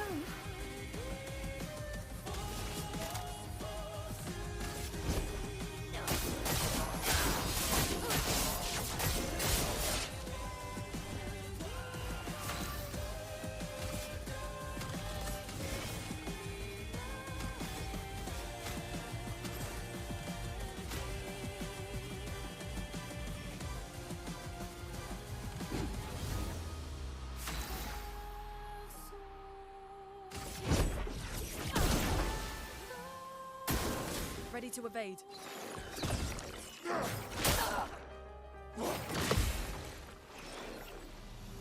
Ready to When evade. did you become so stubborn? So much potential.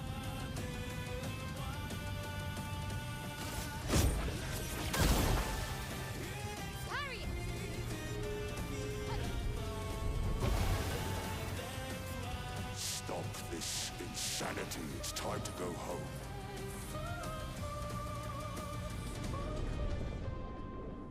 I do love a challenge, but this is beginning to irk me.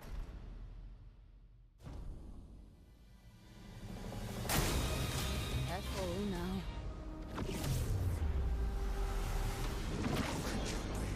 You're selfish, Aline!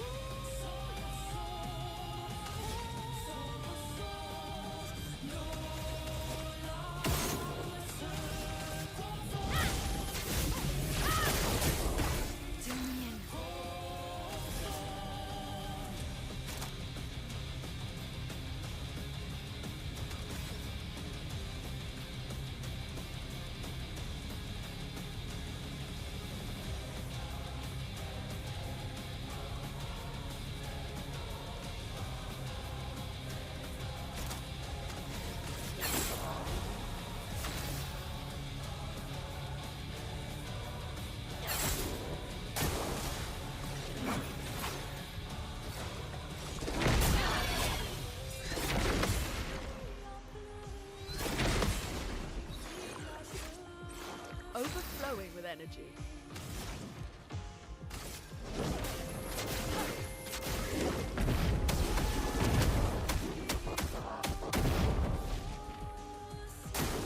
Dodge skill.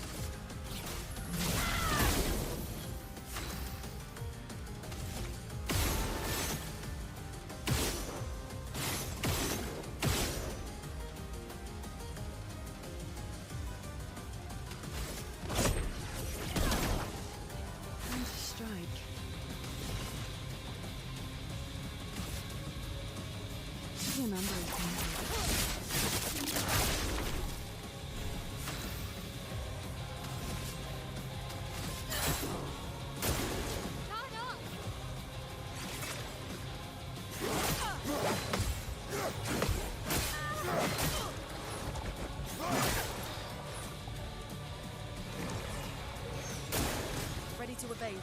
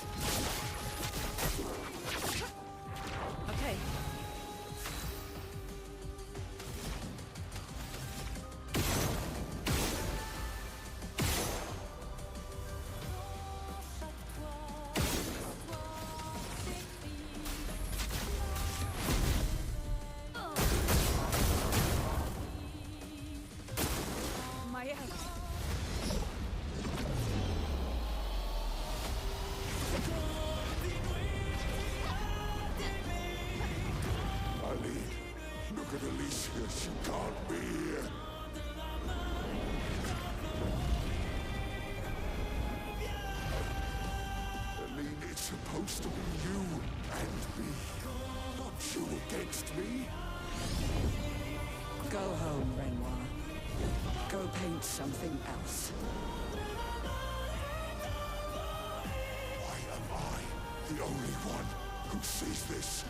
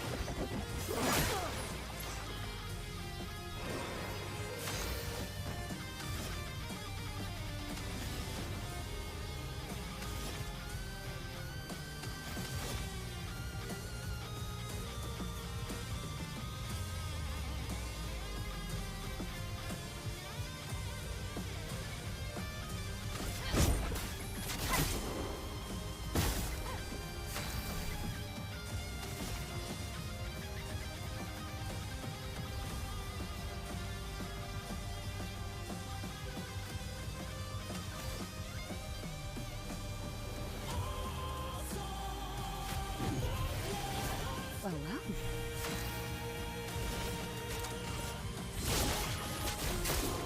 Time to read.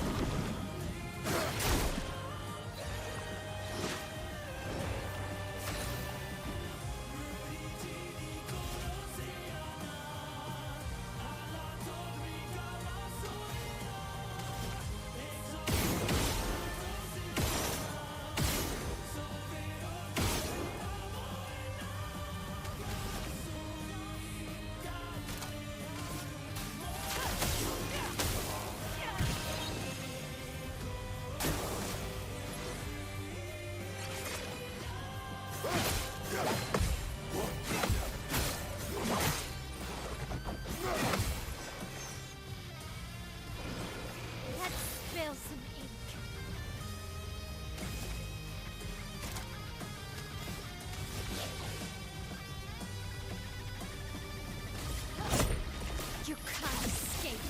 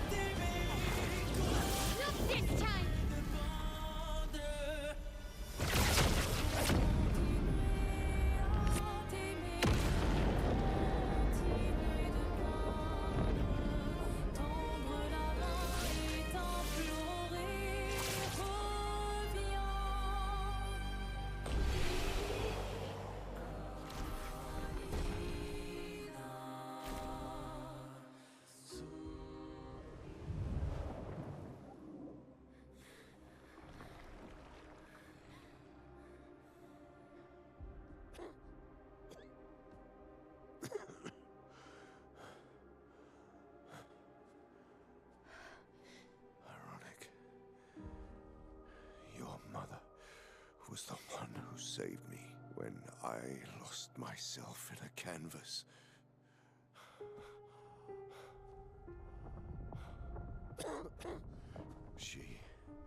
She taught me how to safely use our gift.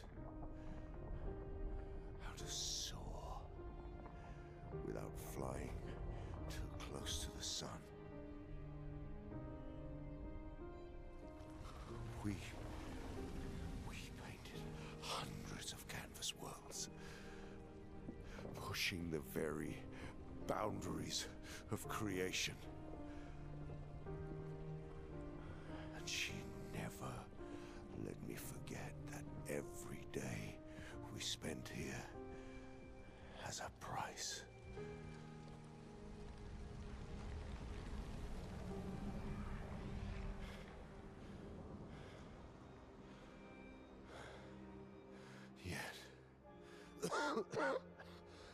Yet, here we are now. So trust her.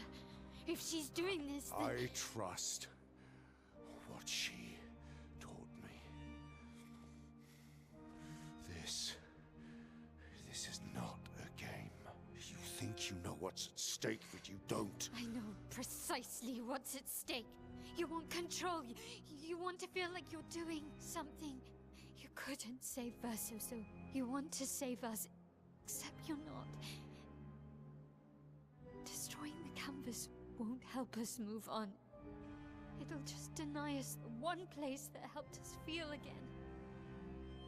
67 years. 67 years I spent trapped within the monolith.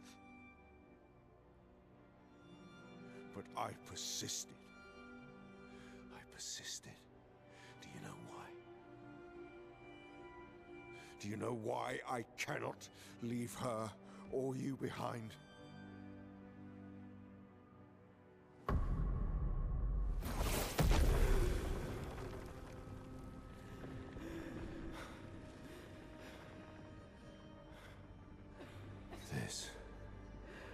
This is what I see every day.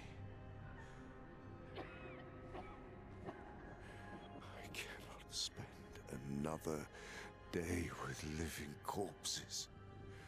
Since the fire, our family has crumbled. Aline in the canvas. Clea fighting a solitary war. You, a living ghost. Verso's death broke us. Wanted to be fixed. I need it to be fixed. I cannot lose you too. Don't you see? That's how I feel about them. I can't lose them either.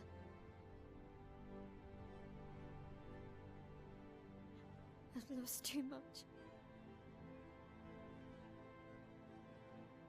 Papa, see? I've lost so much. We both lost so much. Papa, I don't want to lose you either. I'm not leaving you forever. Just a little longer.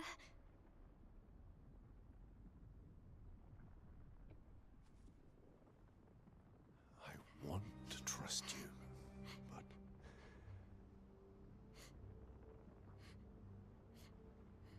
you can.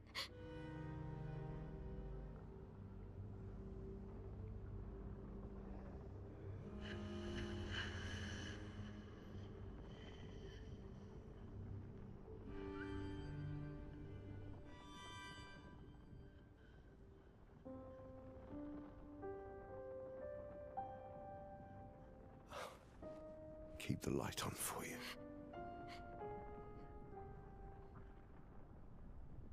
I hope you find peace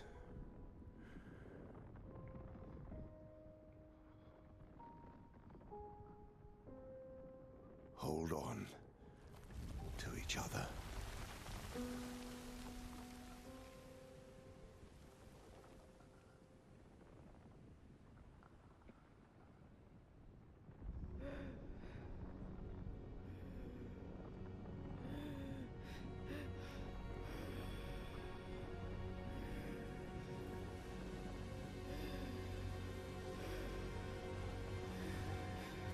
Verso! I'm sorry.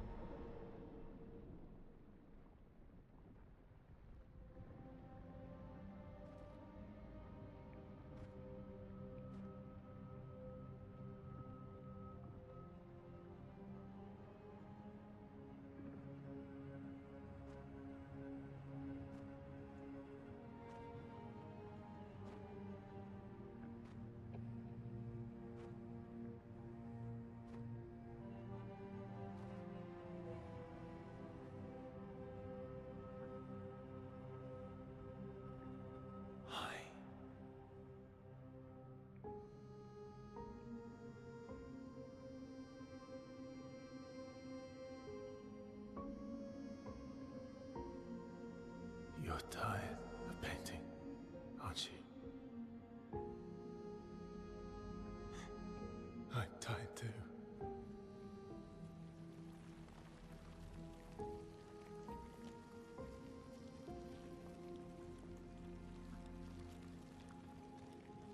That's...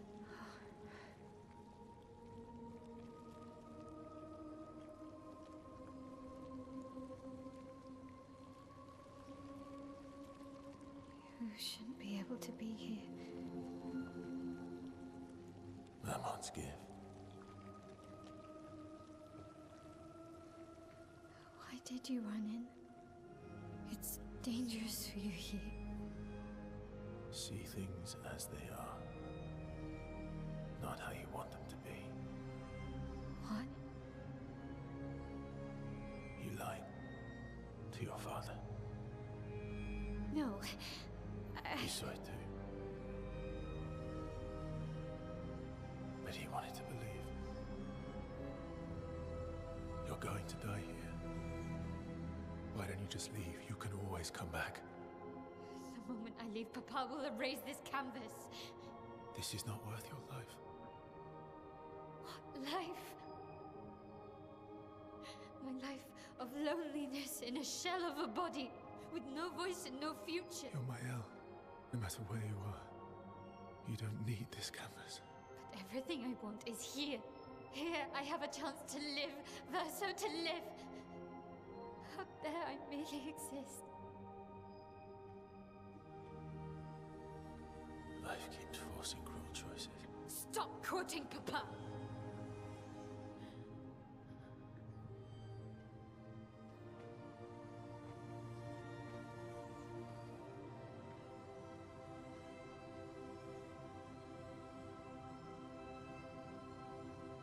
It's time to stop painting.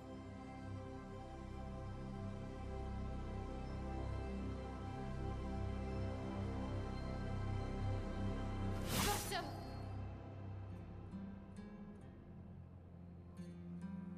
Papa also said, hold on to each other. Old friend, you've traveled miles, spinning in circles. Your blind eyes on the dial, stripping I'm sorry. out colors. But it's time to say goodbye until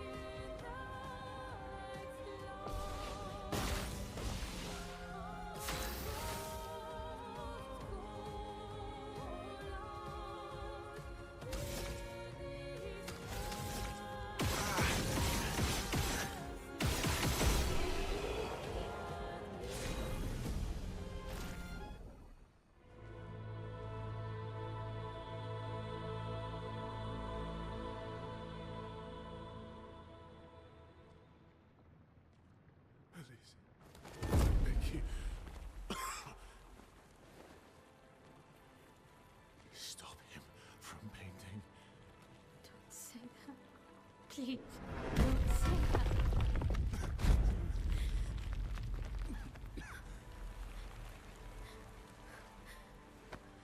Please, listen to me. Only you can do this. You can do this, please.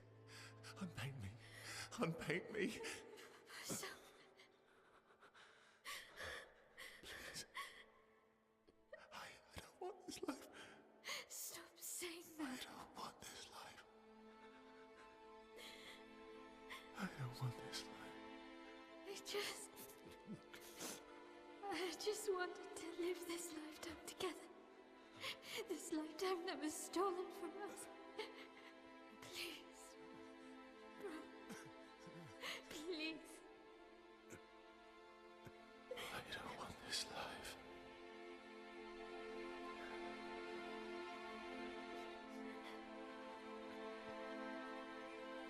Help me. Help me.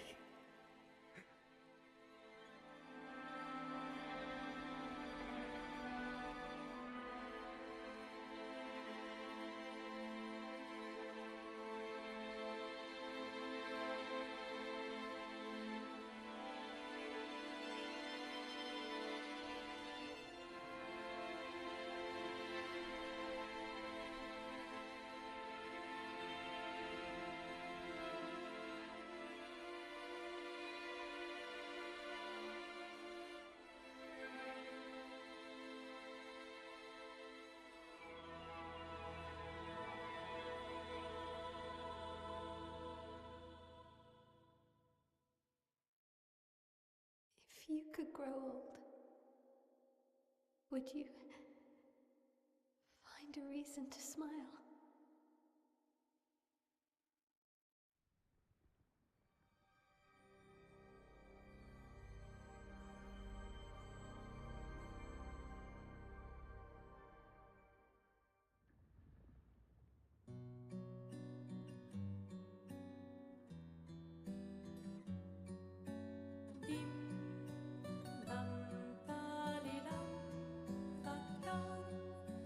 S'en va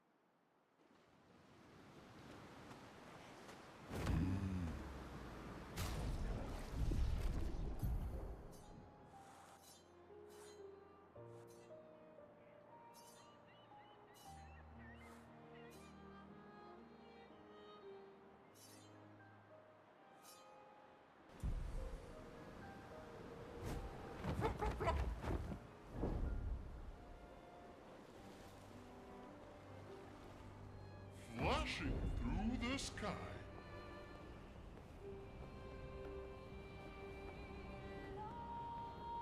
Here we go.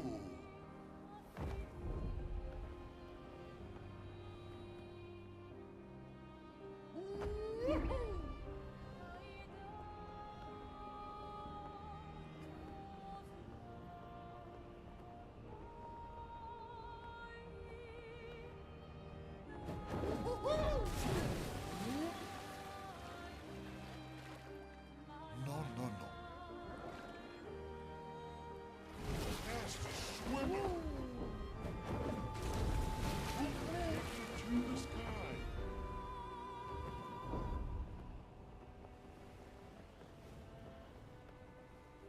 Hang on tight.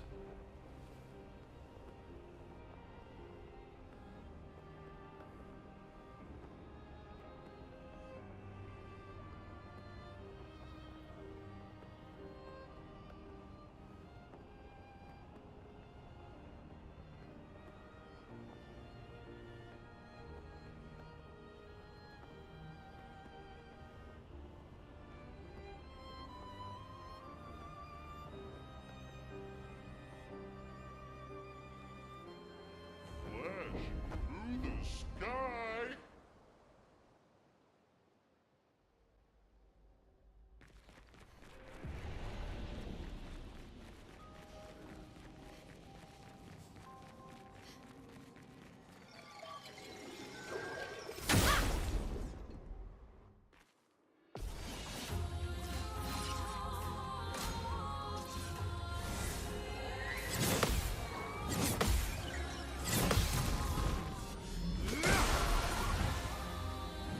Let's go the path.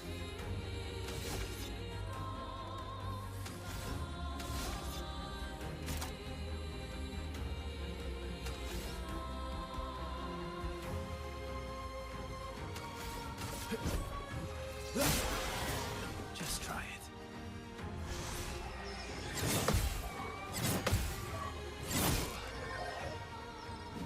Not impressed.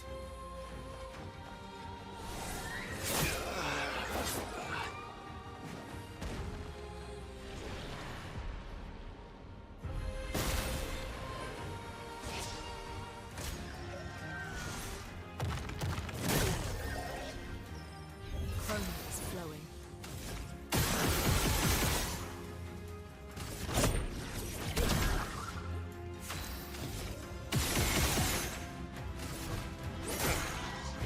I'm ready.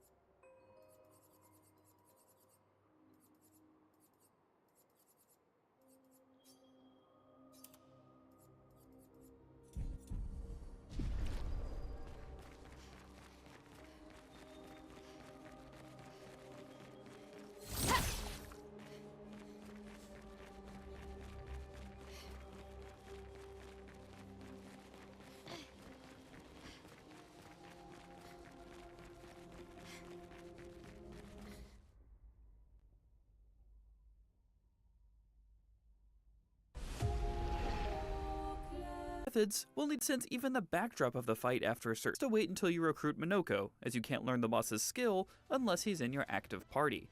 Keep in mind, with the flexibility of builds this game offers, there are you, but it adds 2 repetitions every turn. That means you have to get to its 12th turn, where it bounces 24 times, and survive until the end of it, which means lots of dodges or parries. If you get through all of its attacks, it just explodes. Just like a real-life street fight. To help you survive, look for any Pictos/Luminas, weapons, or skills that grant shields or shell to your party. Examples of useful Luminas include Auto Shell, Defensive Mode, Greater Shell, SOS Shell,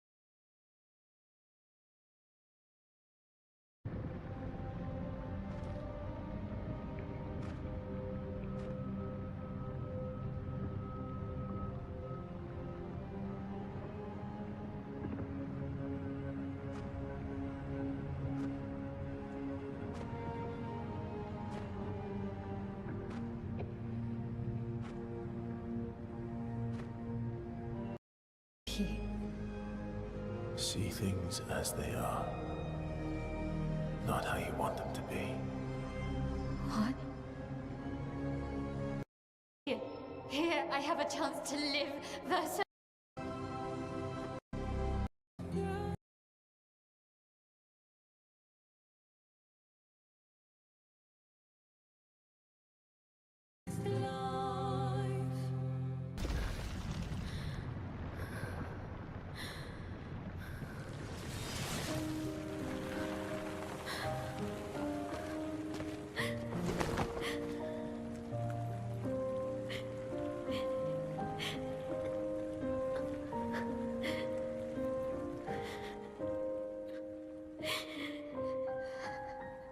Don't do this.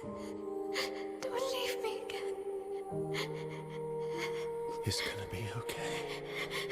It's gonna be okay, huh? You've got this incredible power to paint. You'll never have to suffer a life you don't want. You're okay. You're okay. You're okay.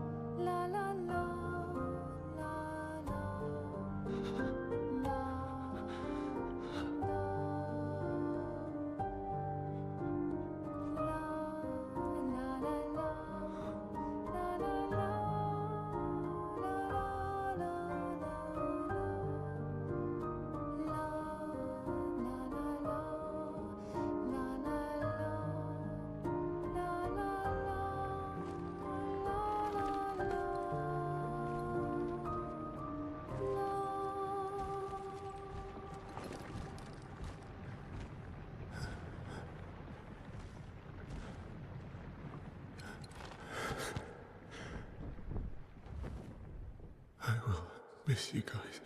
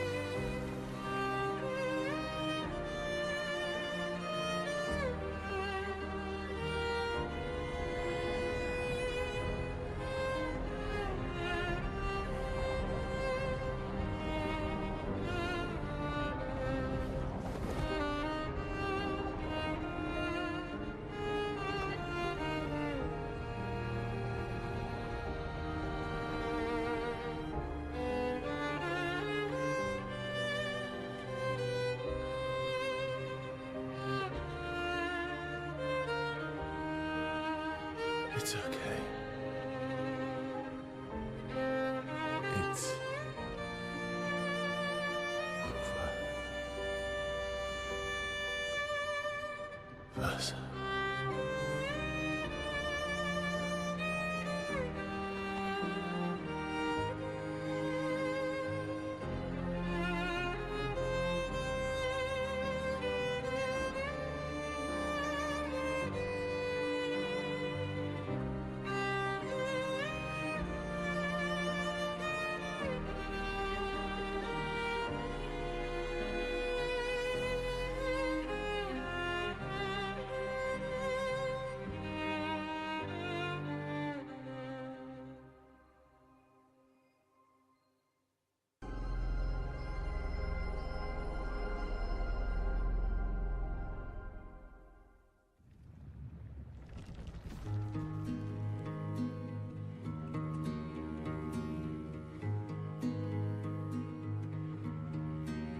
Miroir du temps, nos histoires s'alignent. Dans le creux de nos mains, deux mondes se dessinent. L'un peint de rêve, où le chagrin s'efface. L'autre nu et réel, où notre deuil prend place. Au lendemain non écrit, sous les étoiles, où tout commence, rien ne finit.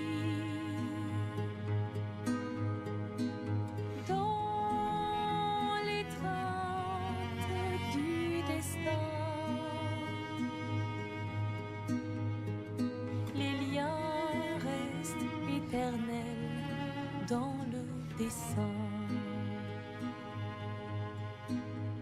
toile vierge, horizon lointain, peignons ensemble les couleurs de demain, au clair obscur. Œuvres infinies, chaque pas trace la route d'une vie. Au lendemain non écrit, sous les étoiles, où tout commence, rien ne finit. Dans l'étreinte du destin, les liens restent éternels dans le dessin.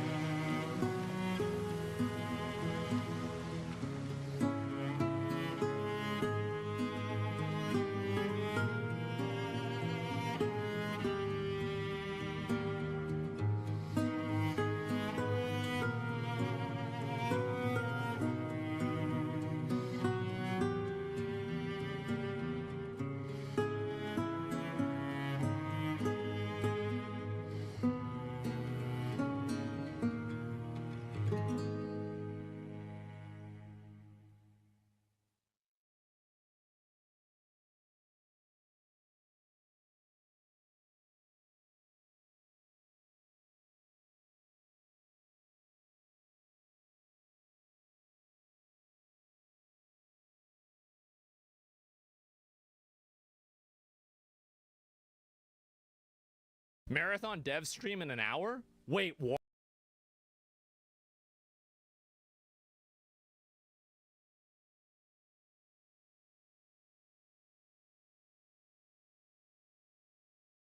We got a little bit of a situation. Are you buying that the former FBI director didn't know what 86 Trump meant? So the context is that he put in here and he posted a picture and it says 8647. 86 generally means to disappear somebody, kill them, or make them go away, right? This is generally, it depends on like who you're discussing, etc., right? No, it doesn't. Well, I mean, it kind of does though, right? Not exactly. Look it up. Okay, we will. But let me go ahead and do this. Absolutely not, Jesse. That is a ridiculous and insane statement to make, certainly within this context, but especially coming from a guy who's the former director of the FBI. Yeah. A guy who spent most of his career prosecuting mobsters and gangsters, people who know and execute other humans and use this exact lingo of 86. Comey himself admitted in his follow-on message that he knew that this was a political statement. Well, the only reason he knew that, Jesse, of course, was because a little over a month ago, a bunch of anti-Trump... 86 means to terminate. It always has. Well, here's the interesting question. Do people that are in gangs use the term 86 to refer to killing people?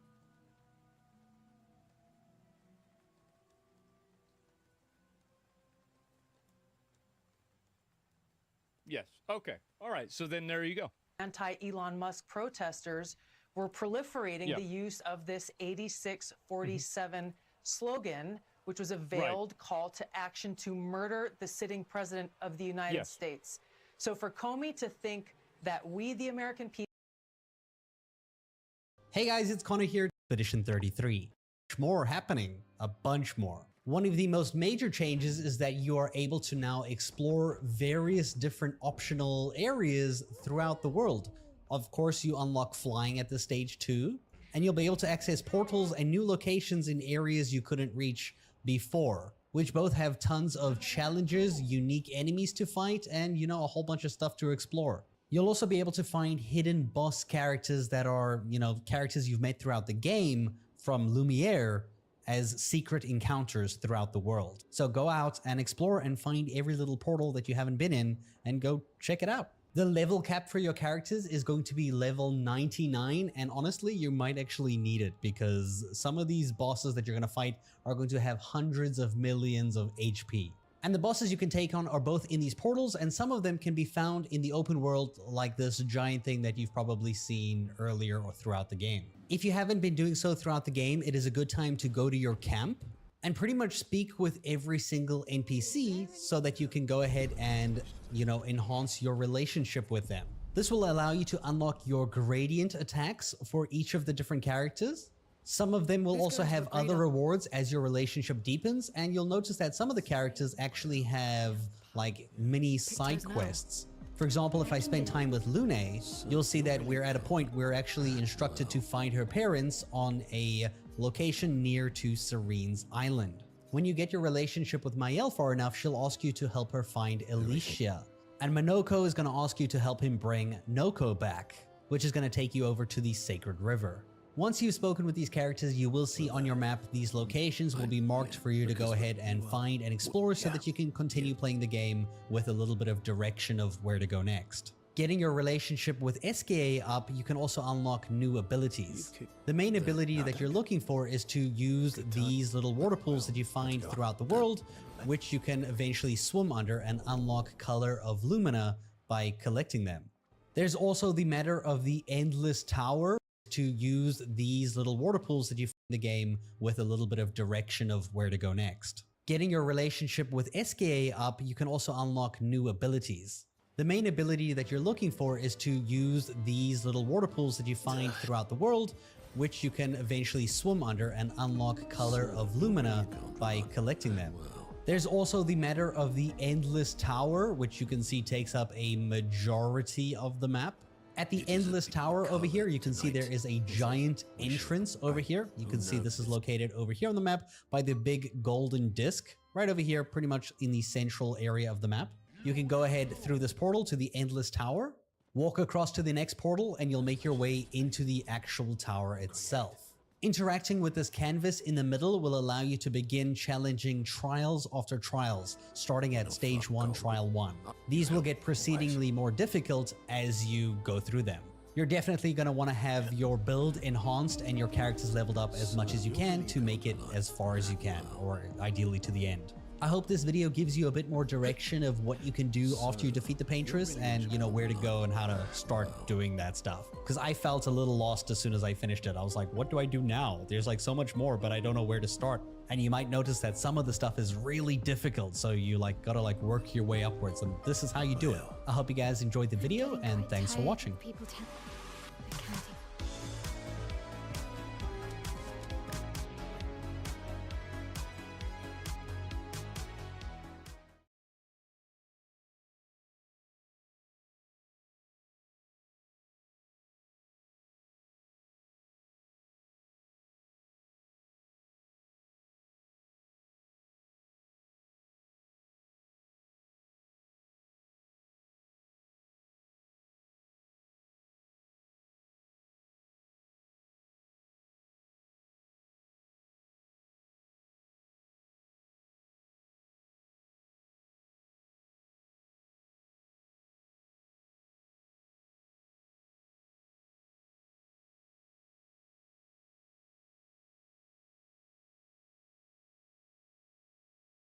Don't finish Expedition 33 just yet. The endgame is actually huge and holds many dungeons, epic fights, and obviously the best loot.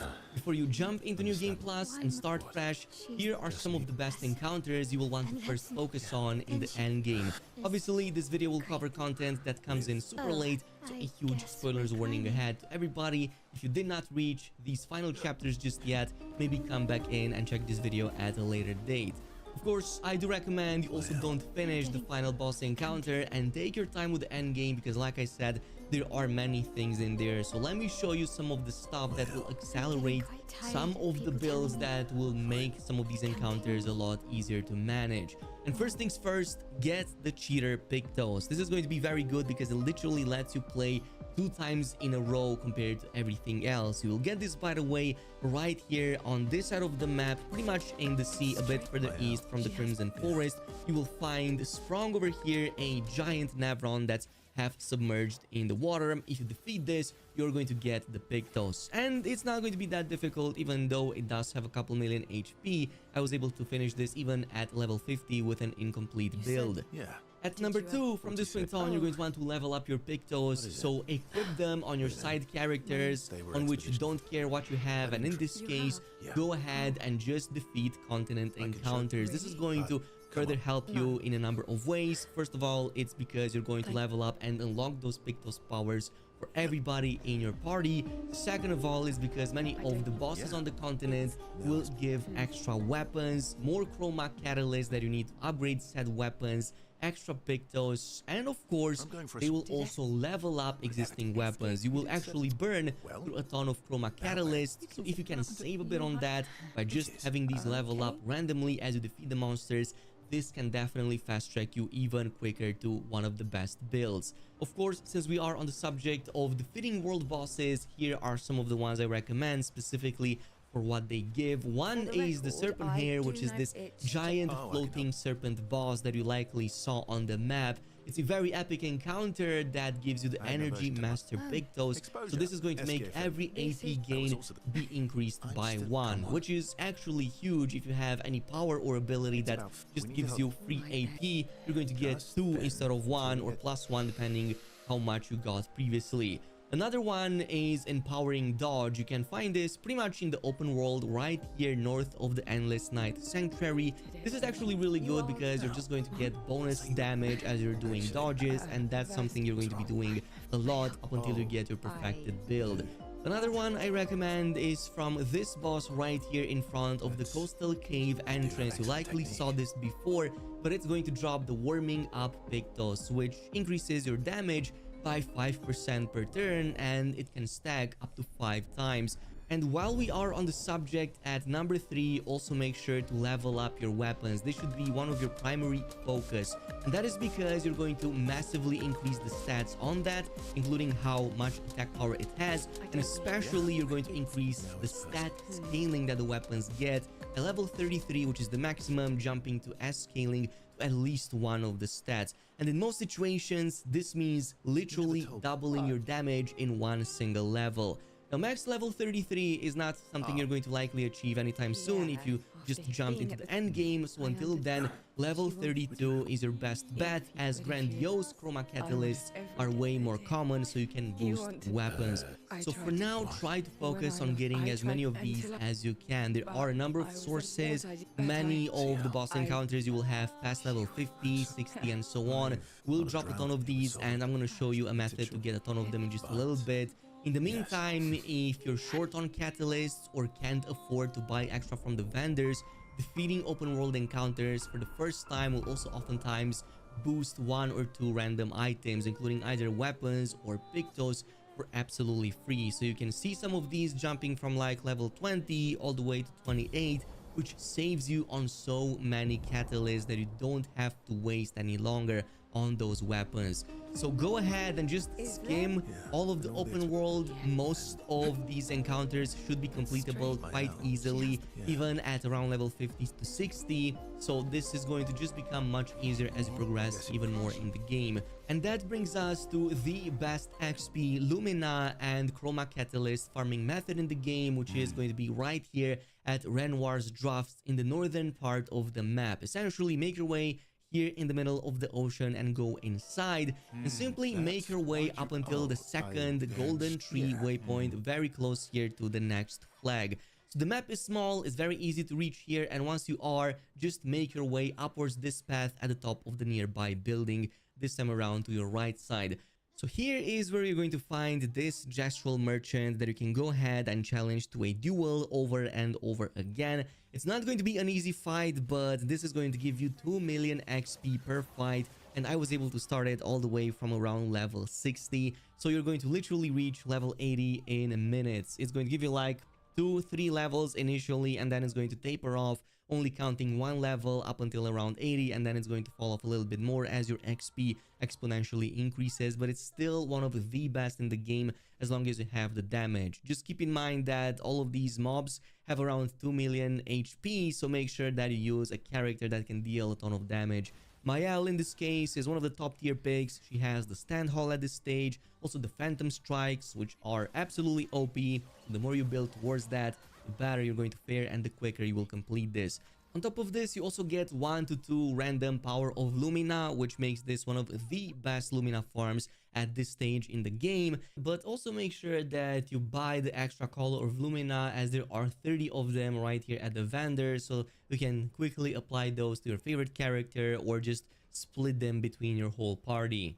But in Renoir's Drafts, you can also get one of your first perfected Chroma Catalysts to at least max out one of your weapons. Again, I recommend that being, for example, Mael's weapon, as you want to max her out first. In this case, it's going to be in a secret encounter against the Chromatic Creation as you're making your way towards this location with the vendor. But instead of going to the right side towards the vendor, you want to pay attention here around the scaffolding to your left. You're going to find a painted vine blocking the area, but as long as you found at least 4 of the lost gestuals for Sastro, you can pretty much get the power to paint break, so you can pretty much unlock it and defeat the boss right away. In this case, if you already got the Medallum for Mael, you can go ahead and max it out, as that's one of the best weapons in the game. Now, if for at least 4 of the lost gestuals for Sastro, you can pretty much get the power to paint break, so you can pretty much unlock it and defeat the boss right away. In this case, if you already got the Medallum for Mael, you can go ahead and max it out, as that's one of the best weapons in the game. Now, if for some reason you never got the Medallum weapon for Mael during the early stages arena challenge in the Gestural Village, What you can do is have another attempt now, but against Golgra. You also have to play with Mael to ensure you get that weapon, and Golgra will definitely not be easy. However, you don't need a tough build to beat her with Mael because of her standall ability specifically. So as long as you have the painted Pictos to unlock 10,000 damage plus, and as long as you're going with any decent damage stacking build in Virtuoso stance, you can pretty much go ahead and complete it. I just equipped my highest level weapon at that stage that wasn't even related to my build, and I was still able to 3-shot her after a few attempts. Which brings us to number 6, unlocking all of the character relationships. We already saw how powerful these are with SQA, as at level 5 to 6 we can unlock underwater swimming, which is going to give us even more chances to grab upon of this power of Lumina. But we can get other powers, including gradient attacks and some really cool unlockables by progressing relationships with the other characters, including some specific dungeons. However, most important are these dungeons. We have a handful of them that are super endgame, but they provide some of the toughest challenges, cool epic encounters, and some of the best rewards. So with the exception of SQA, all relationship progress can be started once you get Verso in your party early on in the game, and you can more or less level up all of the relationships to level 5 before you reach Act 3. But for level 6 and 7, which are the maximum, you can only do so after the start of Act 3, and it's these levels that provide the best rewards and also the missions relating to those dungeons. Luckily, you cannot miss any of this, as you can simply go at any point after Act 3, talk to your companions over and over at your camp, and progress in their dialogues and specific missions up until you increase your relationship with them. So starting with SQA, once you reach Act 3, you can pretty much rank him up all the way to level 5 right away by spamming dialogues with him at the camp. You will then have the option to travel with him back at his lair, defeat Francois once again in a final encounter, which is what unlocks underwater diving for the first time. Once you are back at the camp after that encounter, you're going to have a final chat with him a couple of times, which should then bump you to level 6 and then level 7, which is going to be the max. This is also going to unlock the Angel's Eye Gradient attack. This now deals extreme physical damage. It's an 8-hit attack that gains perfection per hit and even applies a buff that can revive Verso if he dies in combat. Next, we have Mael at level 4. She gets the Phoenix Flame. This is a rank 2 gradient attack that applies 10 burn stacks all the enemies and even revives your allies with 50 to 70% HP. It's very good. Even those burn stacks are a lot, since we have so many Pictos that boost either damage or critical chance when enemies are burning. But once you do reach Act 3, you can just talk to her again at the camp, get to rank 5 and then rank 6 relationship, and this is now going to give an objective for her: clear the Reacher dungeon. It's this tall wooden structure in the northeastern part of the map, and I will say it's one of the lengthiest dungeons in the game, filled with enemies, epic boss encounters, and tons of loot. There's even a secret boss right before the final encounter, so make sure you don't skip that. For some reason, many boss guys online even miss that there is such an option here. But once you do finish the whole and I will say it's one of the lengthiest dungeons in the game, filled with enemies, epic boss encounters, and tons of loot. There's even a secret boss right before the final encounter, so make sure you don't skip that. For some reason, many boss guys online even miss that there is such an option here. But once you do finish the whole dungeon, you're going to get some pretty cool hairstyle for Mael. Also, quite a lot of weapons if you defeated everything, including the lithium sword for her, which can be a good alternative to the Madalem. However, it's not going to touch it in terms of damage, but it can still provide some other effects over there. You also get Gommage, pretty much a one-shot ability, but otherwise it deals extreme void damage if it's not a weak target, so it looks cool and it can easily reach millions of damage. Now next is going to be Lune. At rank 4 you get Tree of Life, which is a nice party-wide status cleanser and healing spell. At level 6, which you can progress to once you reach Act 3 of the game, you get the quest to clear the Siren's Dress dungeon right here up northeast on the map. Luckily, this dungeon is not as big as the previous. You have a brief encounter at the end of which you're going to get the Coraline weapon for Lune. This at level 4 has a 100% crit chance when 4 stains are active simultaneously. At level 10 gives 20% increased damage for each consecutive turn without taking damage, stacking 5 times, so that's literally free 100% damage increase. And level 20 plus critical hits apply burn, which again not too shabby if you're going with a burn build. Once the dungeon is cleared, you get transported back at the main camp and can have the final conversations with Lune. Once maxed out, this also unlocks Skybreak level 3 Gradient, a one-hit extreme damage AoE that deals damage depending which stains Lune has the most. Moving on to Ciel, she does have the Doom Gradient attack, a level 2 one that deals very high single target dark damage and applies powerless, defenseless, and slow for 3 turns on the target. Pretty much every single best debuff in the game, and if you have Pictos that further benefit from these, either by powering them up even more or by increasing your damage when the enemy has this on them, this can be one of the best options in the game. Plus, it can break the enemies, mind you. So this is what you get at level 4. Once you do hit chapter 3, you can level her up all the way to 6, which is not going to give you a new dungeon as far as I'm aware. You're just going to have this swimsuit cutscene at some point with her and Verso. And good to note is that you can romance, or well, have a romance option with either her or with Lune, but only once per playthrough. So whichever of them you choose, that's the one that's going to be set in stone for that whole playthrough, and you cannot change them back. The other character will just not present you with that option anymore from that point on. So make your choice, Ciel or Lune in this case, and you're going to have different cutscenes for them, but as far as I'm aware, nothing changes gameplay wise. But this is also much simpler to finish. Once you're back from that and are past Act 3, you can talk to her at the camp over and over. And once you max out that relationship, you're going to get End Slice Gradient Attack. This deals extremely high single target physical damage, and the damage is increased for each foretell consumed since the beginning of the battle. Epic fights, and obviously the best loot. Before you jump into New Game Plus and start fresh, here are some of the best encounters you will want to first focus on in the end game.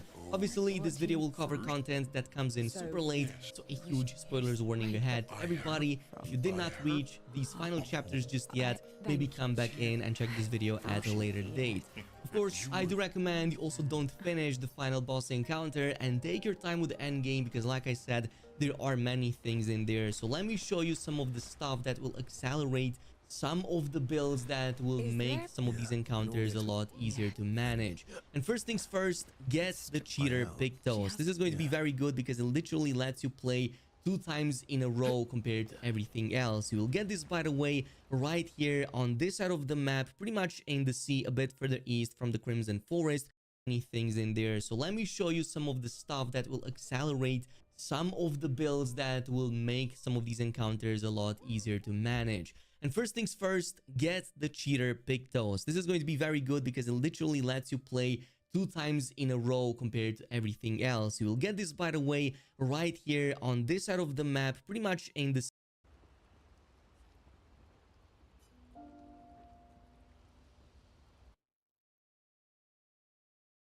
people are so stupid as to think that he, as a former FBI director, former prosecutor, and someone who clearly pays attention to what's going on, would believe his lie that he didn't know what this actually was called. And that's also a really good point. If anybody would know what this means, it would be the FBI director.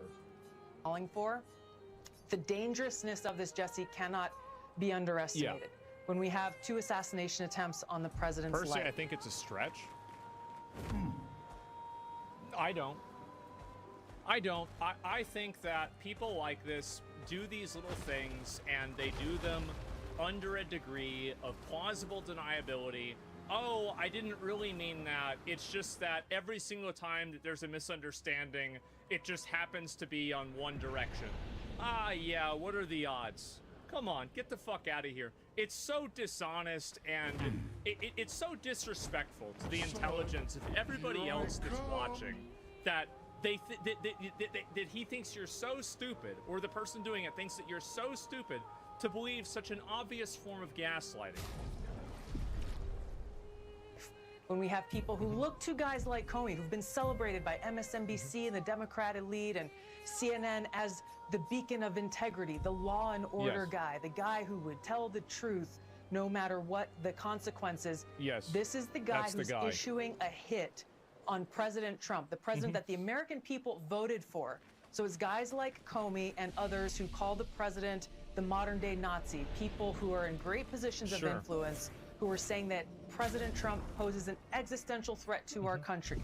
These are people who hate democracy and hate the American people because they cannot stand that the people overwhelmingly chose to elect Donald Trump and send him back So to the White let's House. go ahead. So they are seeking other means to get their way and to try to remove him from that position. Right. Okay. So let's go ahead and ask the question: is there documented evidence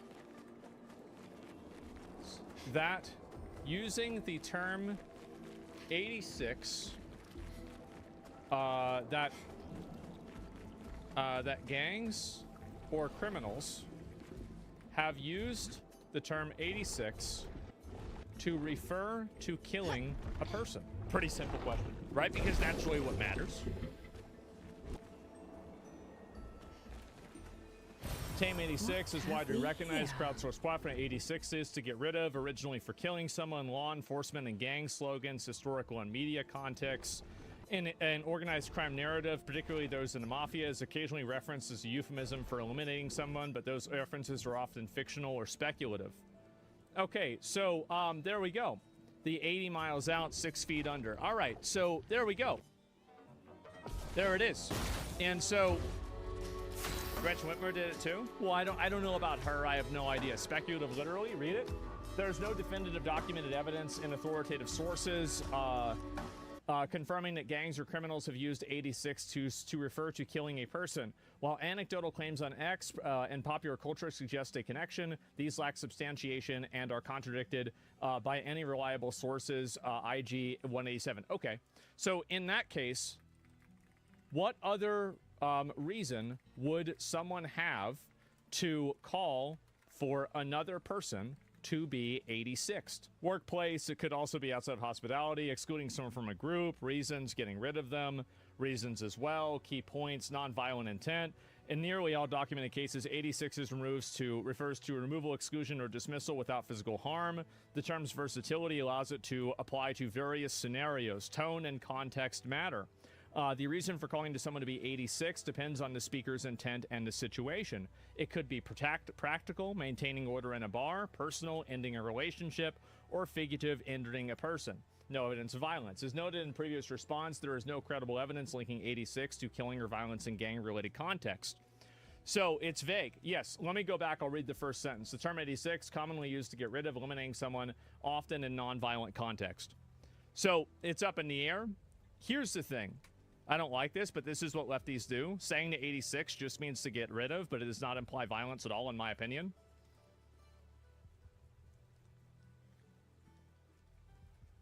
In my opinion, take the L. It's too vague. No, you're right. It's too vague. But in my opinion, I think that's what he meant. I do. I think that's exactly what he meant. And I think that we need to take at least some degree of accountability for people that use these vague statements constantly in order to advocate for things that they actually believe. This is also in the context of a person referring to the president. And how could somebody get rid of the president? How could you get rid of the president other than killing him? This has also been used in Urban Dictionary as well. This has been used in popular culture also. So yes, of course, in some cases it's about killing. In some cases it's not. And 100% that's what he meant. Yeah, impeach. Getting impeached doesn't mean that you get removed from office. Trump got impeached twice. He didn't get removed from office. That's not the same thing. To be fair, even in a gang, he obviously fucking means it. Yeah. In U.S. common culture, we've always thought of 86 this way. Yeah, you'd think that he was calling for to be publicly executed. Don't you think he has the means to do this without a tweet? Probably not. No. I mean, like, from everything that I've heard, like, actually getting to the president's pretty hard to do. That's why it was so surprising. But, like, that's just from podcasts and people talking about it. And especially with someone with influence. I use 86 real life in the military at 1,000% means to terminate. Yeah, I mean, lost his security clearance. 8 feet out, 6 feet under. Urban Dictionary is a good enough source. The AI tells you no evidence has been found, and you're saying it's a lie? Well, no. And so what this is saying, this is what it's saying, is that it is not conclusive, and there is context required. That's what they're saying. Because there is documented evidence of it being used in a way that is nonviolent, and there is documented evidence of it being used in a way that is violent. That's it. And so that's the difference. It's literally a mob term, right? Exactly. And so I think the context is what matters. In my opinion, I think he meant it that way. I do. How serious is the administration taking this, and what are the next steps going to be? We're taking this very seriously. As you mentioned, the Department of Homeland Security and specifically... Agreed, but not beyond a reasonable doubt. I agree with you. And I think that's why it needs to be investigated. I don't think that you should treat this guy like he's immediately guilty, but this absolutely deserves an investigation, and it seems like it's happening. Of course he did. He's a former FBI director, not a random internet troll. Yeah, in law enforcement, it 100% means to kill. Coney hates Trump, so he has motive. Yeah. I mean, it's just, I don't even... It's crazy how some people, like... And this is the problem with dishonesty with people like this. Exactly, his government? Yeah. Specifically, Sean Curran, the current Secret Service director, a man who has been willing to lay down his life as the lead of President Trump's Secret Service detail for years now. Yes. He takes this seriously and is leading the investigation into this threat. There has to be accountability for this. There was a Rutgers study... Well, this is a good start, right? Because there's a lot of people that have been posting this kind of stuff all the time on the internet. They've been posting this constantly on the internet, like killing Donald Trump or killing somebody else. This stuff needs to be held, like people need to be held accountable for this stuff. And I think some people need to go to jail for it. I do. Insanely, it's way too much. Why would he delete the post? Well, everybody knows why. That just came out a little over a month ago, Jesse, that asked respondents their view on these calls to assassinate President Trump. And over 55% of respondents felt that murdering President Trump would be, quote unquote, somewhat justified. This is the effect of people like James Comey doing this kind of stuff. Yeah. This study... They've been absolutely dialing up the rhetoric for this constantly. Like, if you actually, like, I don't see how any rational, reasonable person can look at the last 10 years and see that the amount of rhetoric that has been dialed up and the amount of advocacy for violence has increased by several magnitudes. There's no legal proceeding, reporting contention. It's literally just lamentation and pleading to the public to do something to get rid of an elected president. Yeah, obviously. He also pointed out that there is a quote-unquote assassination culture that is starting to take over the views of what they call the extreme left. Well, the reason why, by the way, you have this assassination culture is because you fucking retards can't do your job and arrest these people that are on social media promoting it. It's so easy. Literally, hire me. I'll do it for free.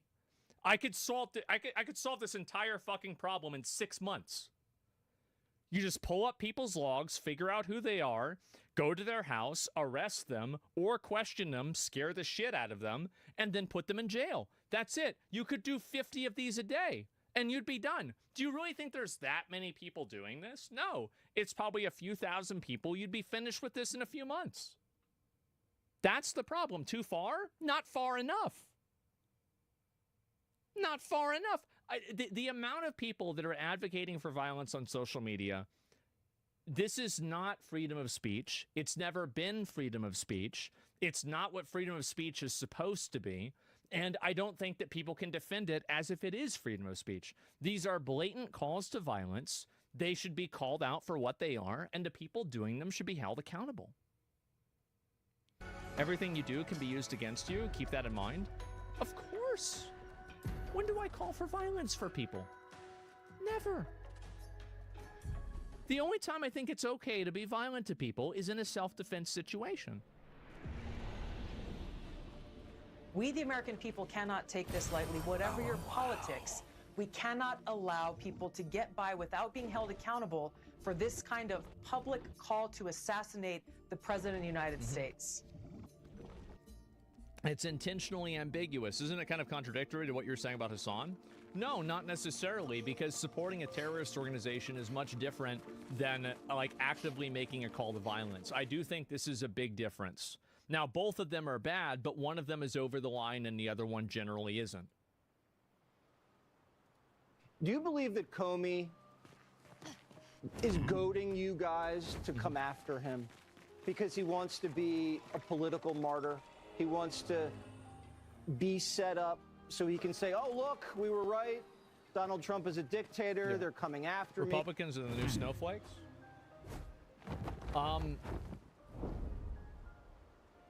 You can say whatever you want to say and use whatever vocabulary you want to use, but at the end of the day, I support and I am completely in advocacy of weaponizing the government to put these people in jail and to inflict the maximum amount of damage to them as possible.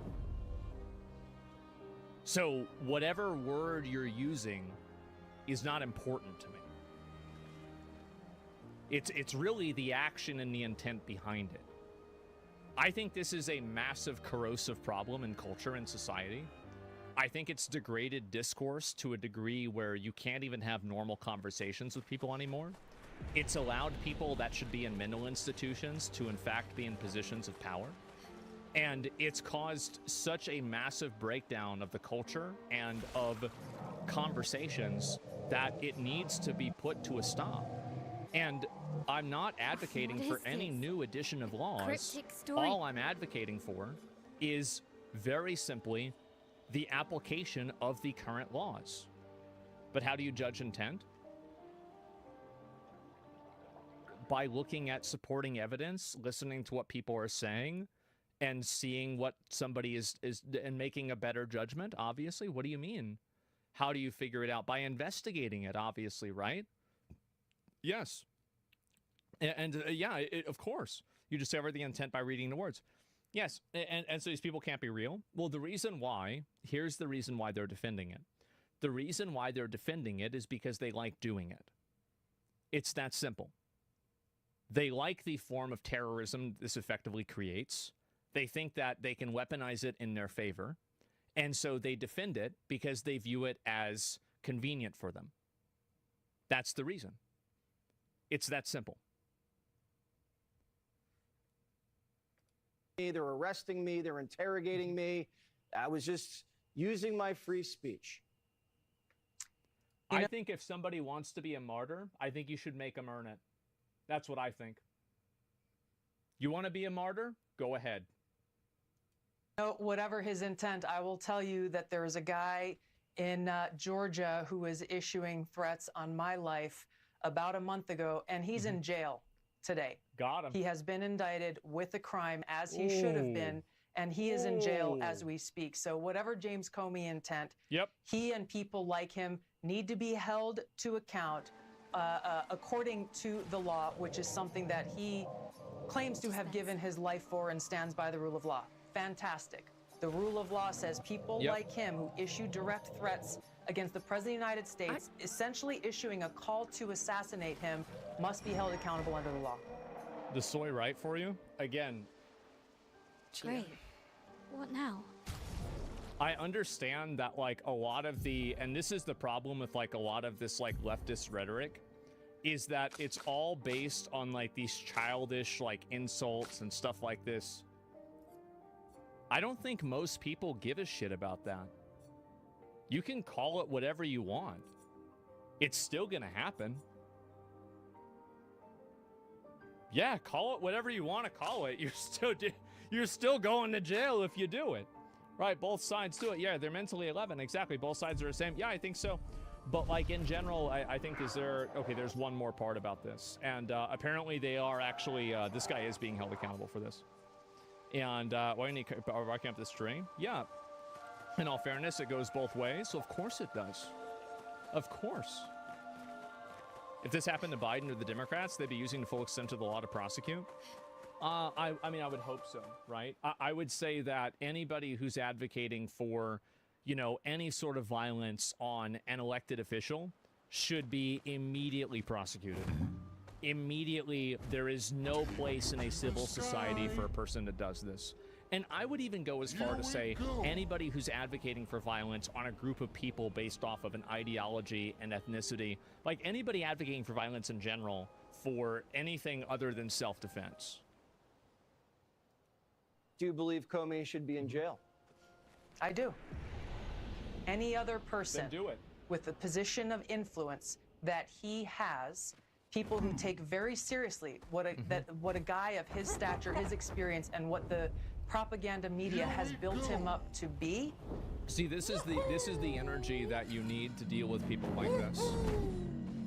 Immediate, direct, like aggressive, and definitive. This is how you deal with people like this. Who decides what qualifies for violence, though? The court decides that, obviously. When he goes to court and they decide whether he was doing this or not.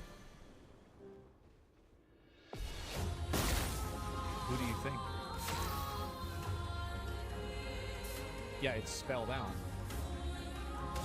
I'm very concerned for the president's life. We've already seen assassination attempts. I'm very concerned for his life. And James Comey, in my view, should be held accountable and put behind bars for this. Do you believe Comey should be... If they do this to him, my respect for them will go up massively. I will be so happy if they do this. So there's a good chance former FBI Director James Comey will be escorted by Secret Service DC for their assassination investigation over Comey's 8647 post.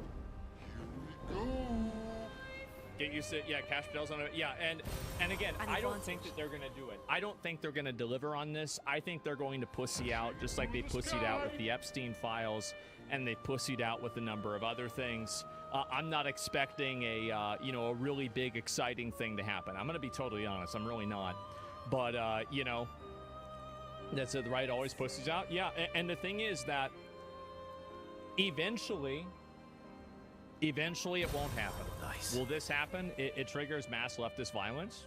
Who cares? Just bring in the National Guard and arrest them. It's not a big deal. What's the problem? Like, oh wow, there's a lot of violence. Okay, well then just get the police and put them in jail.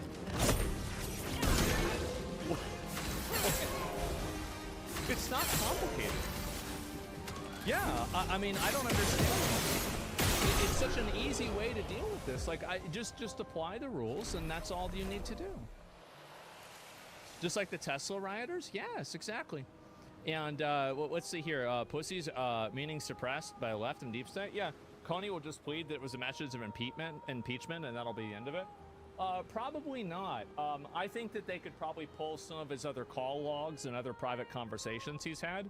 And if he's had private conversations discussing him being, an advocate or talking about like being happy about assassinating Trump, and they find that, and I think that there's a good chance that could happen, then he's cooked. Yep, they're gonna get a warrant. Yeah, that's it.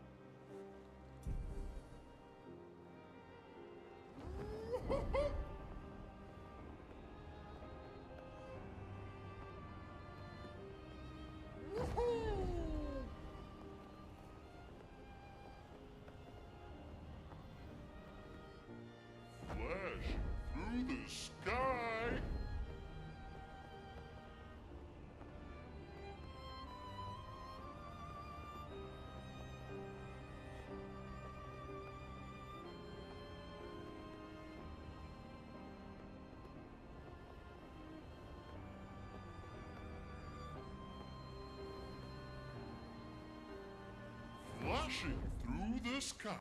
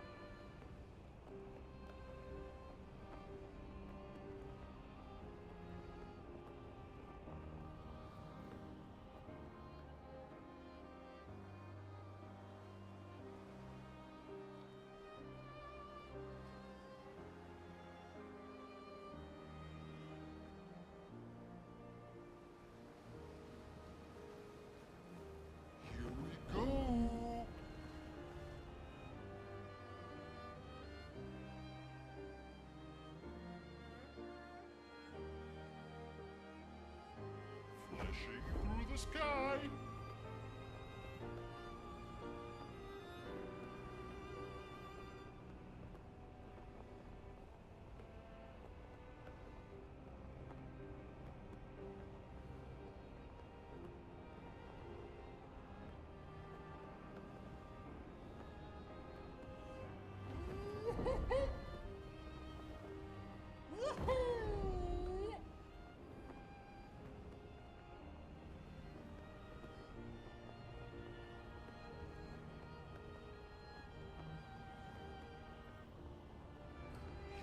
Go!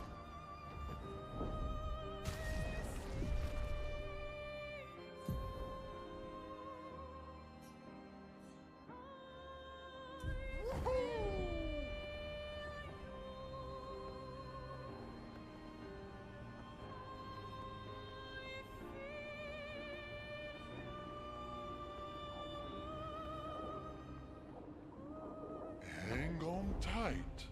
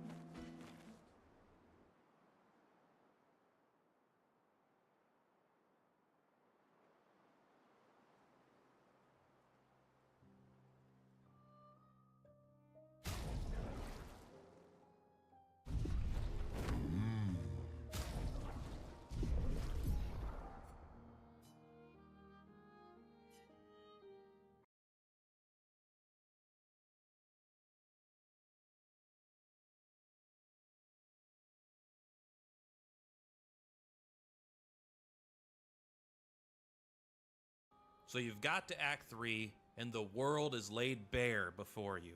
You can go anywhere and do anything. This is kind of sad. It looks like Overwatch 2 is actually dead. This stat will make you feel old. Overwatch is about to have its 10th anniversary. It'll actually be this time next year, which is a little spooky. And when we left off with the game, right, they had reintroduced loot boxes, they made sweeping game changes, and they revealed Stadium. Of course, Overwatch 2 PvE will never happen. Don't even think about it. It's just not realistic. And with so much of their team being axed, it's probably also, well, quite impossible for Overwatch 2 PvE to ever happen. But all the stuff that they did was in an attempt to rehabilitate Overwatch. But for all of that buzz, since it all launched, I haven't really heard much, and that is why I am here today, to work out what the hell has actually happened with Overwatch. Overwatch is a great game, but an awful product. That has been my personal TLDR for this one for a long time. The idea being that it's fun, but it's kind of busted by the circumstances of its creation, by the It's not interesting. That's the problem. The game's just really not that interesting. Business model stuff over the last few years, and lots of the trend chasing brand collab skins that just make me feel old and out of touch. Not because I don't like the brands, but because I'd like my Overwatch to be Overwatch and, you know, not be an advertisement for a bunch of other brands so everyone can make money. Anyway, all of that stuff did kind of piss players off, pissed me off, and pissed off players will not cut you any slack if you're a dev team. So it seems that's what they worked on first, getting the product part under a little bit of control. Now on that front, the Returnal loot boxes basically gave people an incentive to continue playing with only the Battle Pass as a payment. That's definitely a positive. Even the premium crossover cosmetics for WoW and Diablo are being included in the loot boxes as of Season 16. Wow, so they're getting really desperate then. Holy shit, I didn't even know this. That's pretty Jesus. good. Now, we're still seeing the same high as hell rate of crossovers with Gundam and Street Fighter, but now the players don't have to pay to get access to anything. They're perhaps a bit more willing to extend Overwatch some good faith. It feels a little bit less like an aggressive relationship. So, that's Blizzard's opening. Let's see how they've tried to exploit it and if it's actually worked. Stadium is the big new feature, and to recap, it's a new mode for Overwatch 2. It takes the 5v5 formula and it breaks it down into 7-round matches. Players basically choose from one of 17 available heroes, and then you play rounds of Overwatch, except that firstly, right? I think that the majority of these hero game and a lot of like FPS games, I think that they begin to die when they actually, whenever they start making it like a competitive game. When you start making this like an esport is when the game begins to die, because most people don't care about a game being an esport. They care about a game being fun to play. Most people are not esports players, right? Just, I mean, you know, what are the odds? And so, just like StarCraft, yeah, and I think in a lot of cases that's true. And so, Overwatch was designed originally to just be a really fun game, and then they quickly pivoted to making it an esport. And then the design and the programming of the game and the balance of the game is built around esport level gameplay. Well, that's not the way that average people play the game. And that's also not the most fun way to play the game. And so, like, for example, whenever you have like 4 or 5 tanks on a team, that might be the most effective way to win a game, but that might not be the most fun way to play a game. And the issue is that when you have competitive culture in a game like that, you always have those metas. And those metas kill games. It's all playable in third person, so that's kind of new. And secondly, every hero it's can all use... playable in third person? Really? Wow, I wonder where they got that idea from. That's crazy. Wow, what are the odds? Earn Stadium cash to purchase new upgrades that will alter your gameplay style in dynamic ways. Basically, right, it's kind of like the Counter-Strike shop. Right? You do it in between rounds. There are so many catch-up mechanics around taking out high performers so that things actually stay competitive. It's kind of neat. It's very much Overwatch's core hero ability formula, but where you're adding in a layer of complexity as you wish, as you build out their character. That's cool. Now, to kind of explain this, Aaron Keller broke it down in terms of 3 player needs that they've tried to hit. The first one is more downtime, like literally the time in between rounds. And that's so that Overwatch isn't just this constant objective brawl that just kind of leaves you tired. You know, you need ups and downs, you need pace. It's something that Counter-Strike does real well. The second thing is to emphasize strategy, and the third is a big one. It's to let you counter your enemies via your upgrade path for your character, rather than just, say, swapping heroes. And for a lot of people, I think that's a good point, right? I mean, that's a good idea, because like a lot of times people have like their main character they want to play, and so like if you can't play that character, you're not having fun playing the game. That's very true. Me, I just have one or two characters I really enjoy playing. Being able to counter my opponents via upgrades without having to change, that's At least they're trying. really Yeah, that's good. So this all sounds quite great on paper, and it's clearly a fairly huge feature, not just like a random new mode like Clash. And here's what makes it interesting: the reality now that it's actually live and in players' hands. Here's the stat that got me interested in making this video. So, over the first week of Stadium's release, it saw 7.8 million hours of play across 2.3 million matches, and that was approximately 50% of Overwatch's total playtime during that period. Peggy so 16. For playtime, this has had a goddamn humongous release, and broadly, the reaction seems to be consistent engagement with the actual mode. So over here, we've been tracking the responses and, you know, all of that stuff, keeping tabs and things, and the thing that we noticed is that it seems to be one of those quiet success things where players are just enjoying it. They're playing it. I am such a massive advocate against the metaphor of like a quiet success. Do you know what I think a quiet success usually is? A failure that you do not want to accept. Peggy 16. Very few games are actually quiet successes. And I think that you can look at WoW as an example. Like, come on. Like, I mean, you, like, the problem is that, and this is especially true with a lot of these video games that don't share player numbers, but when every single data point that you can use, you know, you can look at the amount of YouTube videos that are consumed, the amount of Twitch content that's consumed, the amount of searches on, you know, websites that are about it. And I guess Overwatch, there's going to be, you know, it's hard to really know where that's coming from. But like with a lot of these cases, you can look at all of these 3, like 4, 5, 10 different like points of like third-party data and then make a decision off of it. And I think a really good way to look at this is you can just look at directly, you can look at, where is it? Right here. Let's see what the Steam charts are for Overwatch. And we're not looking at the number, we're looking at the trend. Overwatch 2. So let's see, is the trend causing the game to go back up and to do well? No. No, it's not. That's it. Are you sure that was his point? Something I think is not a success whenever it is quietly and slowly leading a game towards its irrelevancy. Like that's not a success. Look up Marvel Rivals. Well, I'd go back and see what it... Are you scared that Marathon might win Game of the Year? I don't know if it will be. I've got a feeling it won't be. Yeah, I don't know. And that might seem a bit weird, because Overwatch 2 has been in the news kind of all the time, but never for good reasons. It's always been a fresh new form of outrage. So the idea that people are actually just playing a mode in the game, that's not really news. It's not interesting. It's not really talked about. It's not why Overwatch caught on in the media, at least in the modern era. Now, it's not as if everything went perfectly. There were some early issues, a stomping I think match. most media about Overwatch isn't about the game. Making some friction with player experiences in the new systems, but after a day we actually saw the Overwatch team addressing a whole bunch of things, and after a week they were already outlining changes. Keller then confirmed that a build importer and exporter is going to be coming into the game next season, so you can transfer builds alongside crossplay as soon as possible, which is quite a lot. And I think requests like this coming from players are a huge indicator of product market fit, and Blizzard's responses actually seem uncharacteristically, well, fast. They're not normally fast. And the reason why I think is real simple: institutional power and backing. Essentially, this is a game feature that has got backing and buy-in up and down the chain. I mean that like structurally within Blizzard. So in practical terms, that means that while it's not like there's an entire team making a parallel game, Overwatch 2 does have, and I just quote Aaron here, totally separate team of people that are solely devoted to working in Stadium. Now, of course, there are shared teams like, you know, map design, hero design, but basically, you get...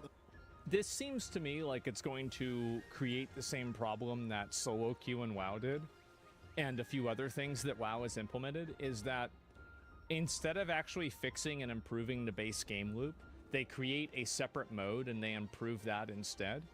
And I think that what that's going to end up doing is it's going to create a issue somewhere down the line where you have to make decisions for the direction of the game, and you have two different audiences of people that want different things, and you have to choose who to disappoint. It splits the community? Yeah, it does. The point here, this is them kind of opening up a new front in the war.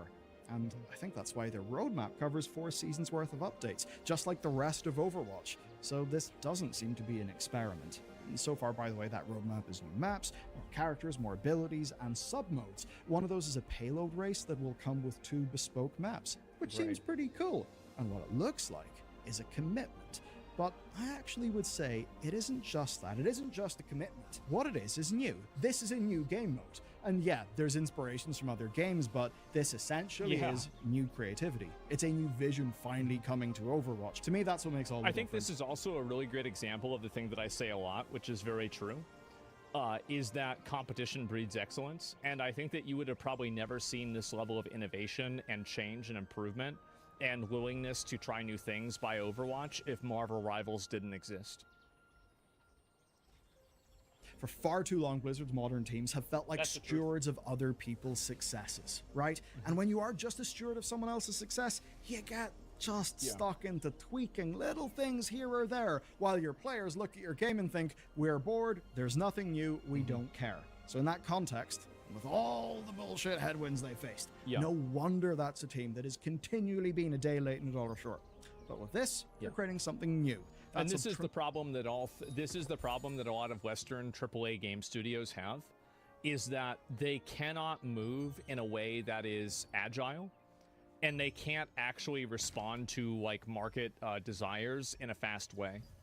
And so because they're so big and they're so like there's so much bureaucratic red tape that they can't actually like adapt to an audience until it's way too late.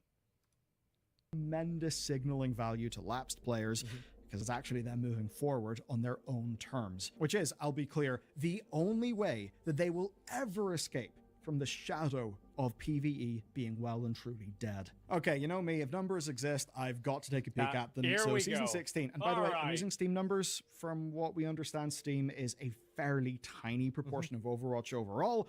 We're just using this as kind of an indicator. So Season 16 launched with a 60k peak, which is neck and neck with Season 15's 59.5k peak. And those peaks are actually of numbers that used to be their weekly norm. I mean, the overall graph really doesn't look good, does it?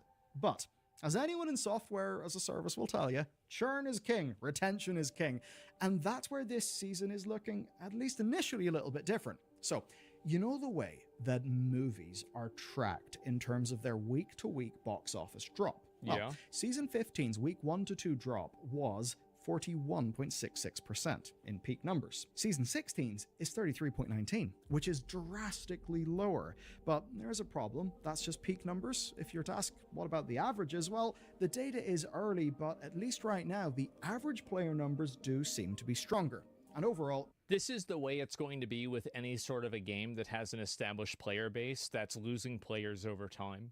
And the reason why is because player bases like that, what happens is that you have such a core audience that as more casual players move away from the game, that core audience remains relatively closer to the same.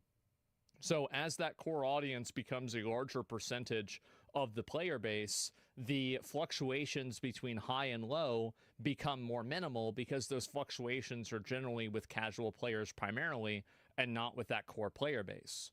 So when a game is going down in popularity, but the popularity is still like it's not changing as much, the reason why is because casual players are continually leaving and hardcore players are maintaining their popularity or their presence. That's but if they peak higher, if the peak is higher, then that's better. Yeah, definitely. It is too early to call this a success, but if retention numbers appear to be better, whilst 50% of playtime is going towards the new mode, then that certainly is a good sign. what it also can be is a pressure valve. You see, Overwatch has suffered from trying to please everybody, right? With broadly the same sort of game mode. Stadium arriving and being a better fit for a sizable chunk of players will help to ease that tension. I mean, already we've seen character-changing perks get added and be well received, plus patches to introduce and adjust those things as the feedback comes through. That's fairly agile looking, pretty good. Meanwhile, over in Ranked, well, pick bans and map voting have seemingly reinvigorated some interest. Not a transformational amount, but hey, some. And across both, there's now a 6v6 queue that's attracted a 25% pick rate, and so it's actually getting to stay around after a few months of testing and tweaking. Now, none of those things are generating the buzz that Stadium is able to generate, but what they do kind of represent is the foundations being stronger. And that's probably all playing into why Blizzard have opted to bring BlizzCon back for 2026 and not Overwatch 3, guys, okay? This time they mean PvE for real, okay? Yeah, guys, for sure. This is it. 2025. Nothing impacts the future of a game more than the conditions under which that game is made. So, why did Overwatch 2 happen? I think the answer is, in many ways, tension. Because on the one hand... I heard Bobby Kotick put pressure on them to have a big release, and that's the reason why. The Overwatch devs wanted knows? to crawl themselves towards their cancelled MMO called Titan. On the other hand, Bobby Kotick was personally invested in pushing the Overwatch esports. Goats. That was a recipe for disaster. Now, though, we have a new, perhaps slimmer Team 4 that at the very least is not left cobbling together a sequel from components of a dead PvE game that they tried to make without proper support from their C-suite. Because that's how Overwatch 2 happened. They cobbled it together in no time, and this is all happening without C-suite mandates around esports, which, to jog your memory, was absurdly overhyped at the time and was something that Bobby Kotick had, I think that's what killed Overwatch and it lost its popularity, was the Overwatch League.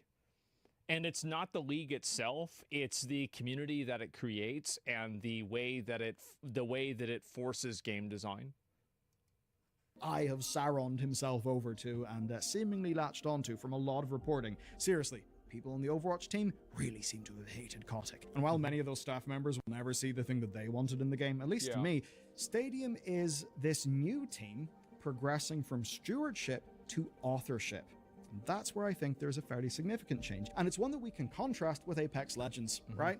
Because Apex feels like managed decline. And the best way to dispel feelings of managed decline, funnily enough, is to ship new content that doesn't feel like it's an old thing that's been cheaply thrown into the microwave. In shipping Stadium, that is what they have done. Now, this is by no means a guarantee that Overwatch 2 line go up and it's all going to be good in the future, right? It's not a guarantee of that. But I do think it marks a changing point. And if you want to understand just how bad EA's situation... I think they're trying to just do whatever they can in order to maintain their player base. And I think that makes sense, but making these crazy new modes and doing all of these new things, I think that all of that's doing is really staving off the fundamental problem that the core game loop is not great. And I think this is an issue that WoW has as well, is that instead of WoW improving the retail WoW experience, they create all of these different versions of WoW for other people to play if they're not happy with the current WoW experience. And I think that the more that you do that, the more that you have a disconnected product, and it's harder, like you're spreading yourself out more and more thin, and at a certain point, you just can't meet demand from that many different types of audiences. It's more problems. Yeah, exactly. There's an option for everything, great at none of them. Yeah, exactly. The core game loop is great. That's how people kept playing for 2 years with no content prior to Overwatch 2. But people playing it with no content, it was going down, though. Like, people were losing interest playing the game. And also, a lot of people were playing it in the anticipation of Overwatch 2. And I think that when you really saw Overwatch die was when they announced that Overwatch 2 wasn't going to happen. I think that's when the game really died. Because the game can survive on hype for years. Look at Star Citizen, for example. But if you kill people's hope for the game to grow in the future, that is very detrimental. And why the Apex Legends players are very much not happy? Well, watch our report on that situation next. Well, there it is. The League didn't kill the game. The League was doing great until YouTube, until it went to YouTube and Brig was released. Well, what I'm saying is that like the way that the game, I do think that leagues kill games. I do. I absolutely think so. And unless a game is made for esports, it probably shouldn't have esports. Yeah, W Video. Yeah, that's the league was too expensive. It was too much of a focus. It was disconnected from what players wanted. And Brig is fun now. Well, I don't really. I mean, like, look, I didn't play Overwatch at that time, so it's hard for me to say. But here's what I would say is that the popularity of the game, I think, has tremendously gone down. And I think one of the big reasons for why that popularity has gone down is because of games like Marvel Rivals that are more dynamic and they offer updates more often. And so that's really the main reason. I mean, like, I'm not sure, but that's kind of what I think is going to happen.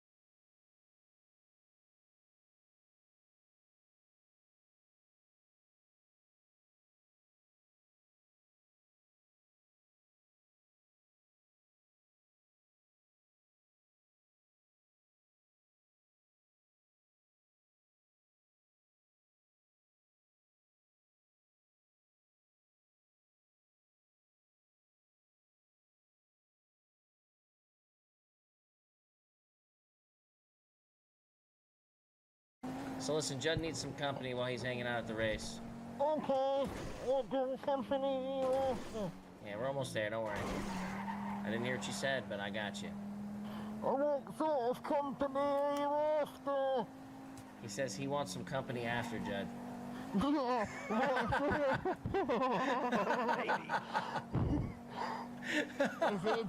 what's Yo, Rabbit Head, thanks for the 20 giftos, brother.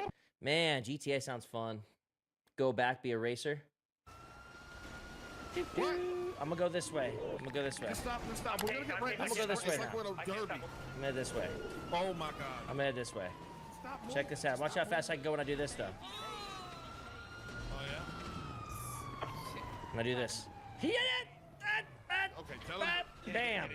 See that? Bro, we're only gifted. Please tell me. Bro, I still gotta lose them, bro. Fast I can go when I do this. That was actually clean, huh? That was actually pretty clean. Oh yeah. I'm gonna do this. He did it! Okay, tell him. Bam! See that? Bro, we're only gifted. Please tell me. Bro, I still gotta lose them, bro. You gotta understand that. Like, I don't even know how to get you guys out. Do the go. I had to get the boys. Watch us, look. Yeah. This will forever. Oh, I'm taking cover. Oh my God. Dude, what? Dude, listen, man. These guys are so fucking bored playing GTA. They will do everything just to entertain themselves. Oh my God. Just look. Yeah. Oh, I'm taking cover. No. You gotta do that. You gotta do that. Oh, I'm getting shot. I'm getting shot. Oh. That's absolutely wild. I'll do. I'm gonna go through the back here on the coldest seconds. Oh my God. The way he flew up was funny as a bitch. I'll do. I'm gonna go through the back here on the coldest seconds. Oh my God. The way he flew up was funny as a bitch. No, you asked if I have them. Okay, there's two different questions. Here you go, Okay, thank you, Mr. Bro. Yeah, I got your back if you need it, bro. I swear to God, you better get the I got your back. I was just getting your back. I was just getting your back. Okay. Oh. So stupid. I'm a freaking criminal. Look, you asked if I have them. Okay, there's two different questions. Here you go, sir. Okay, thank you, Mr. Raul. Yeah, I got your back if you need it, bro. I swear to God, you better get the fuck out. I got your back. I was just getting your back. I was just getting your back. Yeah, okay, Ziggy. okay, I think Yo, early RP days with Ziggy was some of the funniest shit, man. He was great, dude, at showing me a good time. back in the RP. front.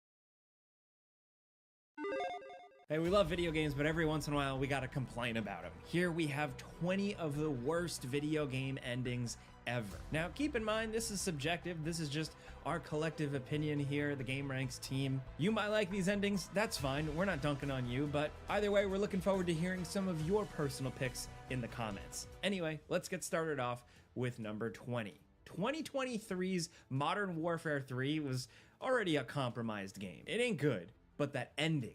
This is already a series that isn't known for its coherent, always high quality storytelling. When it hits, but when it misses, it really misses. Look, we're really just here for the action movie schlock, and that's mostly what these games end up delivering. It's not usually a thinking man's campaign, but usually there's enough like booms and bangs and entertaining set pieces to keep you playing for a while. So you gotta lower your standards a little bit when we're talking about Call of Duty stories, but even looking at this game with rock bottom expectations, the whole thing just falls short, man. It's somehow even shorter than your average campaign and full of obvious padding with levels that are clearly just chunks of Warzone maps cut into chunks and dumped into the campaign.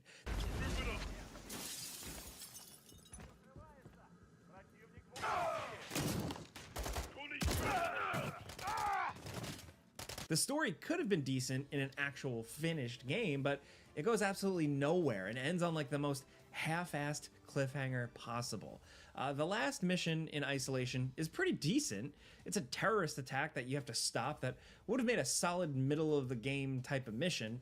The problem is that this is where they decide to end the game. Like, you start dismantling the bomb in the train tunnels, then suddenly the bad guy Makarov shows up, shoots series regular Soap, and bounces. Your hardcore special forces team just stands around there like total chumps afterwards. They don't even chase after him. It kind of just feels like a cartoon. The bad guy runs away and they just stand there like, oh, we'll get that no good Makarov next time. It just feels so lame. Playing for this first time is like, yeah, that was disappointing, but okay, let's get to the next mission. And then, why is everyone standing on a cliff spreading Soap's ashes? Is this the end of the game? That's it? Yeah. That's it. The game doesn't really end so much as just abruptly stop. The train runs off the track, so they just roll credits to paper over the fact that they really don't have a proper ending here. Even the post-credit scene is disappointing. Man, what a mess this one was.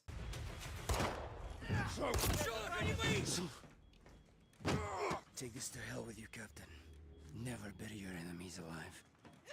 Next, over at number 19, everybody loves Silent Hill 2, but very few games can pull off the balancing act that game managed to achieve with the ending. It's both shocking, inevitable, and adds a layer of psychological depth to the story.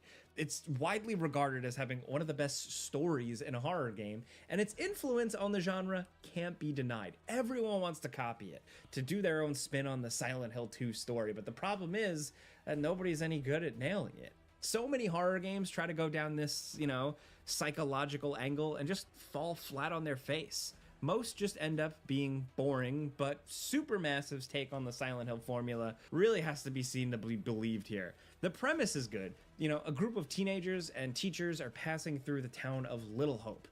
The bus breaks down, some spooky fog rolls in, and everyone gets lost. Eventually, the characters start getting transported to the past for a typical Salem witch trials thing, and people start getting picked off by monsters. so far so cool, but it's all fairly bland stuff, you know? A lot of generic wandering around with not a lot of plot progression until the ending comes and just slaps you right in the face with this inevitable twist. See, the bus driver that disappeared right at the start of the game was actually the main guy the entire time.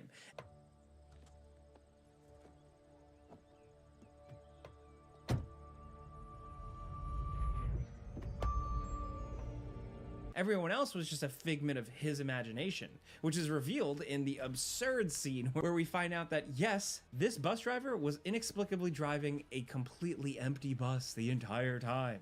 Look, I guess you could justify this all with like a Jacob's Ladder twist, you know, with the bus driver being dead or dying or something, but no.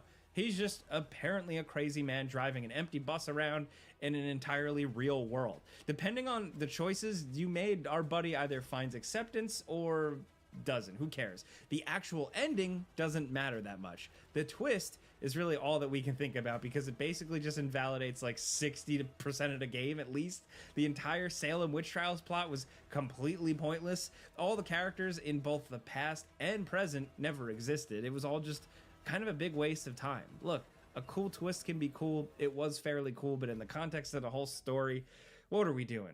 Next, over at number 18, Tom Clancy's Ghost Recon Wildlands. If there's one thing that the people at Ubisoft inexplicably love to do, it's end their open world action games with deeply unsatisfying endings that really made the entire 30 to 50 hour journey feel kind of like a waste of time or some busy work.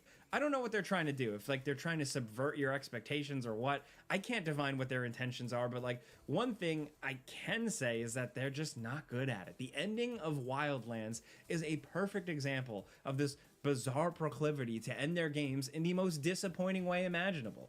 The plot to the game is really simple, you know? There's an absurdly evil cartel, and you have to dismantle it boss by boss to then get to the big final boss man himself, the big bald baby that is El Sueno, this kind of personality-free drug lord. Seriously, this guy leaves zero impression. He's not an exciting villain, but this game seems to think like he's the ultimate badass chess master who's always 5 steps ahead of the special forces guys. Like, that leads to the endings. There are actually 2, and they're both stinkers, but somehow the true ending, the one where you get 100% completion and completely dismantle the cartel, is the worst one, which, like, I guess I'd call it audacious if it wasn't so lame. Okay, so you finally confront El Sueno, but he's got protection. He made a deal with the government behind your back, so you can't kill him. That's the ending. You drive up to his compound, you know, this cliched 80s action movie thing happens, and you bring him in. Man, what a satisfying conclusion, huh? Really made all the effort tearing down the cartel across this whole country just feel like it was worthwhile, huh? Yeah, only it gets worse. The final cutscene reveals, through the narrator, speculating about future events for some reason, that El Sueno is going to just cut loose from government supervision and start a whole new cartel with blackjack and hookers, and it'll be called the Rebirth, and it'll be even more badass and more powerful than ever before. Look, this is so weird and stupid on a lot of levels. It's the world's dumbest and most unnecessary sequel tease that they never even follow up on anyway. They even made a sequel, but took it in a completely different direction, so that says a lot, and there really wasn't any reason for any of this. Next at number 17, Stranger of Paradise Final Fantasy Origin. Nomura has so much to answer for. Look, the games are great, we love them, but the stories in his games are silly, overwrought, they emphasize coolness over coherent storytelling at every turn, and generally don't make a lot of sense. Sometimes it works, like for most of the Kingdom Hearts games, and sometimes it really, really doesn't, like with this slop, like the third birthday here. Look, we've talked about that game's ending enough to fill like 20 lists, so we'll spare you the little girl body swapping and inexplicable police raids for something that's either the best ending we've ever seen or the worst. Look, I don't know if we're supposed to laugh at or with Stranger of Paradise still. We had fun with it. Like, I do think there's a little bit of self-awareness with the game's brand of over-the-top grimness. It's funny at first, hearing the little 8-bit cartoon Nightman Garland, the guy who said he would knock you all down back on the NES using swear words and slashing his enemies to bloody ribbons. It's cool if you're nostalgic, but by the end of the game, things really take a decidedly Nomura turn, where they just cannot decide if Jack Garland is supposed to be a bad guy or a secret good guy or what. Better than good. Only Jack can fight like that. Glad to see he's back. Took long enough.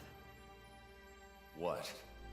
The entire final segment of the game is just a total mess of character motivations and inexplicable plot contrivances. Like, why bother trying to add a tragic element to the story of an 8-bit game whose story could be found on a napkin with room to spare? I didn't need to know that the elemental fiends were actually all best buddies, or that Garland actually somehow manufactured the Warriors of Light or something. Like most of Nomura's stories, this is more of a vague approximation of storytelling where characters just sort of motion toward doing stuff and we're supposed to read it as significant, even if the logic really doesn't make a lot of sense. And I mean, again, I buried the lead here. The amazing thing about the game is that it's not even really a Nomura game. He's not even a credited writer on the game, but his Axe body spray stink is really all over this thing. I guess that's why it doesn't really work that well. You can't go full Nomura without the man himself. Agent Garland, you are hereby discharged. Goodbye, Jack. Lufenia thanks you for your service. You give Central a message of resignation for me. Next to number 16, this may be a case of beating a dead horse, emphasis on the dead part, because the ending isn't even canon anymore here. We're talking about the original ending of Fallout 3. It's not even part of the game. By default, you're getting the Broken Steel DLC included anymore, which replaced the original ending entirely. And while the DLC stuff definitely feels like a tacked on add-on, it's still a hell of a lot more satisfying than how Fallout 3 originally wrapped up. The ending is infamous for one simple reason. The writers really want you to do a heroic sacrifice, but the sacrifice makes no sense and is deeply unsatisfying on pretty much every level. The final mission is pretty great, just mowing down Enclave goons with the help of a giant robot. That's awesome. That's so solid. The bad guy really is a total nobody, just an absolute nothing of a villain. So you take him out really easily, and then it's time to shut down Project Purity. There's a problem though. The chamber is full of deadly radiation, so if you go in there to save the day, then you will die in the process. It's such an out of nowhere, unsatisfying sacrifice. There's very little build up to it, and if you do it, then you just kind of keel over in the room.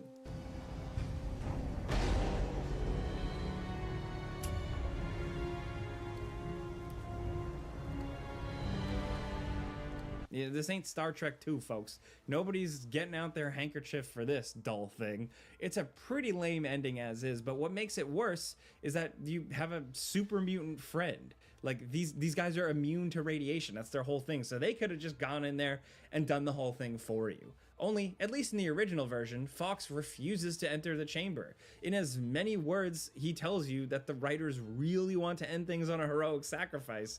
So even though it makes perfect sense for the super mutant to go into the radiation chamber, he just won't do it because destiny.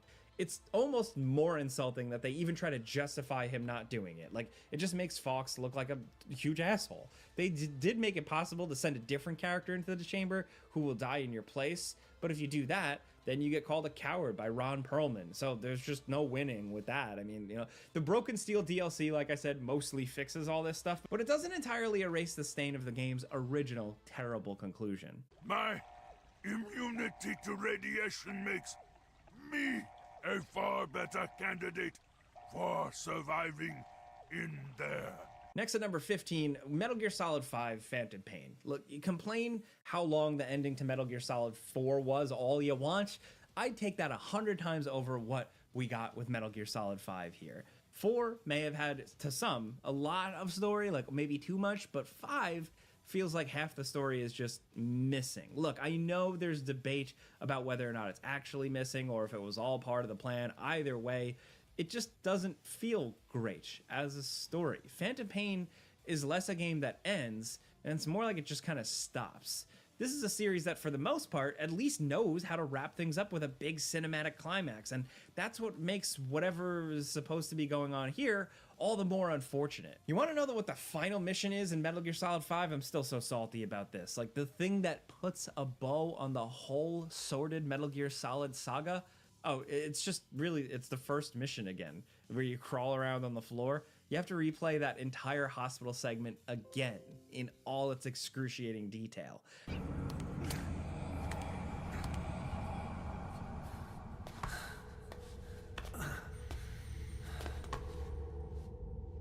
That's the final mission of the game, given with no setup and no fanfare. You just do a few replay missions in whatever chapter 2 is supposed to be, and then you get the truth, which is literally just the first mission in its entirety with a little bit extra stapled onto the end to reveal the big twist. Look, I'm not even hating on the twist. The reveal that Punished Snake is actually a different guy given facial reconstructive surgery and mental conditioning isn't entirely terrible. It's actually kind of cool, and it fits with Metal Gear. If this game had a more fleshed out story with like some actual cutscenes and real characters that go places, this reveal could have been way, way cooler. Unfortunately, it falls a little flat. That's also ignoring the fact that huge story events just go unexplained, like Liquid steals a Metal Gear and then nothing happens. They should have called this game the Phantom Plot. Hey, nobody's ever made that joke before, right? Anyway, let's move on. Next at number 14, Rage. Speaking of games that just end, this is the 2011 award winner for Best Sleep Aid because it has one of the worst, most insulting, kind of rushed feeling endings of a game that we've ever played. Look, we know that when they were making this, they were obsessed with megapixels and barely seemed to care about the actual game part. It was all about the visuals at the time, but it would have been nice if the folks at id to actually, I don't know, have some sort of climax here. It's not like this thing is story free either. It's got lots of dialogue about how you have to like stop the evil authority from taking over the wasteland or whatever, but then at the exact moment the game feels like it's starting to ramp up and hit its stride and get a little interesting, the game ends. The final objective of the game is to reach the satellite uplink to reveal the location of all the arcs or whatever, and you'd correctly assume that reaching this system would be some kind of challenge, like it would be located at the heart of enemy territory. So when you enter the outer wall of the authority's main city, you assume, that you might actually get to explore that city, fight some new enemies, maybe do some quests. Expectations are pretty high when you first get a glimpse of that gigantic high-tech city. This last third of the game could be awesome. Then you walk down a few corridors, you go up an elevator, and oh, there it is. That's the satellite uplink. It's just here in this random hallway, right in the wall outside of the city. Okay, well, this is probably just one step of the mission, the whole plan, right? No, you goof. You thought this was the game, but like you actually paid for what is an expensive tech demo. That's the end of the game here. This tiny room where some generic monsters attack you while you wait for the satellite thing to happen.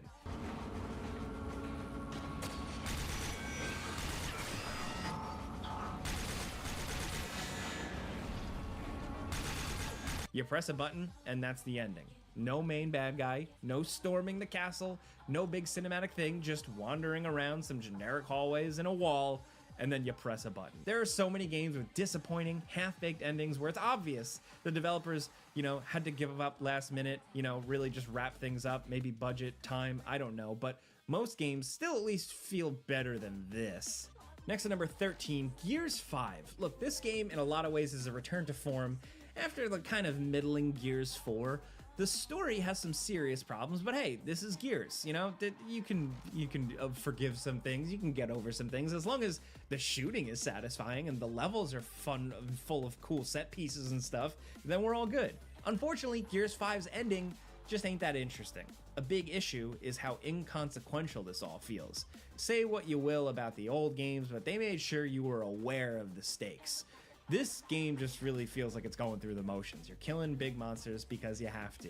Oh, there's a new queen just because, and here's the part where for some bizarre reason they decide to include a moral choice where you have to decide which of the main characters lives or dies.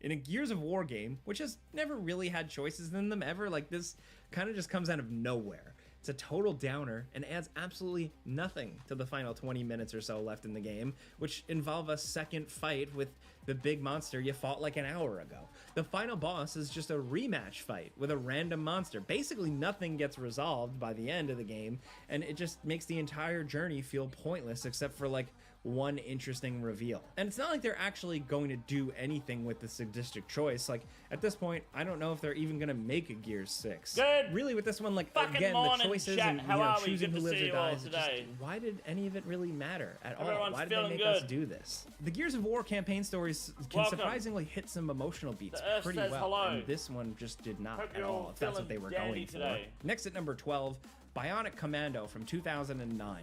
Okay, Heck, look, the we tank all is know in, about that's the for arm. sure. The big twist at the end of the Good game, morning, you I know, tried, is but where the feed. bionic arm Sound of like the a character Dota 2 contains player the or a soul LOL player. How are you? or something of Spencer's Monday, dead God, wife. it's Callisto It's funny, Mass Day. it's stupid, it's And goofy, then it's there'll be unnecessary. Yama- The concept Yama- alone is Yama ridiculous. content at the end The of the, wife well, is after the arm. mass. It's just funny to say. You know, you need Yum, zero easy context to peasy. just laugh Hope at everyone's that. good today, though. What We you ready to might fight? not know is that in this scene Ready where to the set these embarrassing truth is motherfuckers up? revealed, it actually happens Something like I've gotta do. I 2 just don't know minutes what it before is. the actual ending of the Been all game. fucking day The I've been final thinking I've gotta do chapter of something. 2009's ill-fated missing something. Bionic You're gonna get Commando your Void remake I've already is got my like Void 5 Void. minutes total. It's Already got it. absolutely I just need to short go and to, clearly Spindle pretty or rushed. Bennett Like, Addison, get the this gem. is the developers packing things in. They're Can't 2 be weeks fucked, you past know? the deadline and they have to give Capcom something. the point in using the Anything, Void Waker now that just I've to got make the sure horn, that the you know? game is Like a done with. guaranteed This is hit. the sort of ending you get because discs are being stamped yesterday and it shows. Not just because of like the Super Joe out of nowhere heel turn and Brother. insane What the fuck? The hell was that horse shit? Jesus. Alright. When'd you get that? Oh, I got the Void Waker piece fucking like 2-3 months ago, dude. Made any of the new pots? Yes, I have. Yes, Beans. I've made, I think, 15 of them. The old goading potions. Yeah, they're not tradable, right? They're good XP. There's like a, what the fuck? What is going on today? Hello?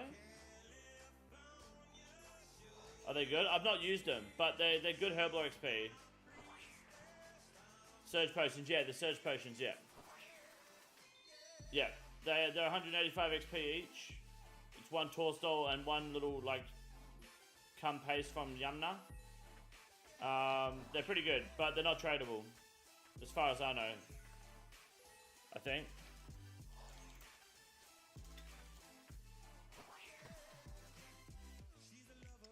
Yeah, they're not tradable. But they are nice. So much fun at Top. I've heard they're really good, yeah. Have you used them? I've not used them, no. What is he going to do with the Barrel of Demon combo? That's it. Turn them into Surge Pods, dude. That's the play. Look at that lag spike. It's beautiful. Okay. Haven't had to do much Yama yet. I'm excited to learn more. Well, Beans, today you may see some Yama. We're going to do some Callisto massing first. So if you want to do some PKing, feel free to come by and smash some people. And then I'm going to go there with Fergo later. So if you've got any questions, tips, or whatever it is, you let us know. We can sort you out. Corn, good morning. How are you? Jesus the Lizard, what's up? Good morning. When's Mass Callisto? Today. This stream. Very soon. Not long now. Make sure you follow the prompts, otherwise you won't get into the mass. Oh, you got this Caesar pet? Where? Fucking Dino's back in doing Celestial Rings, my man. The fuck? Did you say Yama is more or less difficult than CG? It's more difficult than CG, yeah. CG's... Oh, ooh, free meeting Blue Squad, boys. That's big. That speeds up the rate at which you get to Callisto. Awesome. Oh, 13kc. Nice work, dude. Fuck yeah. That's what happens. You show up to the live stream, you get that boosted RNG, dude. You're welcome. I'll take my cut.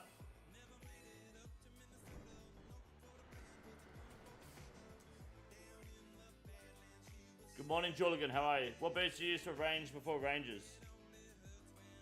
You don't. You don't even use ranges.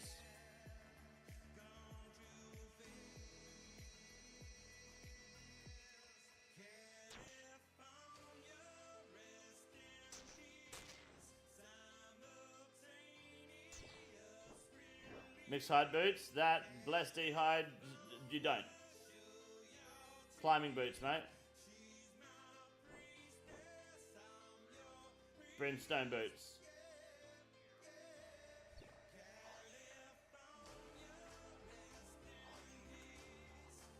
Huey boots, yeah, the Huey boots, they go hard, yeah. They're probably the best. They might even be better than Ranger boots, the Huey boots.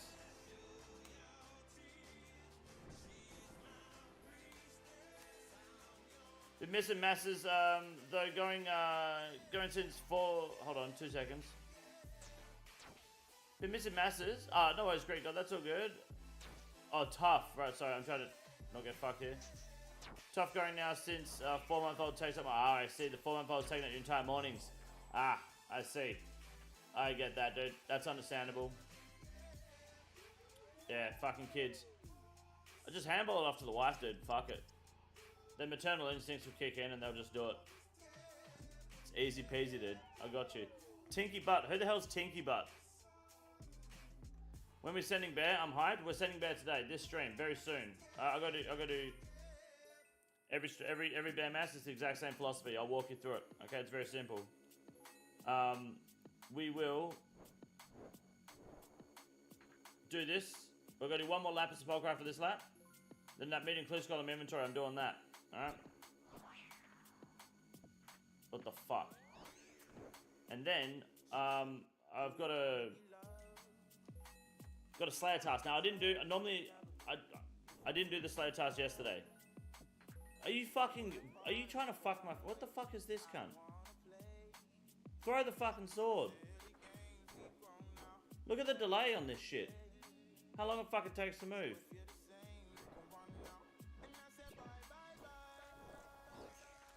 So, I'll do one more lap. Fuck you. I'll do one more lap of this. Fuck you. I'll do one more lap of this, and then do the mini flip scroll, and then I've got like 30 mythical dragons to kill. Then we'll go to the bear. Sound good? So glad the clue stuff passed. Yeah, that should be in the game soon. Love the little guide to death, but no free time. Can't wait till he's older and can distract himself. Yeah, honestly, dude, like 8 more months and he'll be on fucking. You'll have your distractions sorted, if that. It's all good. King, would you use Shadow with Virtus gear instead of Ancestral? No? Why would I do that? The time to squeeze in some nubby? No, not at the moment. No, Mrs. Robinson's gonna be doing nubby.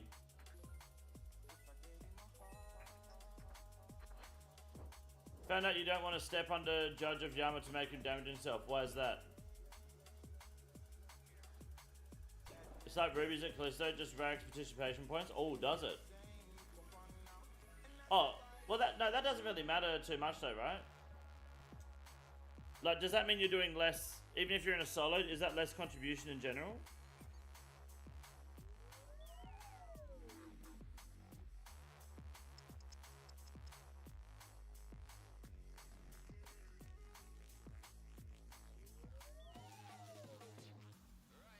Yeah, we had 11 shards instead of 12 because of it.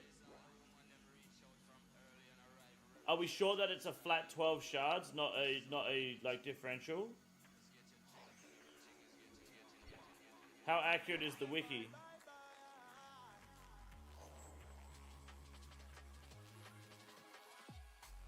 The stream fucked for anyone else? No. I hope it's just fucked for you, Reaper. Good to see you today.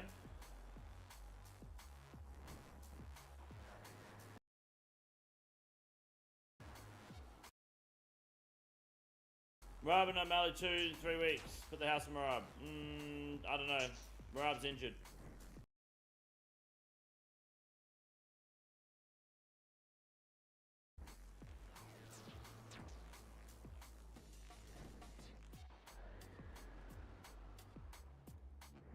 Oh, I've got brain damage. You fucking idiot.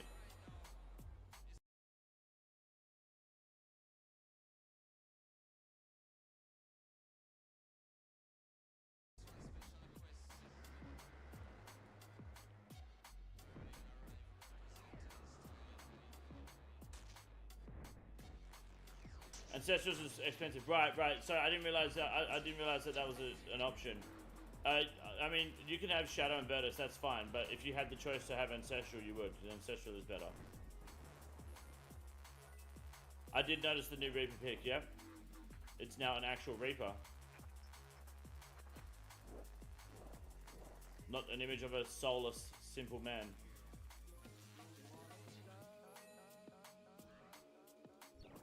I'm not gonna get that coffin today, we're going straight through.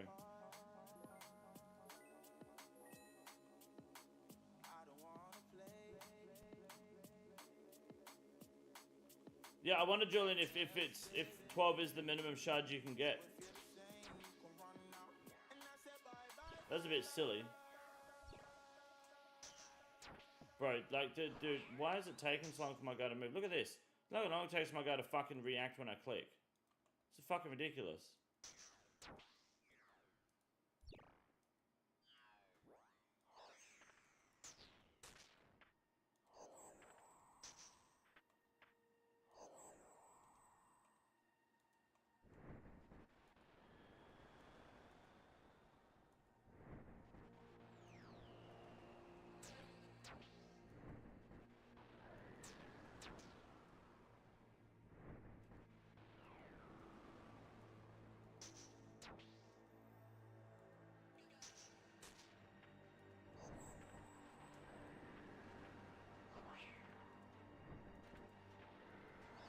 So one's hit the bridge, you're fine.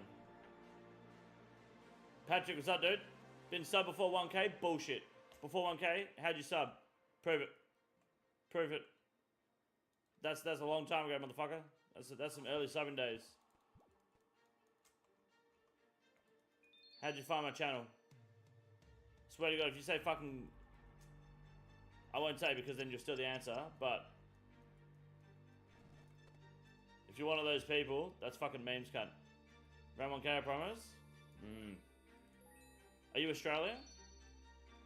I was sub -1 actually. You fucking weren't, cunt. Sub since 1st of May 2025. Thank you. Appreciate that. Thank you. Getting it fucking done. Like a Chad. Alright, one more lap. One more lap. I'm gonna hot world though. This world's fucking shocking. Oh my god. From the UK? Wow, okay. Interesting. Thank you, Patrick. I appreciate that. You're a legend. My man. Someone wrote your channel name on the back of a toilet door. Did they actually? Sounds good. Can't you check on Tube account, buddy? No, I can't. Don't you always remember you saying King the Don Condor? I do recognize the King the Don Condor, yes, absolutely. Getting it fucking But done. the whole Like the sub 1k, around 1k, that's a long fucking time ago. I was curious if you're one of the people that found my sticker in the McDonald's drive-thru or not. Going for the last 29 American dollars. Thank you, Beans, for the previous 29 American dollars. You're a legend. Thank you. I looked up OSRS for retards on YouTube. Ah, that checks out.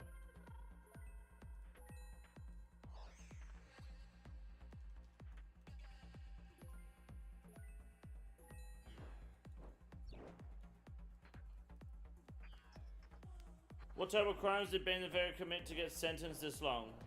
Commitment, basically. Oh, should it pop up? It did not. That's funny though, I like that. These people messaging me for Mass Callisto. We've got Tinky Butt, I'm ABX, and Simp Kun. If you guys are looking for access, just let me know who you are in the stream chat so I can put a name to the face, hold you accountable for your actions, and then we're good.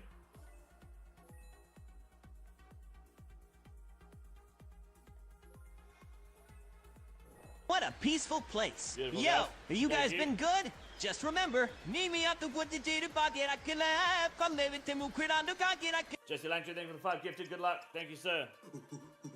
Fucking bang. Hell yeah. Jeez, hit the dad getting a fucking play body. My man. Smackins, who's schmackins?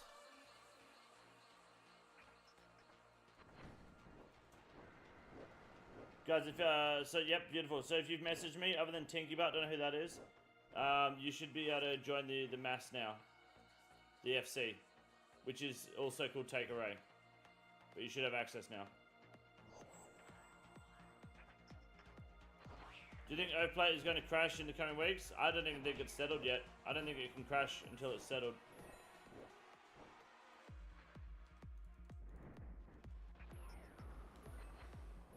Well, the guy, buddy, I'll drop in. As always, duty calls. No worries, Patrick. Good luck, man. Thank you, man. I appreciate that. Will Snipes go down to 50 mil? I don't know. What's it at the moment? You guys are asking questions that I couldn't possibly answer. Will my cholesterol continue to skyrocket? Oh, I know that. That's for sure. Of course. Especially if 7-Eleven keeps those fucking deals up. It's nice being able to use wrath runes on iron now if Yama's a good source. Yeah, it's actually nice, eh? It's less taxing. What's up, my brodo? How you doing? Good to see you.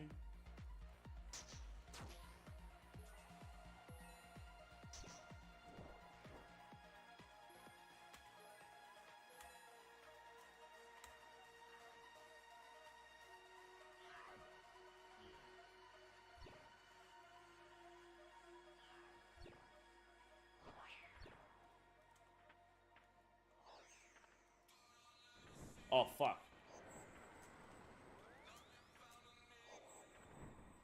Am I going to be able to make this?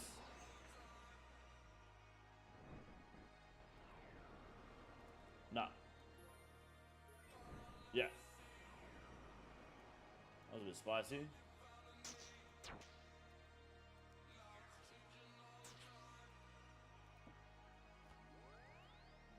Sure thing, dude. Whatever.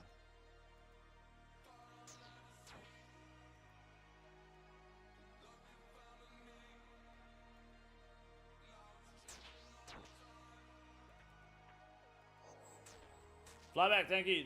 Third prize shoeies today. Oh, whoa. It's not one third prize shoe. You out of your fucking mind? Wench! I need a shoey, please. When you're ready, don't rush, don't get up. Or when you're ready. Flyback, thank you for the $50, mate. I appreciate it. GZM killing the boss. 1/3 fucking shoeies. That's what I was told. Who told you it was 1/3 fucking shoeies?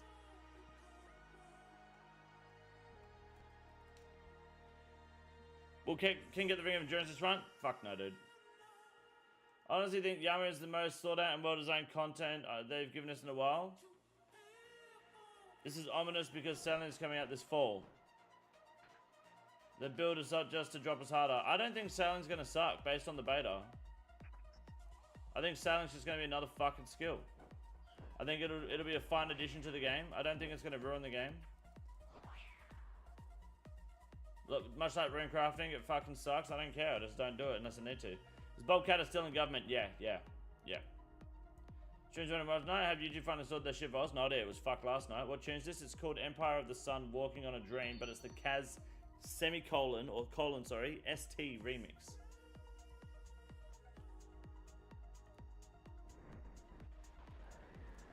You did a drunken stupor about an hour ago.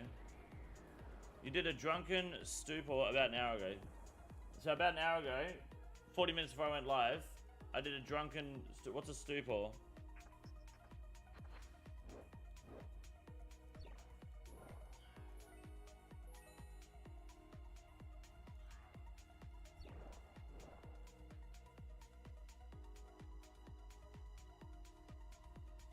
You did in a drunken stupor. So what's in it? What's a stupor still? You're not answering my question. Don't try to correct my fucking grammar. Answer the question.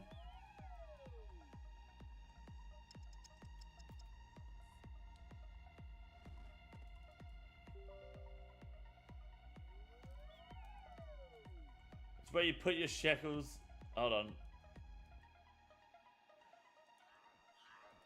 It's what you're in every day when you get drunk on stream and start talking nonsense.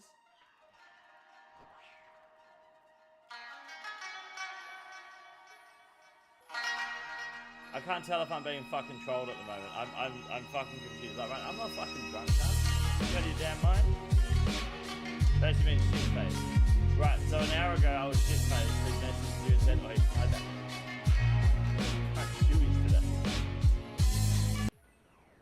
Have you heard about Deadman All-Stars thing happening? Any thoughts on it? Yeah, I heard about it. Any thoughts on it? Looking forward to it. Sounds like it'd be good fun. What are your thoughts on it? It's exactly how it went down? Alright, understandable. Understandable.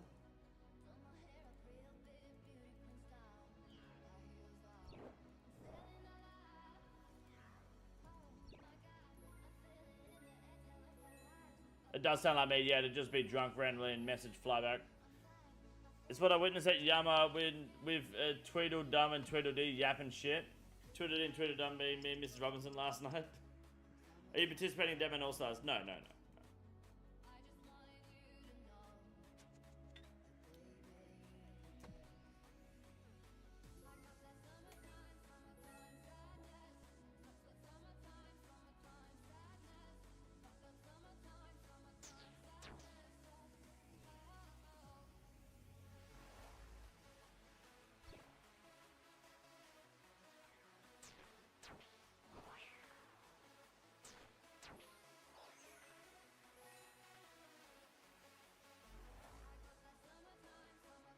Good luck.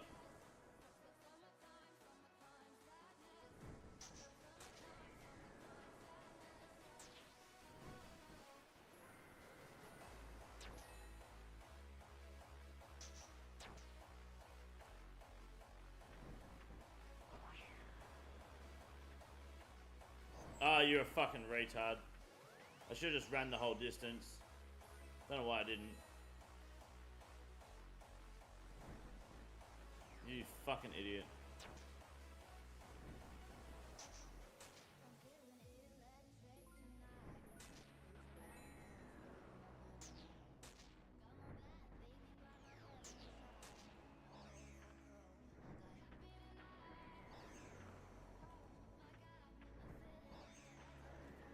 Alright, we're good.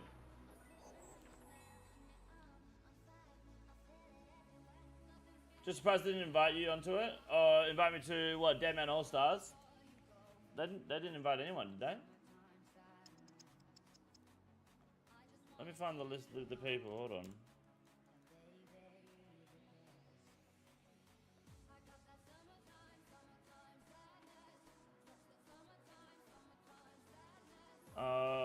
Was it solo mission?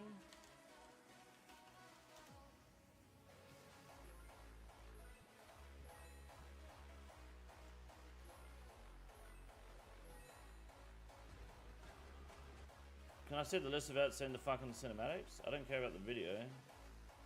Is there a list of the people in the Deadman All Stars?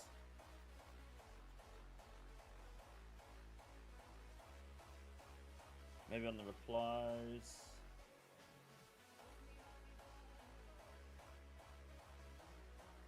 It's in the video? Oh, is it? Fuck, I better watch it then, eh? The one he put on Twitter?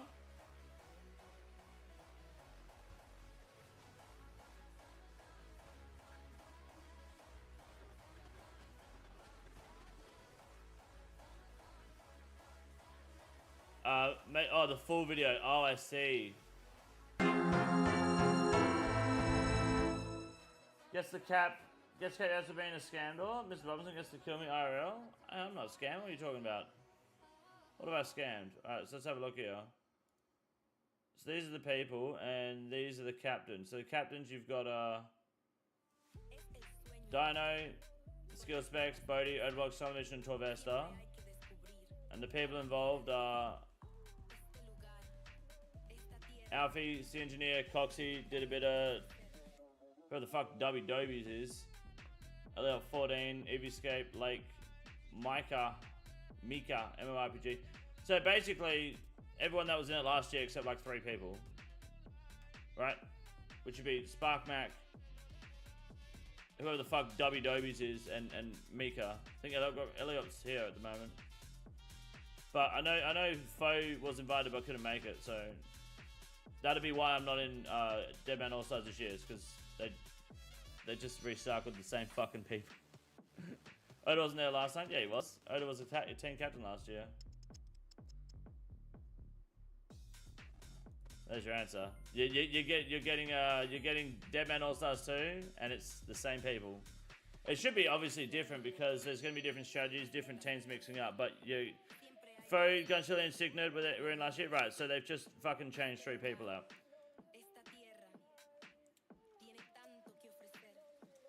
I feel like that's the main problem that Gillenor Games has, in my opinion, for me as a viewer, is I don't want to see the same cunt every season.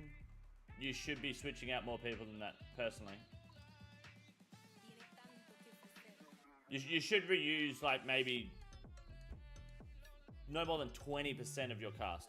Foe and Settle won't be there. No, Foe can't be. He's doing something. I think he's doing something for his mum or some shit. Having a retirement celebration in Hawaii. But I'll watch the finale. I won't watch the series building up because it's too much to keep track of. I'll just wait for the finale. That'd be cool. Finale would be great fun. No way you are less known.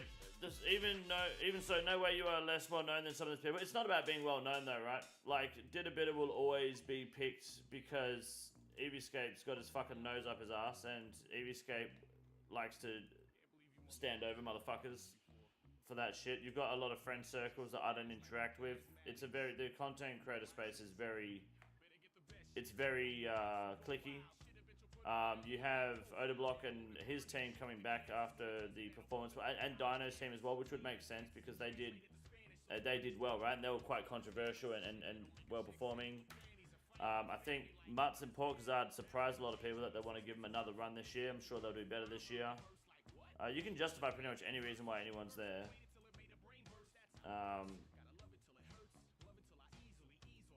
It's just at the end of the day, it depends how you want to go about doing.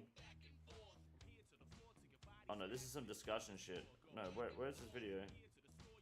It depends how you want to. How is it Solo Mission or is it RuneScape that's? Is it Jagex that does the Deadman All Stars? Like who's? I know Solo Mission essentially hosts it, but who's the person that benefits from this? You know, on the same team would pair well, of course. Clicky bullshit. Yeah, it's a lot of clicky bullshit, right?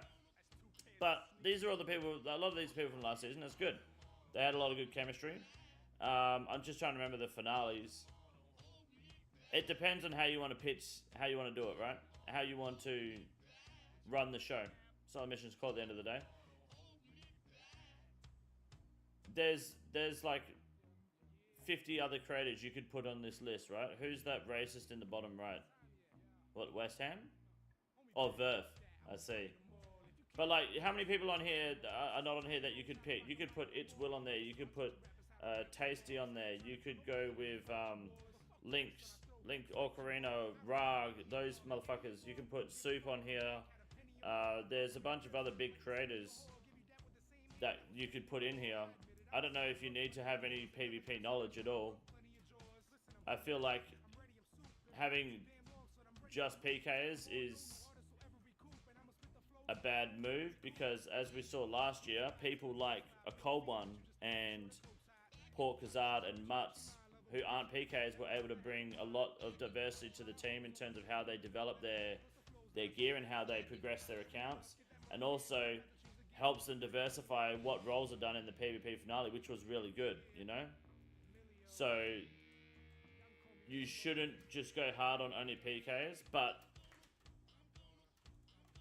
there's probably, I'd imagine that, I mean, I don't know Solo Mission at all. I can imagine there being a sense of not wanting to upset people by not picking certain people. Put Limpwood on there and lock him in his chunks, that'd be funny as fuck. I can imagine creators getting salty for not being picked. Picking Tyler 1 would have been asking Tyler 1 would have been a fucking good idea. Yes, that would have been great. It's just specifically focused on PvP aspects, as opposed to last year.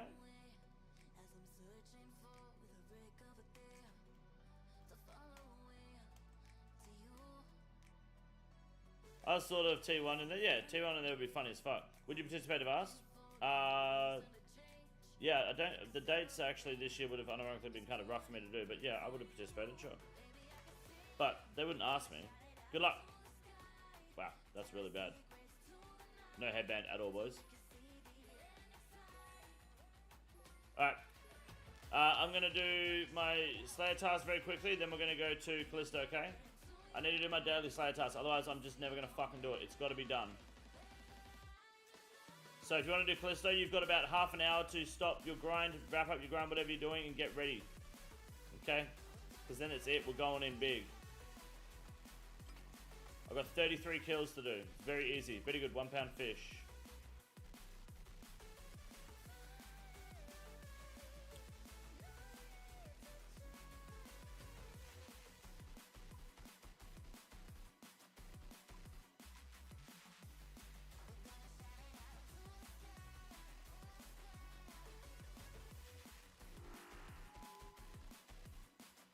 King Bullion.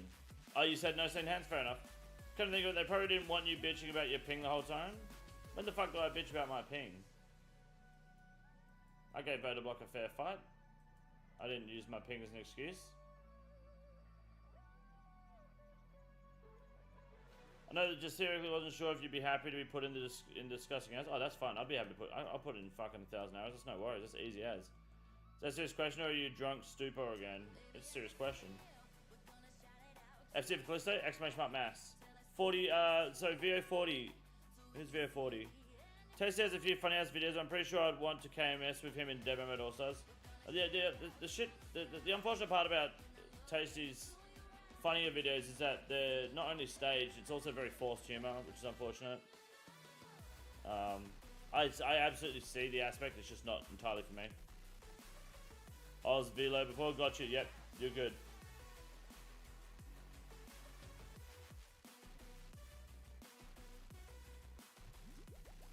I feel like you absolutely did drag those people on 416. No, that was a completely staged. You're talking about Tob? That was fucking staged, cunt.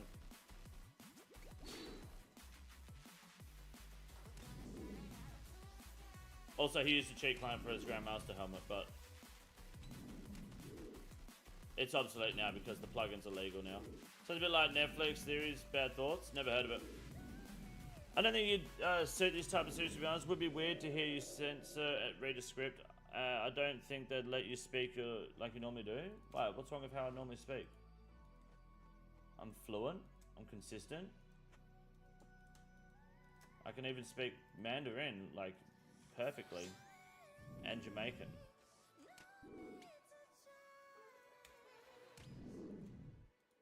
Coming as there, but it's not great. Right, I see what you mean. Yeah. Yeah. Pretty much. The fake accent you put on? Which one? Right, got you. If you're in demo mode, you'd be restricted on what you say. Are you sure? Why? Does Odablock get restricted on what he says?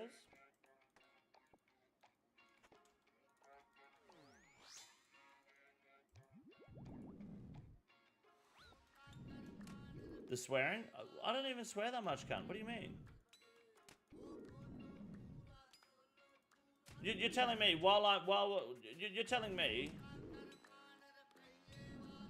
you're telling me doing demo mode also, if I was live streaming my progress, I wouldn't be allowed to swear on my own fucking stream. What do you mean?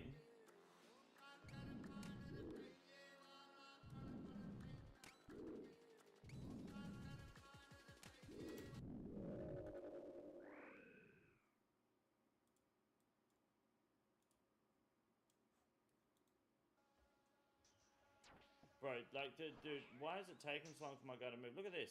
Look how long it takes my guy to fucking react when I click. It's fucking ridiculous.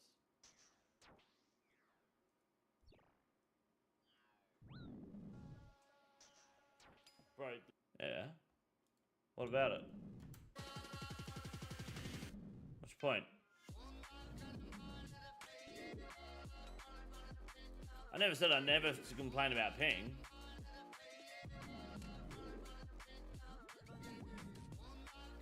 You never watched the Perv stream? Yeah, I feel like you guys are not winning this argument. I don't think that's true. I can't imagine being told to like not swear when in the Deadman mode All Stars. That doesn't make any sense. Ping and RNG, your biggest complaints? Yeah. Is that a problem? Well, ping, RNG, and residents of Pakistan, but that's not, you know, that's not entirely relevant.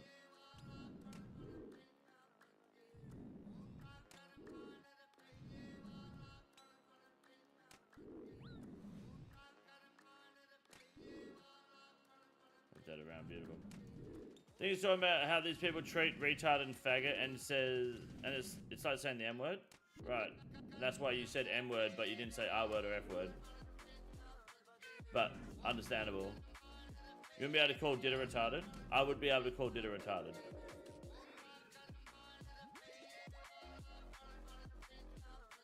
I doubt that Solomon would be like, hey, look, one thing, you can't call Ditta retarded. Like, do you really think they would do that? On my own stream, like I could like, what's the difference between that doing that now and doing that then? Jagex would, but it's not Jagex's event. It's in the Aussie blood, mate. Natural swearing is straight up birthright in this country. I feel like you like. Yeah, I don't think it's that bad, to be honest. It's not a Jagex event. Jagex hosts the finale on their stream, but that's only the commentators that are on there, right?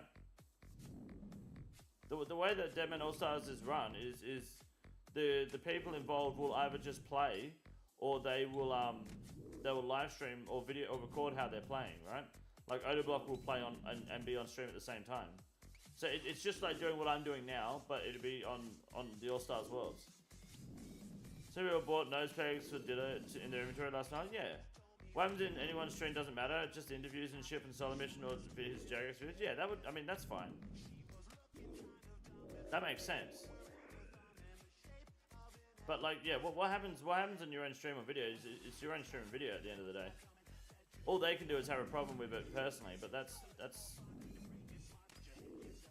I feel like if that's people's biggest concern about me as well, then they're kind of just overlooking the content, right?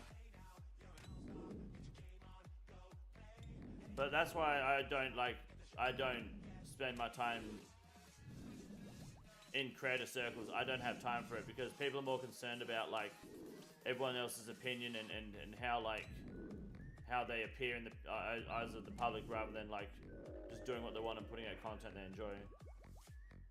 I'd rather sit here and call people retarded and you know, make the content I want than bend over backwards just to please a couple of fucking hand jobs, you know?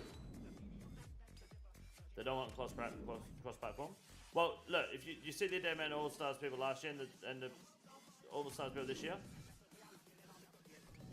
yeah, it's basically just change a few people, keep most of them the same. They're easy to work with, of course. I'm sure they're great to work with. Their schedules line up. They're already full-time, so you're not dealing with people who are...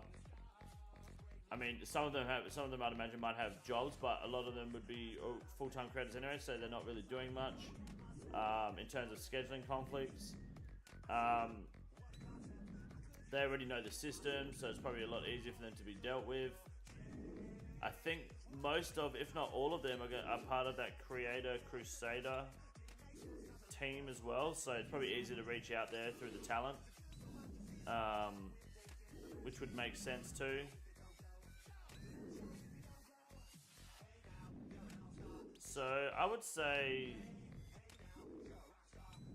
I understand it'd be easy as fuck, but I think it's a wasted opportunity. I could give you a bunch of other creators that could probably go on there. Why does it say Celebration X Jagex? Their name is on it. Jagex is more or less sponsoring it, I guess. But at least this time around, they'll be sponsoring it, or a working in partnership. Last year, I don't know how much of a partnership it was. They gave them the worlds for it. He pitched the idea to Jagex. They gave him the worlds, and then they hosted the finale like it was a Deadman mode finale. But all you see is the fights, and then you have like probably Mod Mank and Pure Spam fucking commentating over it. Is it cunts that are full of shit to act out scripted lines? I have no idea if it's scripted, I'll be honest with you. I have no clue. The only Deadman mode all-star stuff I watched was the finale. Oh, big. I didn't watch anything else to do with Deadman All-Stars. Like, a lot of time, I don't want to watch fucking streamers. I don't. It's a fucking, it's not for me, you know? I'd rather play my game and then, I mean, I think being a streamer yourself, it is, I guess I find it hard to want to watch one after just doing a stream. I kind of want to just do something else. And I don't want to watch a series because at the end of the day, the finale is the best part, right? Seeing how everyone's, you know, the gears everyone's got, the different paths they took to get there, and watching them try and fucking formulate a fight. No matter what they are doing, if they're putting their name on it, you're on drugs if you don't think they can dictate what does and doesn't go on. Sure, you probably say what you want, they can exclude you from official content. Oh, I mean, yeah, I think you're right with that flyback, but I don't think that's what's happening. I think that's a bit extreme. I would imagine. What about my stream, where I stream streams? Yes.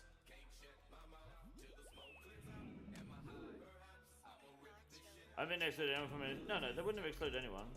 It's that simple. I didn't get asked. Most people didn't get asked, clearly. Shouldn't they mute for saying retarded literally in game? I'm not so sure.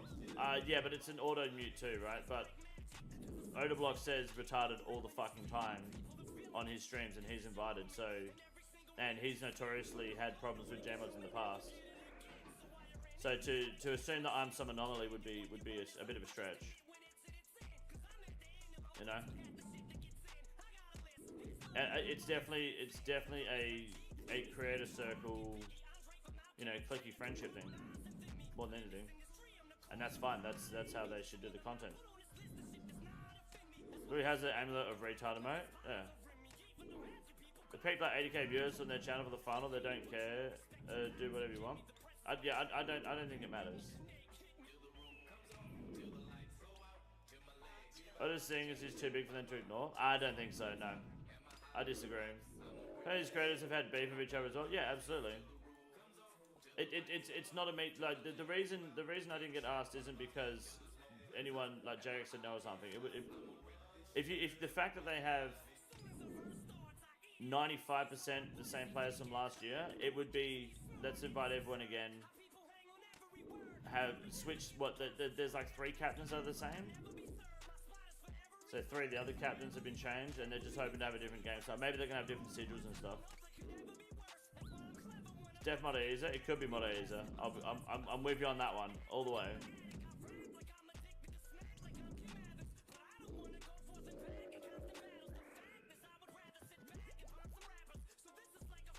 I personally am happy to wait for the finale. It sounds like it's gonna be good fun to watch, but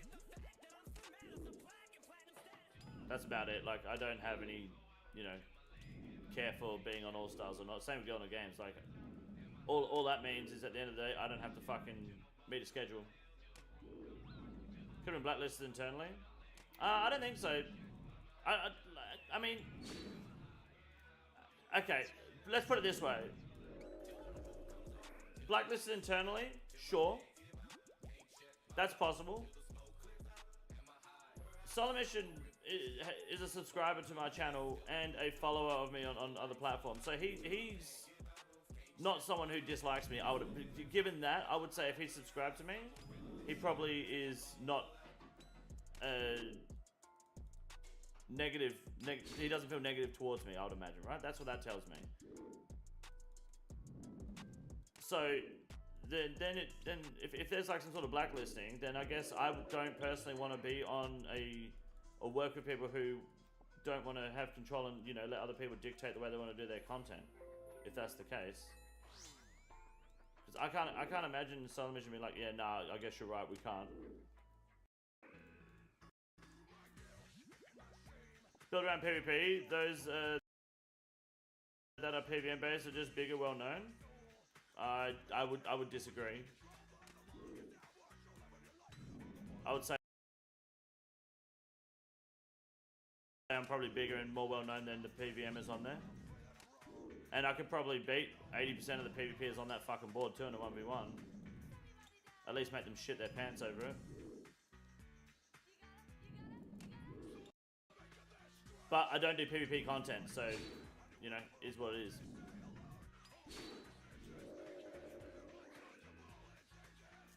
Be a lot more interested if you put a lot of people that hate each other on one team. Of course, that'd be fucking great. I think that'd be awesome. Depends what you want it to be about. I don't know what the process is behind the series. It's the same thing with Gilnor Games with Soup. I have no idea. You know, I see when Soup asks who should go on Gilnor Games next season, I see people say my name and I see it like ping to the top with some of the most likes. You know, and then it not happen. So is it a lack of creative insight? Is it a don't want to deal with that? Is it someone specific on the inside saying I'm not doing it if he's doing it? By someone specific, I can imagine a few people saying that. Who fucking knows? For me, from a creative standpoint, if someone came to me and said I'm not doing Deadman All Stars if this person's on the if this person's in, I'll tell that person to get fucked. All right, see you later then. But I don't know what the inner workings are. It's not my problem. It's not my marriage. You, Eevescape, Oda, and Mountain Man would be like group therapies. Why the fuck would Mountain Man's not even a creator? He's just some cunt on Twitter, dude. Why the fuck would he be on there?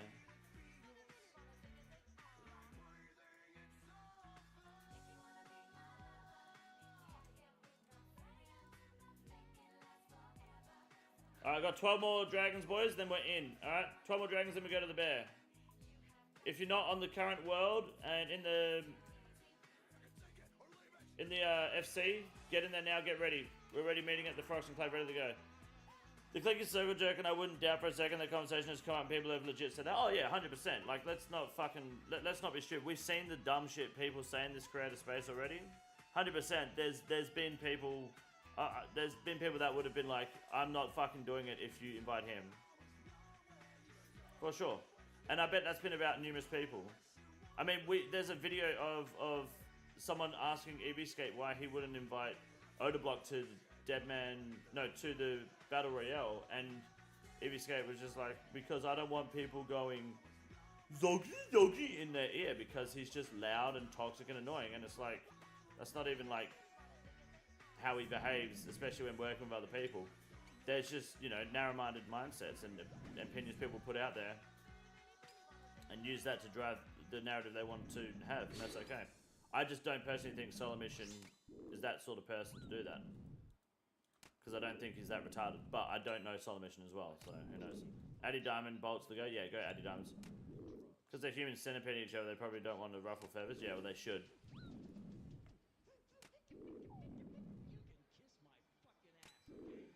Do you think this is Twitch focused? No. Because people like C Engineer are on there.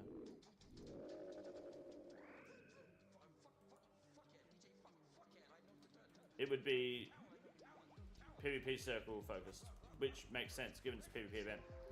Zoo Color people would have had to say that about you to keep you out of GG. Oh, probably, yeah, absolutely. That's fine. Is what it is. But like a lot of people out there think that being on Gilnor Games or the demo mode also is going to be the way that they blow up and become the next Bodhi. I'm not that fucking retarded, so you know that's fine. But not being on these shows, I don't have to keep to a schedule. I don't have to alter my content and my time. I don't have to sacrifice projects that I want to work on. And I get to watch the content, and then we get to talk about it. And then if and when there's drama, we get to have first dibs on making fun of people. Bueno, thank you very much. I appreciate that. 2026. Thank you, appreciate that, Bueno. Some people only experience Oda through clips instead of his streams, so of course they think he's over the top. Same for me, dude. There's been like at least like once a month we have at least one chatter come through this stream and mention how they like thought I was a retard. Well, still am retarded, but they thought that I was incredibly toxic and like really just uncomfortable to watch, and then realize that it's actually a good time here. And now then they become like more consistent viewers. You know, they end up getting a play body, getting involved in the community. All it takes is for you to actually watch someone. I'm sure a lot of people had that opinion of other creators too. Absolutely. I think if you're saying you wouldn't gain more from GG than not doing it, you'd be delusional. I've been here for 3 years saying this. Absolutely, you have been. I'm not saying I wouldn't gain anything from GG. What I'm saying is people like try to really get on those sort of creator parties, like those creator group content things, thinking that's going to be what pushes them through the ceiling, you know, makes them like that brings them into the next level of their creator space. I don't need to rely on other people to be the dickhead that I am. Oda definitely reminds me of Ice Poseidon. Let's hope Oda doesn't start IRL streaming. How can I join Callisto? Exclamation mark mass. Son of Don. Fuck, we got a lot of people here. Hold on. Who the hell is Tinky Butt? Iron Creeds. Lucif. Son of Don. And Quantum Physic. If you guys don't... can you let me know who you are so I can add you to the FC, please? I'll give you access to it. I haven't. Fat Boy. Quantum, got you. Iron Creeds, got you. Cud, good morning. How are you? It's in Kyson at Stream University. He's got 100 people. So he's got people thinking that if you collaborate with other streamers, you'll be able to grow. That's absolutely true. I get that for sure. But it doesn't work if you're a fucking wet blanket. Tinky butt, thank you. Like collaborating with someone and they're just like, yeah.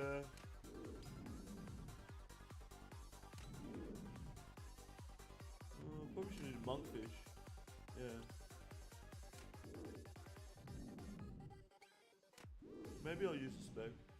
Why the fuck would you go watch that cunt? Furthermore, there's also people that go way too hard making inappropriate and uncomfortable situations on stream, trying to get that funny haha click me moment. Look at the fucking the OnlyFans World of Warcraft team, remember? When it was like, it was all these people trying to make all these big haha clip moments to be like the to like blow up and be the next big thing on Twitch, and it just became a cesspool of people trying to clip each other instead of taking their conversation seriously, you know, or trying to be in the clip, you know. It is about what you do. That's exactly right, Nate. No one, but the thing is, right? It's about what you do. And low IQ creators will go on Gilnor Games and try to be exactly like Solar Mission. You can't just repeat what someone else has done and expect it to be like another win, you know? That's why no one can redo what Settle did with this area lock shit being stuck in the swamp. You have other area locked Iron Man, but they will never peak the way he did. You can't just recycle it beyond a certain level. Hello. What's up? Yeah? Is it important? Are you sure? Are you okay? Can you give me like 5 minutes? Okay, perfect. Sounds good. Jaggers should drop play support and bot ban strats. Did they? I don't have the notification. My notification's not fucking working. Where? 7 lane put with chunk block, nobody's on his level. Him or Verve, or whoever came first. Yeah, pretty much. Triple R report, got you, yep. You're already in, dude. Don't fucking message me. Moy V2. Oh, I see. What is this?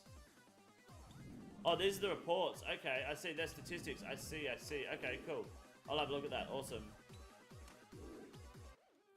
I know you made a video about Yama's drop rates. Are the 1 in 600 the nerf rates? I think so. I think 1 in 600 is the new nerf rates. I could be wrong. I want to say they were 500 and something before that. So yeah, or 450 maybe.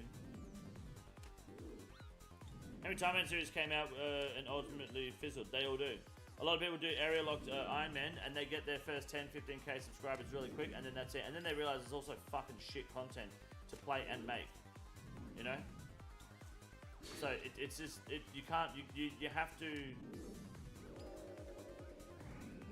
to literally be creative. 300k bots in April alone? No, don't spoil the numbers. I'm gonna do 2 more Mythal Dragons. I've gotta go help the Mist over something very quickly. Won't take too long. And then we'll look at these anti-cheating stuff, and then let's go get Callisto Bear Mass.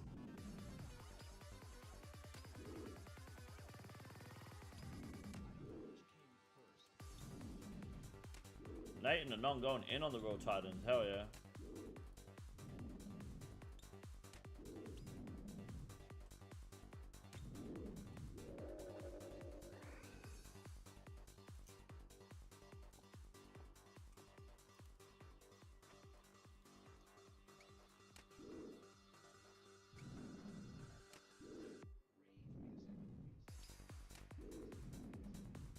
So I'm still looking for Yusuf.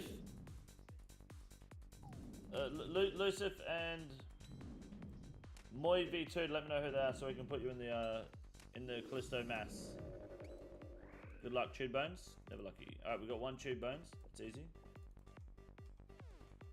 We have enough points now for the Araxor Rancor necklace change too, which is boom. I'm Moy V2, got you, yep.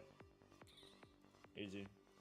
Mass started. Mass is about to start. Misso just needs my help for 2 seconds. And then, yes, we'll pretty much meet at the Frogs Enclave because it's about to go down.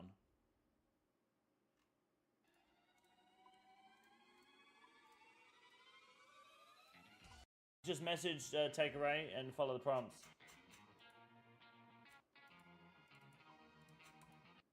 So delete some people, make some space.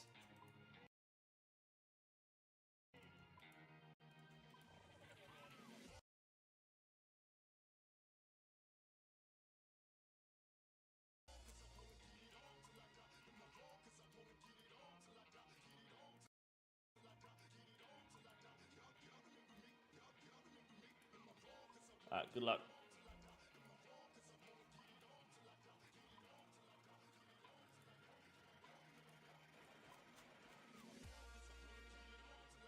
Surely. Anti-fire mix. Cringe. You ever plan on actually getting the last piece of Void Waker? Yeah, one day. I only need to get the gem, and then it's finished. I will. Yeah, I've got the hilt and the blade. 2 seconds.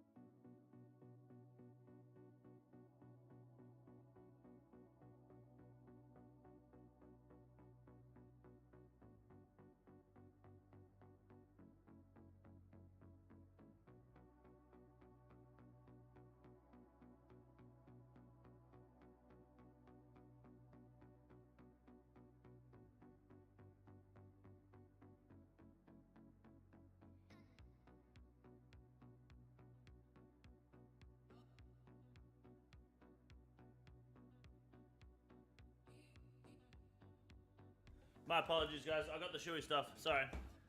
Had to figure some shit out real quick. But we're here. We're good. This fucking out of my inventory. Alright. Okay. Last thing you want is these Jammers working on that. On what? Any substitutes for the glory? Yeah, power amulet's fine. Just want to look at this quickly, boys. If that's okay. Bro, get off my fucking screen. Get the fuck off my screen. Oh my god. Jagex just released their player support and anti-cheating statistics for, what, May and April this year? Well, May's not even over yet, but it's the previous month and year to date statistics for the player support and anti-cheating team. So let's have a quick squiz at this while we can, before we jump in on the Callisto Max, right? Because we're gonna see how much better they can improve over time. So, average response time in May is 45.1 hours. Is that good? They normally say 24 to 48 hours. So that's actually on the high end of acceptable. Right? This is email time, by the way, for them to respond by email. The ticket satisfaction score is 70.91%. Is that right? I'd imagine that's only for people who are saying they're satisfied or leaving a response. Sport queries resolved in April, 33,292 resolved with 131,000 year to date. So far, May 19th, they've done 131,000 resolved. Now, does that mean... I got a friend here, okay? I won't say his name, but he's massive botter, right? More or less. And look at this. If Discord would fucking load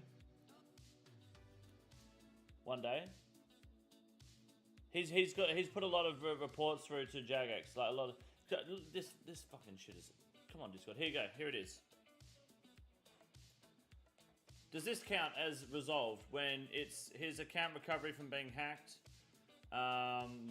You know, cancelling memberships, then account access, sure. Domestic violence ban.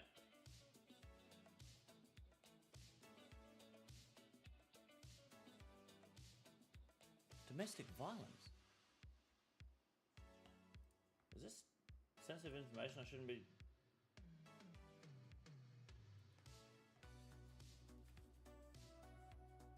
Interesting.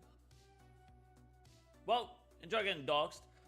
So incorrect ban, open, but then account access solved. So these are all solved, but it was actually just Jagex saying no.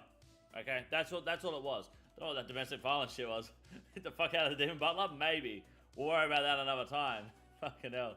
I guess we'll have to ask him. But the point still stands is they're just ticking off a bunch of solves. So I don't believe this horse shit for a minute because all those, they just went through in one day and just said yes to all, like solved them all and closed them, but didn't actually do shit.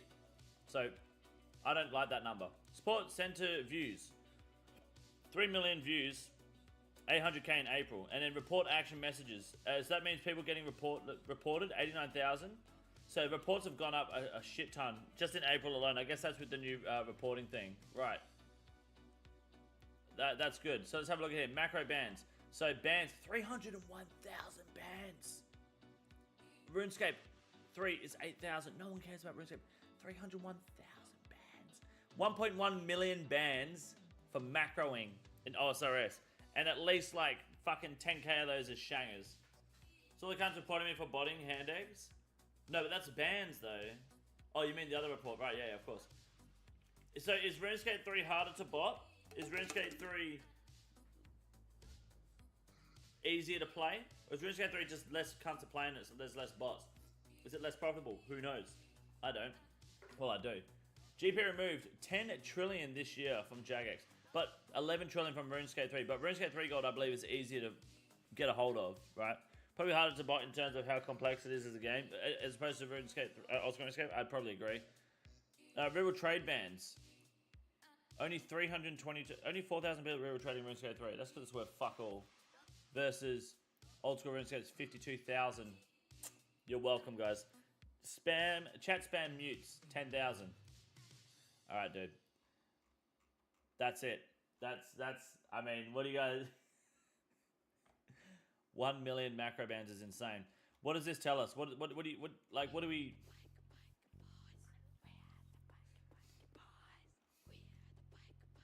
There's a 70% satisfaction rate, and the average response time's 48 hours.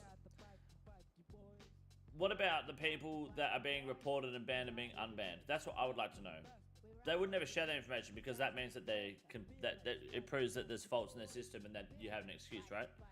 But it tells us they don't know how to fix the problem, just band-aid it. You're kind of right. Considering there's 1.1 million macro bans in 5 months and 19 days, that's a lot. I appreciate the honesty, but 1/10, like 10% of the people that they banned are currently playing. Like that number, that's 10% of the equal to 10% of the people that have been banned so far this year for macroing. There's always 100k plus people playing, which means that they can't beat the botting problem. The botting is faster than the banning. Is that all bots or real people? I would imagine both. Mostly bots, considering that yesterday there was 126,000 people online. There's 117,000 people online today. There'll be 107,000 people on tomorrow. This number will keep going up though. 10 trillion gold being removed. That's not that big of a deal. Like, that's pretty standard, yeah. Most bots get banned on Tutorial Island. They do, yes. Most other big bot farms, a lot of those are from hacked accounts as well. Given how high the numbers are in April, it seems like there's a significant uptick of them taking action. Yes, well, that was the dedication that Jagex made. That's what the CEO was. His name, Mod fucking Prince Charming. He basically was saying April onwards we're going to start kicking goals. And I mean, you can see that considering that the majority of shit happening is in April. Most of the reports that they've taken action against are in April alone, you know? More center views in April than the rest of the year. You've got 300, you got a quarter, over a quarter of the bans in April alone, you know? Mod North, that's it, yeah. No way they get banned tutorial. No, they do, yeah, absolutely. 10 trillion isn't really that much. Oda has 5% of that. That's only one account. Oda block this, Oda block. The mutes, that's just, mutes are questionable. Real trade bans, I feel like there should be more. 52,000 is kind of cringe. But a lot of people are screaming that these are false bans too, so. The problem with real trade bans is if you trade someone who's real traded, you are at risk of being real trade banned, right? Does anyone remember when you could watch them get banned? Yeah, they did that not long ago. It was okay, but they kept missing a lot of obvious bots. So, interesting numbers. Good to see. All right, well, Jagex, I hope you guys do better in the near future, and hopefully we can get a bit more context. Even like monthly or bi-monthly updates on this stuff. Maybe every 3 months, just an update on. More information than this as well. I would like to know if they can differentiate which are bots and real players too. Like how many macro bans were botters, how many macro bans were players. But then you're botting regardless, aren't you? I mean, auto-clicking versus botting, is there a way for them to tell a difference? I don't know. Like how much is a bot farm? How much is just one Andy trying to like not want to fucking hierarchy shit in his player own house? Who knows? Yeah, I feel like the real trade bans need to be looked at though, because I know that, was it Modaiza, I think it was, that confirmed that if you've just traded someone who's real traded, you're at risk of being banned, and that means they can't tell the difference, and that's not good. Talking about in-game bots used to get picked up by a Dragon Claw from the sky, and you could watch that trial in game. Oh, I didn't know that. That's pretty cool, the trial. I have to try that, so hopefully they can bring something like that back. That'd be pretty cool. But There's the results. Let's do some Callisto math.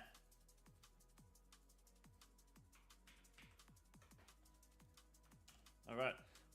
1.1 million bans. How many are false bans? Well, they won't tell you false bans, will they? You all good? Oh shit, you're right there. Beautiful. Alright. Callisto.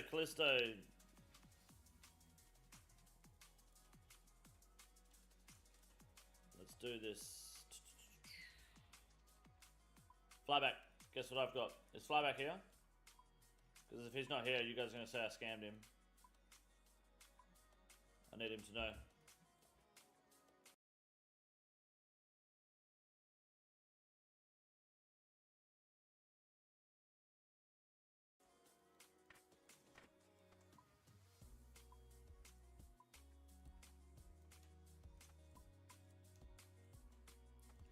I'll let you know what world in a minute. Obviously, we're on different worlds, guys. Let me join the FC and then we'll figure out a world.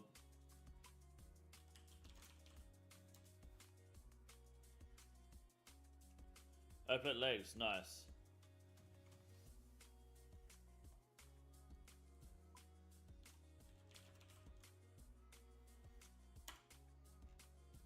Okay, how do we do Callisto? 1, 2.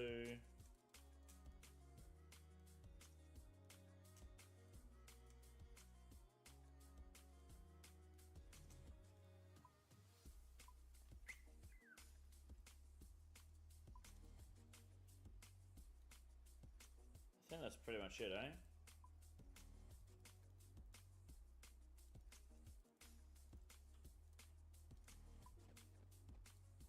Alright, let's check out the scouts, see what sort of world we got going on today. So anyone that's trying to join, please let me know who you are. Great Dave, Brucey Sprue, TB14, I've got you, Bobby Blaze. If you guys can let me know who you are in the stream chat, I can put you in. Sorry for not getting to you until now. Actually, I'm not sorry, I don't give a fuck. But I appreciate your patience, nonetheless. And then everyone come to my world when you're ready, and let's go, hey? What coffins do you loot at Howard's Polka? 2, 3, 4, 5. Not floor 1. I'm Brucey Sprue, got you. Beautiful.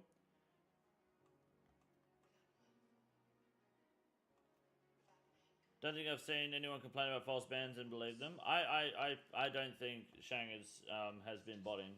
I know I joke about it, but I don't think he's actually been botting. Who the fuck is Lucif? I'm Great Dave, got you. Great Dave, yep, you can join.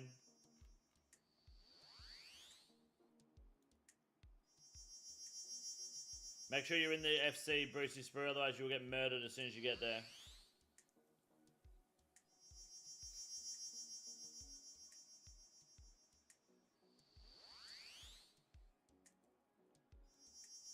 I believe that Jagex can't tell the difference between someone botting and someone using Windows, like Chrome viewer or whatever it is.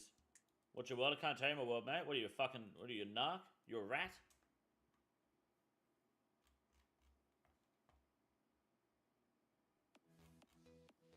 How do I join? You join the clan Take Array. You stop messaging me. That's what you fucking do, Bobby Blaze. As soon as I know who Bobby Blaze is, there you go. Add a Take Array. How do I join? It says not high enough rank. Well, you let me know that you're Bobby Blaze, which I now know, and then you join the CC. If it doesn't work, log out, log back in. Foe got banned. They fixed that. I thought Foe got banned. I don't think they fixed that because that's what Shangus was doing when he got banned for botting. He was using Google Chrome desktop. That's why I stopped using it. I used to use it. I stopped. I was like, fuck that. What about the mobile client botters? They're still botters, dude.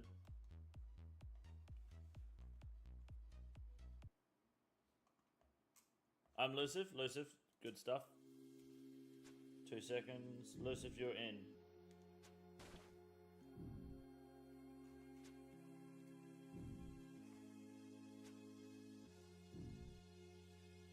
Alright. Good luck. We're going to do this for a little bit. And then we're going to go to Yama later too. Particularly when Fer goes home ready to go. Yamna. Never made a convincing argument when I've heard him talk about it.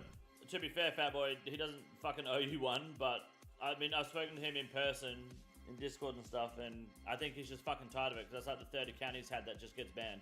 Like he's got these really well progressed group Iron Man, and they just get fucking shut down or he gets hacked and shit. TB14, oh yeah, nice. Yeah, be careful logging in outside the cave, guys. I mean, he's always bitching about. Oh, of course. Well, I mean, to be fair, I make fun of him for it all the time, so there's also that, I guess. All the plants did well with the transplant, and the vegetable herb garden is almost established. Very good, Spook Star. GZ on tranny, dude. Oh, someone just messaged me as I cleared my chat. Can you message again, asking for permission, please? I missed whoever the fuck that was.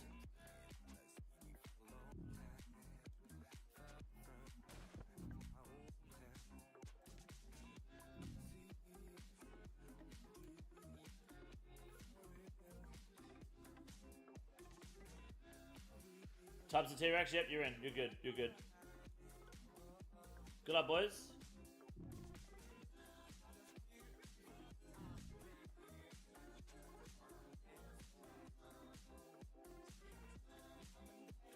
Who's this Danielle 2008 person?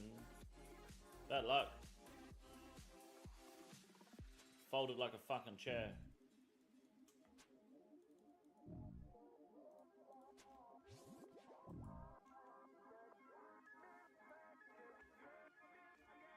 Beautiful work, boys. Good luck. Todd, seriously? Yeah, I got you, dude. I got you.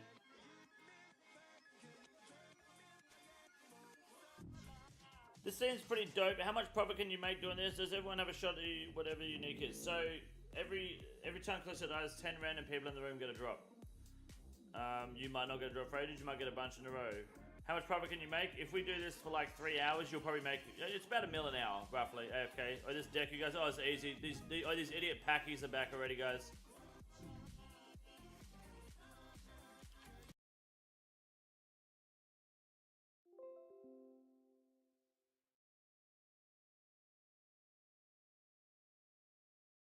Stay back. Back. They went in the cave.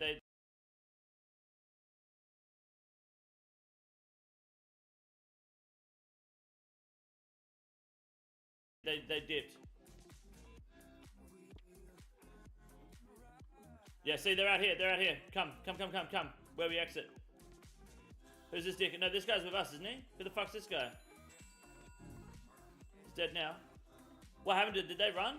Go, get out. Let's go. Do you still get the shit claimed every 5 minutes? Yeah, we just farmed them for free money. Where are they? I missed them.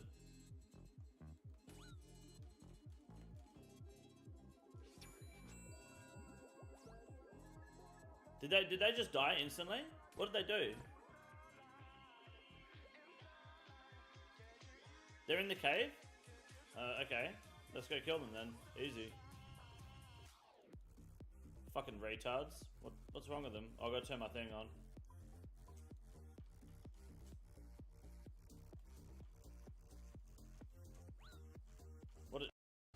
Every week they do this shit. It's free money. But they're having fun, right? It's tank testing.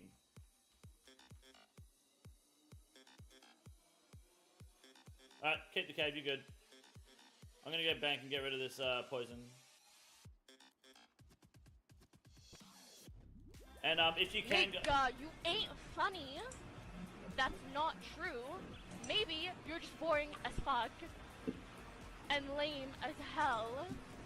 Cause only lame niggas say that shit. Oh my god. So, yes. Thank you. Future guys, when you go to the bank, bring one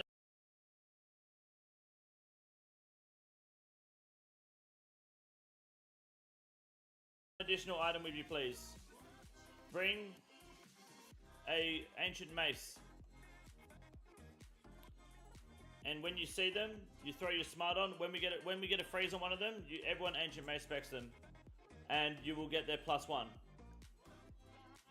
Alternatively, now that they know that we're bringing ancient maces because they're stream sniping, they will not bring a +1, which means they will now be bringing even shitter gear and are easier kills. So bring an ancient mace because they either shit their pants or we make money. Also, can we get some... oh, no, I think they're fine for now. If there's anyone that wants to go fight, feel free to leave the cave and go help them outside. I'm going to come and help them. But they seem to be okay. Just don't go to the singles line, you know, because they're just baiting. These guys are fucking retards. Every time.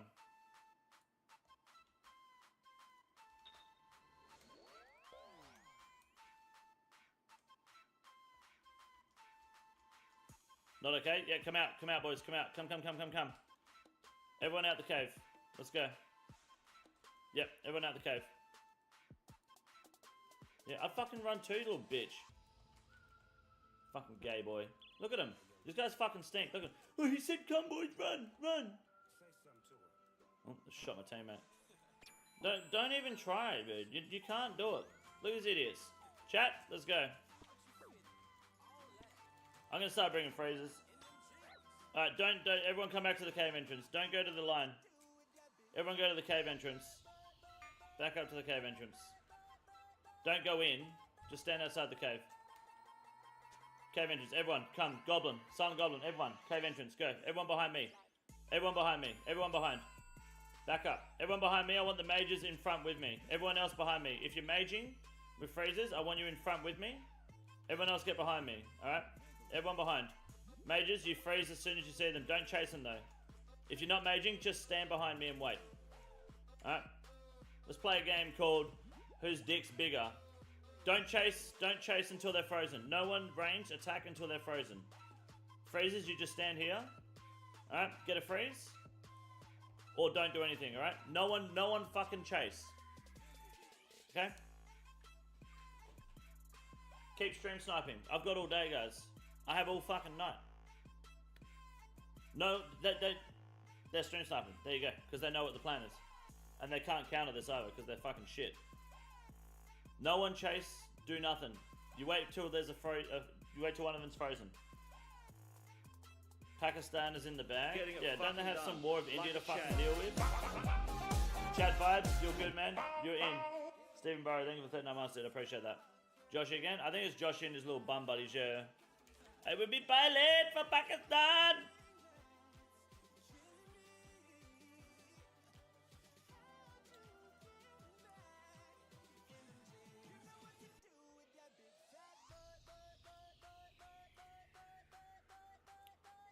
See how easy it is? When the people in the wilderness that are trying to like, this gets finished up, they're 40 IQ, because all they do is they just feed us gold, right? That's all they're doing. They're just feeding fucking gold and P-necks. Little fucking pussy. Little pussy. Alright, let's go. Let's get in the cave, everybody. Have fun. Let's have some fun. I would hop too. Oh shit! Everyone get away from the fucking bear.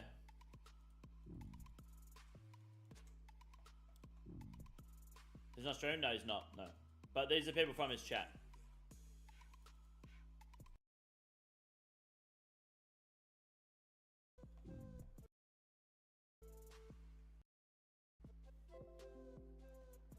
Oh, beautiful. Shh.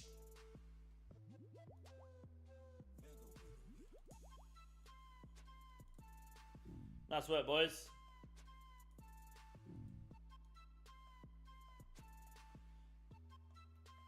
Meantime, good luck, Spookster.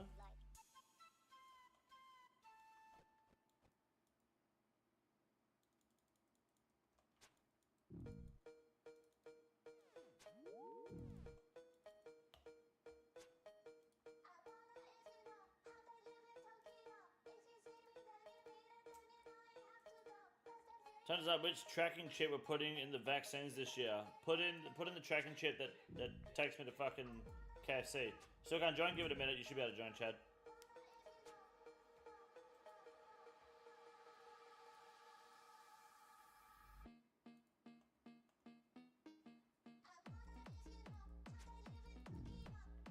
Got 2 mil in keys if anyone wants to. You got 2 mil in keys already from farming those dickheads. That's insane, dude. Can I join Mr. Numpty? Yeah, who's Mr. Numpty? Show your face, coward. Silly Goose, if you're getting a spot of bobber, just run into the cave, dude. Enter. Me, I want it. What, you're Mr. Nubdy? What, Wing Daddy or Sulgo Walker?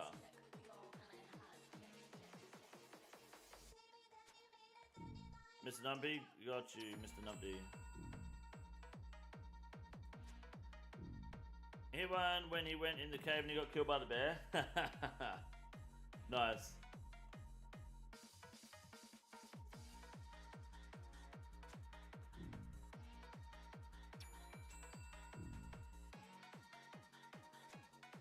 You had to out for entry fee. What, you didn't have 50 fucking K in gold to enter the bear cave?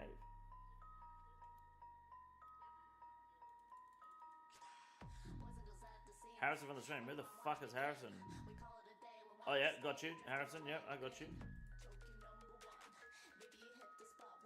Beautiful work. You can join.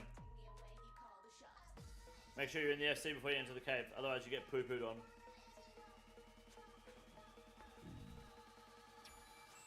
So it was 100k? No, it's 50k to enter the cave.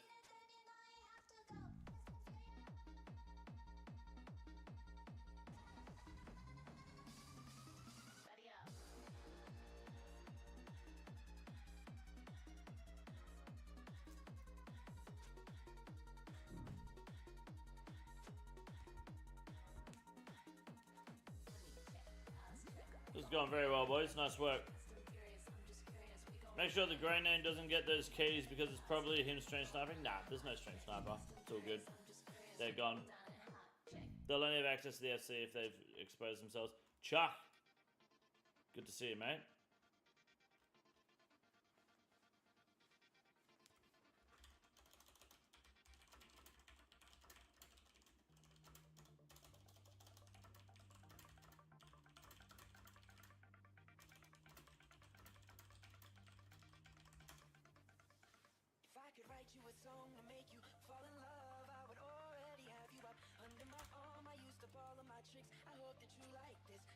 Trophy, what's up? How are you?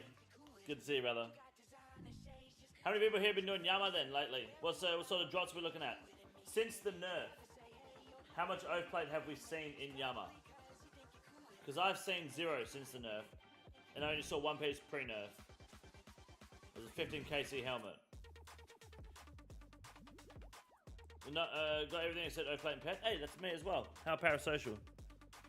Anything dropping at Yama is me. You need better friends. 100k 0 pieces, yeah. It'd be like that, eh? We're gonna go there later with Fergo. Do some duos. Saw got legs earlier today. Yeah, I saw that actually. That teammate's got a helmet and pet contract in 6 hours. I've got an Oathplate piece contract like that's like 90 mil. I got one of those.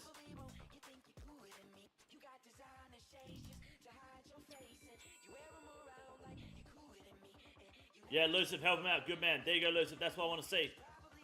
Watch out. It could be bait. Don't go too far. Hell yeah.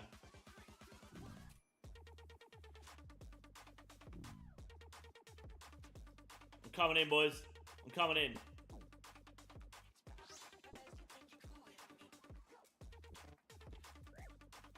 Oh, yeah. Get him. Look at this shit. Hey? Oh, Chuck's going in with the fucking cudgel. Oh, don't let him escape. Nice, good freeze. Fucking, oh, just butch to come for an 8.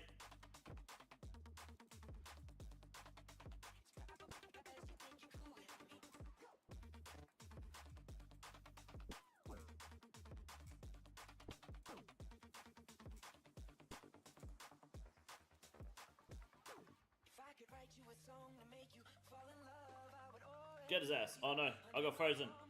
Oh, who's this guy? Who's this Tribird guy? Hey? Boys, I'm gonna go out and help him. The chat, you guys in the cave, you don't need to, because there's only a few of them. But I'm going in. I'm fucking in. Oh, yeah. Oh, there's a few of them, boys. Come on out. Let's go. Help them out, boys. Let's go. Everyone in. All girls together. Let's fucking go. That's my fucking boy. I just saw Chuck went down. Chuck went down. Not today. We avenged Chuck. There you go. Good stuff. Oh, look at this dickhead in the back. He's doing maid training arena. What's that? Is that a fucking halberd?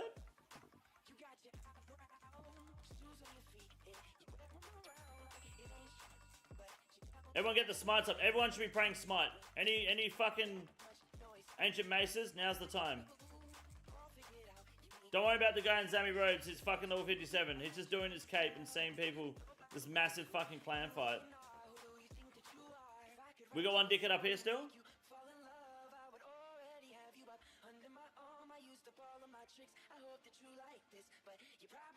Yeah, up here. Here we go. Here we go. Up here. Look at him. Yeah, keep going, boys. Oh, the boys are on him. Sure, do we have any phrases at all? Don't let that can't escape. Oh, here he is. Look at him. Oh, fuck. I need to bring my phrases out. Surely there's a mage. Surely someone's got a freeze. Oh, good fucking freeze, whoever that was. You're a fucking unit. Resots. Oh, he nearly got away. Oh, what a fucking loser. I just shot that guy. Dude, big fucking freeze, man. Hell yeah. Oh, you got smited, silly goose? Oh, no way. Did they get out of there? Or did we get the kill on them, or did they keep the smite? I need to go bank and bring the phrases out. Get back in the cave, boys. Good luck.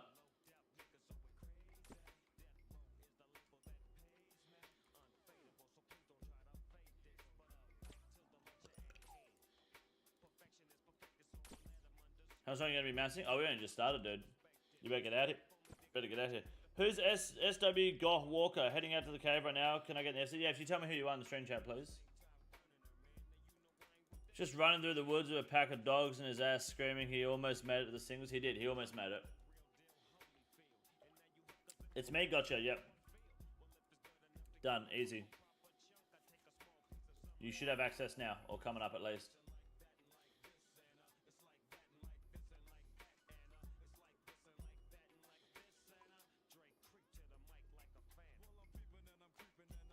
Did anyone kill Angry Texan for the 3 mil loot key?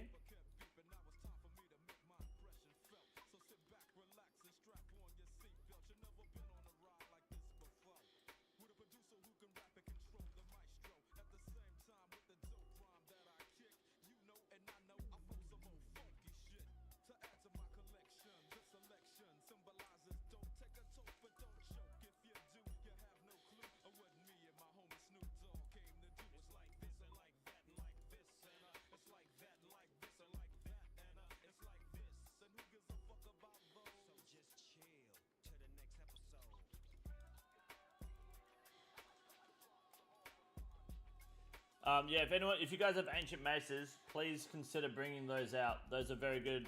When like that guy had a noxious halberd, ancient mace. Like if we have enough people ancient macing him, he would lose that noxious halberd. That's all it takes.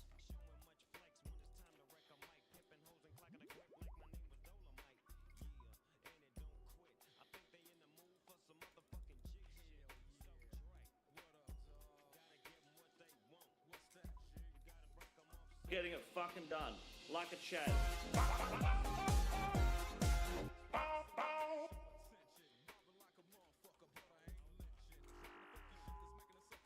Captain Clutch, thank you for the 34 months, dude. I appreciate that. Thank you. We do this Elder Chaos to Northwest if anyone wanted to look. Yeah, but he's level 57.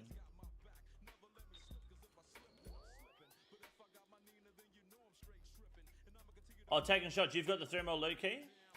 There you go, Goose. We got the key. Oh, taking shots. You're a fucking G, dude. Hell yeah. Thank you. If you can get that to Silly Goose, that'd be awesome. Fucking legend. That's so good that they didn't get that 3 mil. That's big. Nice work. What TVs with RSA's book? Ah, it's all good. I got TVs now. We're good.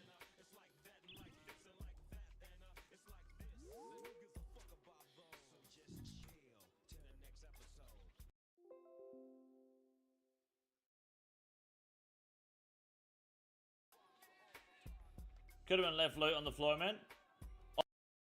Oh, you did? Oh, shit. I didn't know you killed him. Damn. Oh, well. Lost his shit now. Should I try and become a streamer? Honestly, Fat Boy, if you have to ask the question, what is a streamer? Someone that goes live or someone that makes a living going live? I think it's two different things. Nothing wrong with going live, but I would respect you more as a person that goes live, Fatboy, is if you started going live and becoming a streamer, and all I ask is that you don't fucking try to just solicit cunts out of my fucking chat like every other fucker does, you know? That's all fucking people do. They come here and they go, ooh, when I stream, my live stream, you should come to my stream. And it's fucking cringe and annoying.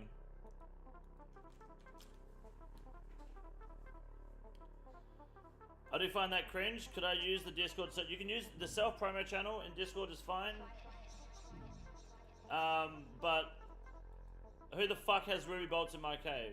Yeah, the self-promo channel is for that.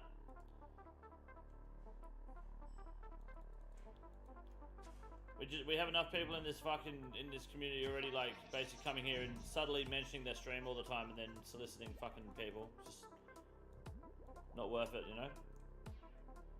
Who's got the ruby bolts? The fuck?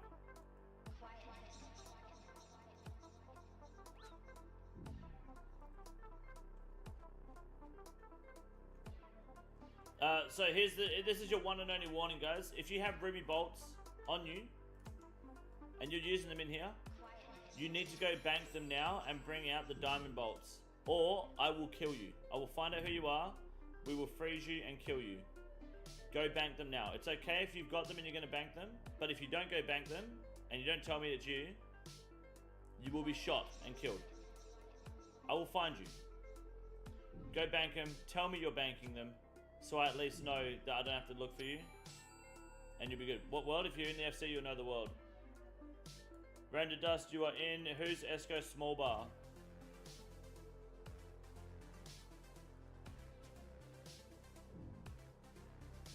You're literally the only person I watch stream? Good man, as you should. Would you watch Fatboy stream? I don't watch anyone stream. So, don't expect me to, no.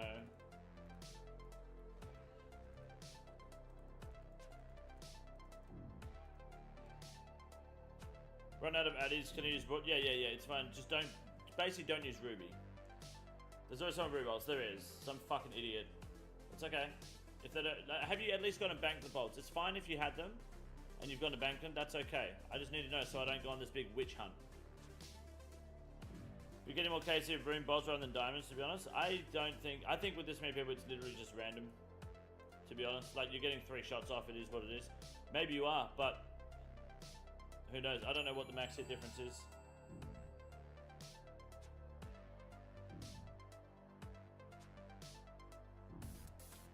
I just read the spec section of the Ancient Mace. Boys, run that shit. Yeah. If you have Ancient Mace, you should be running it out here because it smites the enemy player and they lose their +1. I know who it is. Yeah, you know who it is. You saw it. Hold on. Let's have a look here. Bobby Blaze.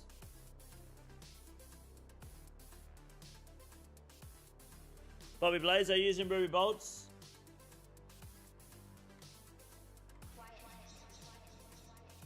Let's have a look. Where's Bobby Blaze?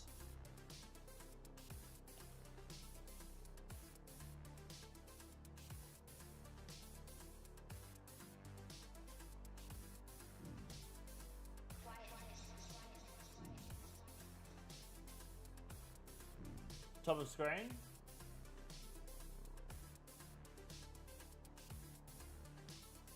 Oh, yeah, over there, right? Okay, I see. Okay, I can have a look now. Okay.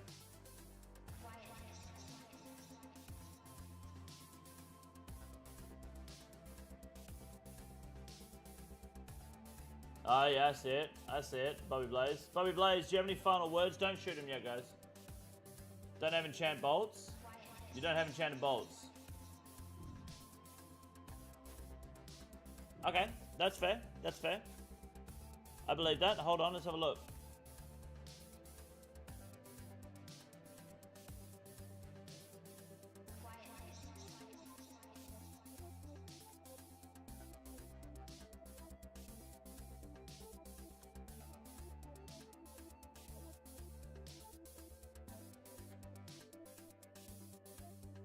You don't have enchanted bolts, hey, Bobby Blaze? Is that right? enough. Okay, Bobby Blaze, look, there's a chance you got hit for a 7. Okay, so 1. It's the best I have. Okay, that's cool. That's cool. Okay. So let me ask you, are you on Runelight by any chance?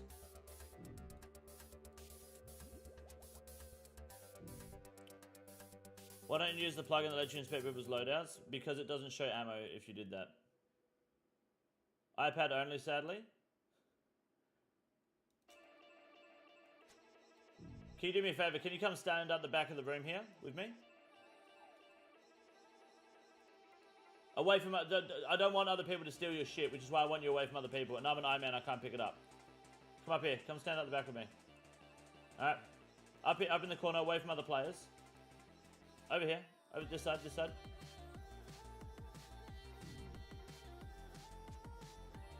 See, I can see what you're shooting. You're not shooting ruby bolts. I see that. I see that. Okay. Are you an Iron Man? He's an Iron Man.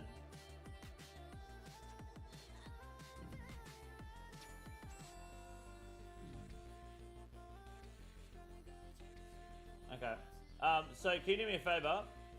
Can you drop your bolts on the floor in the corner, please? I don't know what 40 is. What 40 means. Drop them and pick them back up.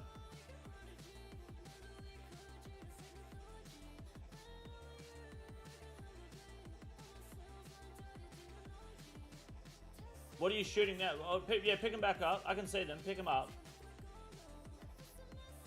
What are you shooting right now? Myth only. Alright, well, what I'm going to do is I'm going to freeze you, and I'm going to let everyone kill you, alright? This is going to happen right now. Alright, that's just... Everyone's going to kill you. Alright, there you go. Now, what you do... Alright.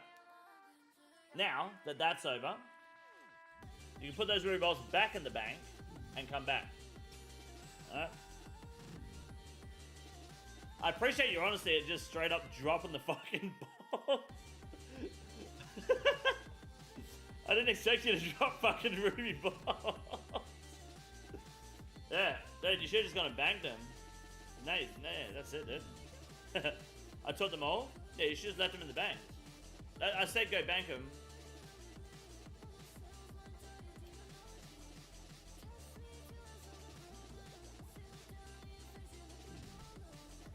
I gave you fair warning, but that's okay. Myth bolts are fine. You can use myth bolts. You just can't use rubies. Not in my maths. It's all good. How often does someone get a pet during the match room? Probably, I'd say once every 1.5 masses. Sometimes it's once every mass. Sometimes it's once every second mass. I message take a raid, no reply. Yeah, you won't get a reply. What's your name? Who the fuck are you? Mr. T71 Stoner. Yeah, you can bank and come back. Just no bolts. You took them all? Oh, yeah. So you would have lost the ruby bolts. Bad luck. Well, here's what it is. Those are the rules. I apologize. Well, I don't apologize actually. Those are the rules of the math. People bring ruby bolts. If they don't bank them when I say bank them, they get executed. It is what it is. You're welcome to come back, but that is the crime and that is the punishment. I dreamed that I got bear cub. Now I'm sad. Oh, you better get in here. Oh, you're Esker Small Bar. Okay, I got you. Yeah, you should be able to join within the next 60 seconds, I believe. You've just been added, so it'll take about 60 seconds update. Fair and just. Everybody gets treated the same. Once a week this happens. It's totally normal.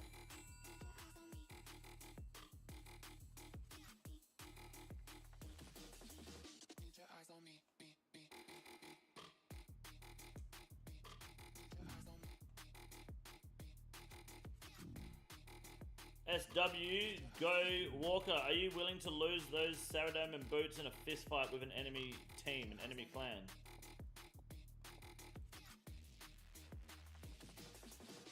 Are you Scold? Execution of my followers is totally normal. Please look aside. They do, yeah. No, it's totally normal. Absolutely. Most useless risk to bring. Yeah, I wouldn't be risking Sarah boots out here. I don't even wear boots.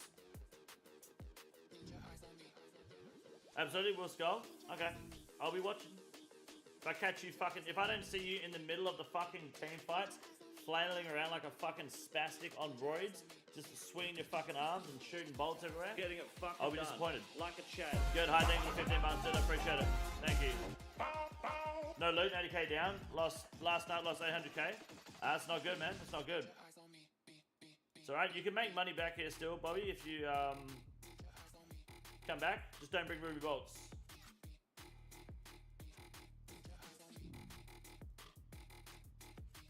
Them's the rules. Is Flyback not here? I've got this shoey waiting for him. It's just been sitting here. I low-key been sipping from it.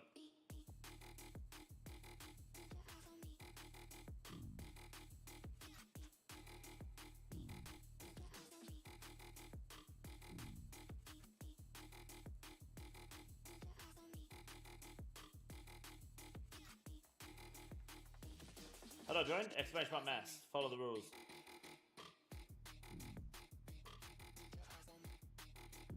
Been 2 weeks, no drops, bad RNG.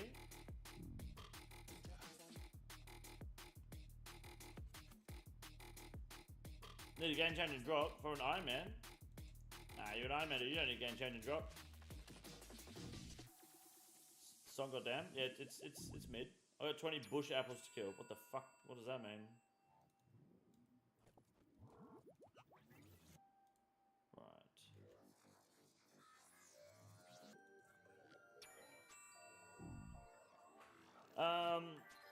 Been selling the Yama contracts I farmed AFK and made over 20 mil so far, each 5 mil, huge money maker.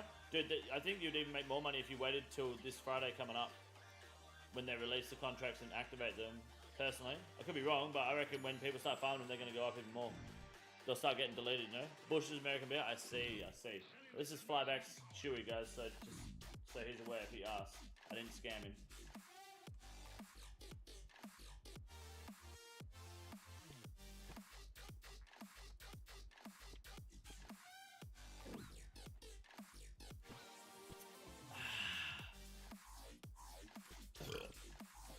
Alright. Let's bank and come back. Michael Fields, what's up? Bobby Blaze back with the short bow. My man. I respect it. You don't have a second ring crossbow, Bobby? Oh, you don't really have the smithing level, do you? You gotta have some limbs. His contracts will peak Friday too, a couple days after. Or I don't know. I think the contracts will hold value for a reasonable time. It depends on how difficult they are versus, you know, how valuable the rewards end up being. It's hard to say.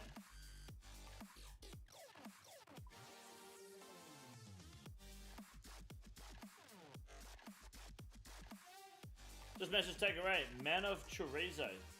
Hey King, can I get an ad back to the chat? Just making some bolts, then I'll go. I don't give a fuck about your life story, cunt. Yeah, you can come. You've been added.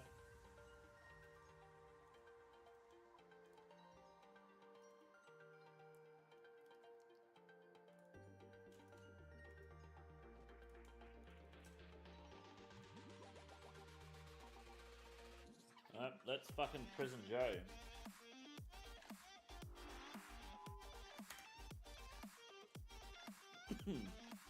That's too crazy out for Bobby. Yeah, crazy out does give it. Hey, what the fuck?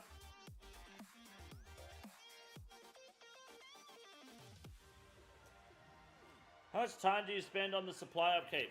Fuck all. I'll be honest with you, dude. Like, supply upkeep on an Iron Man, if you're not retarded, it's zero effort. It's self-sufficient.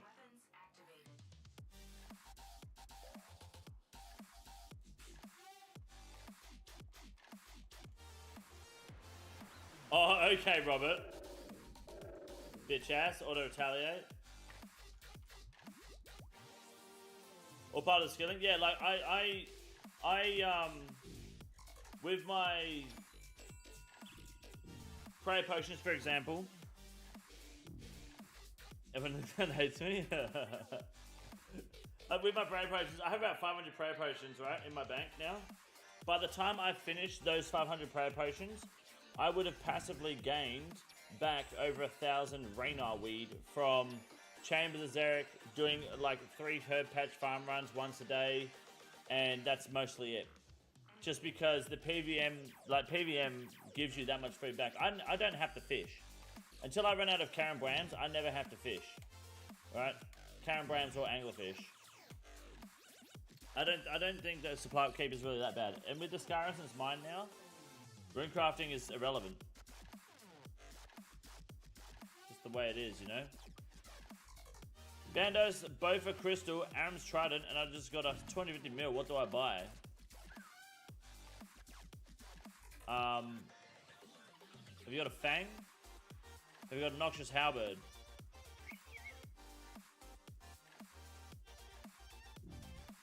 Buy a Sang stuff. Make sure you have your Zenite jewelries. Make sure you have the Areola boots. Things like that. Virtus? No, don't fucking buy Virtus. No, fuck Virtus. You don't need Virtus. Arams is fine. Raise your hand if you haven't liked or disliked the stream yet. Thank you, Fergal, for your honesty. My problem is secondary is getting Snakegrass Seeds' ass. Yeah, contracts, dude. That's how it is. Good morning, Marianne. I just put the Waterworth teleport in my house for Snakegrass. What? You're not picking up Snakegrass. What are you, a fucking hobo, cunt? What do you mean? Farming contracts, dude. Do your contracts. Do 1 contract a day. Don't have 10 contracts in a row, no Snakegrass. Are you doing the big ones? That's bad luck, dude. How much Snakegrass can you collect an hour? You can collect 1,000 Snakegrass an hour? I was mistaken. I apologize. That's boo. I love how it says after tax. 373k after tax. RuneScape's really fucking... That immersion's really coming fucking through, isn't it? That's crazy, dude. It's crazy. It's crazy. It's crazy. Where are the seeds? Well, I guess look, the Snakegrass problem is going to continue as a trend because no monkey ruined the demonic digger for us all at the end of the day. So that's your guys' fault for listening to someone who calculates based off of level 99 but uses yew trees as a hardwood example for some reason. No medium, that's probably my issue. Yeah, you got to do bigger contracts.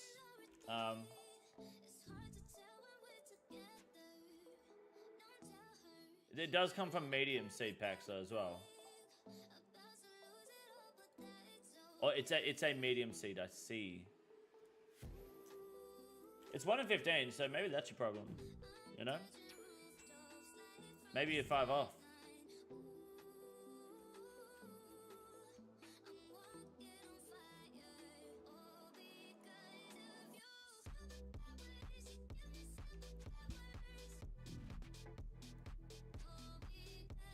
Just ate 3 packets of noodles in about 1 minute flat. My heart hurts. That's fucking awesome, dude. Pickpocketing Mars Farms and Slayer will get you plenty too. Yes, that's true. Dagannoth Slatas. 12% chance to only use 1 Snape seed with the Amulet Bounty. Yeah, it's good. I like the Amulet Bounty.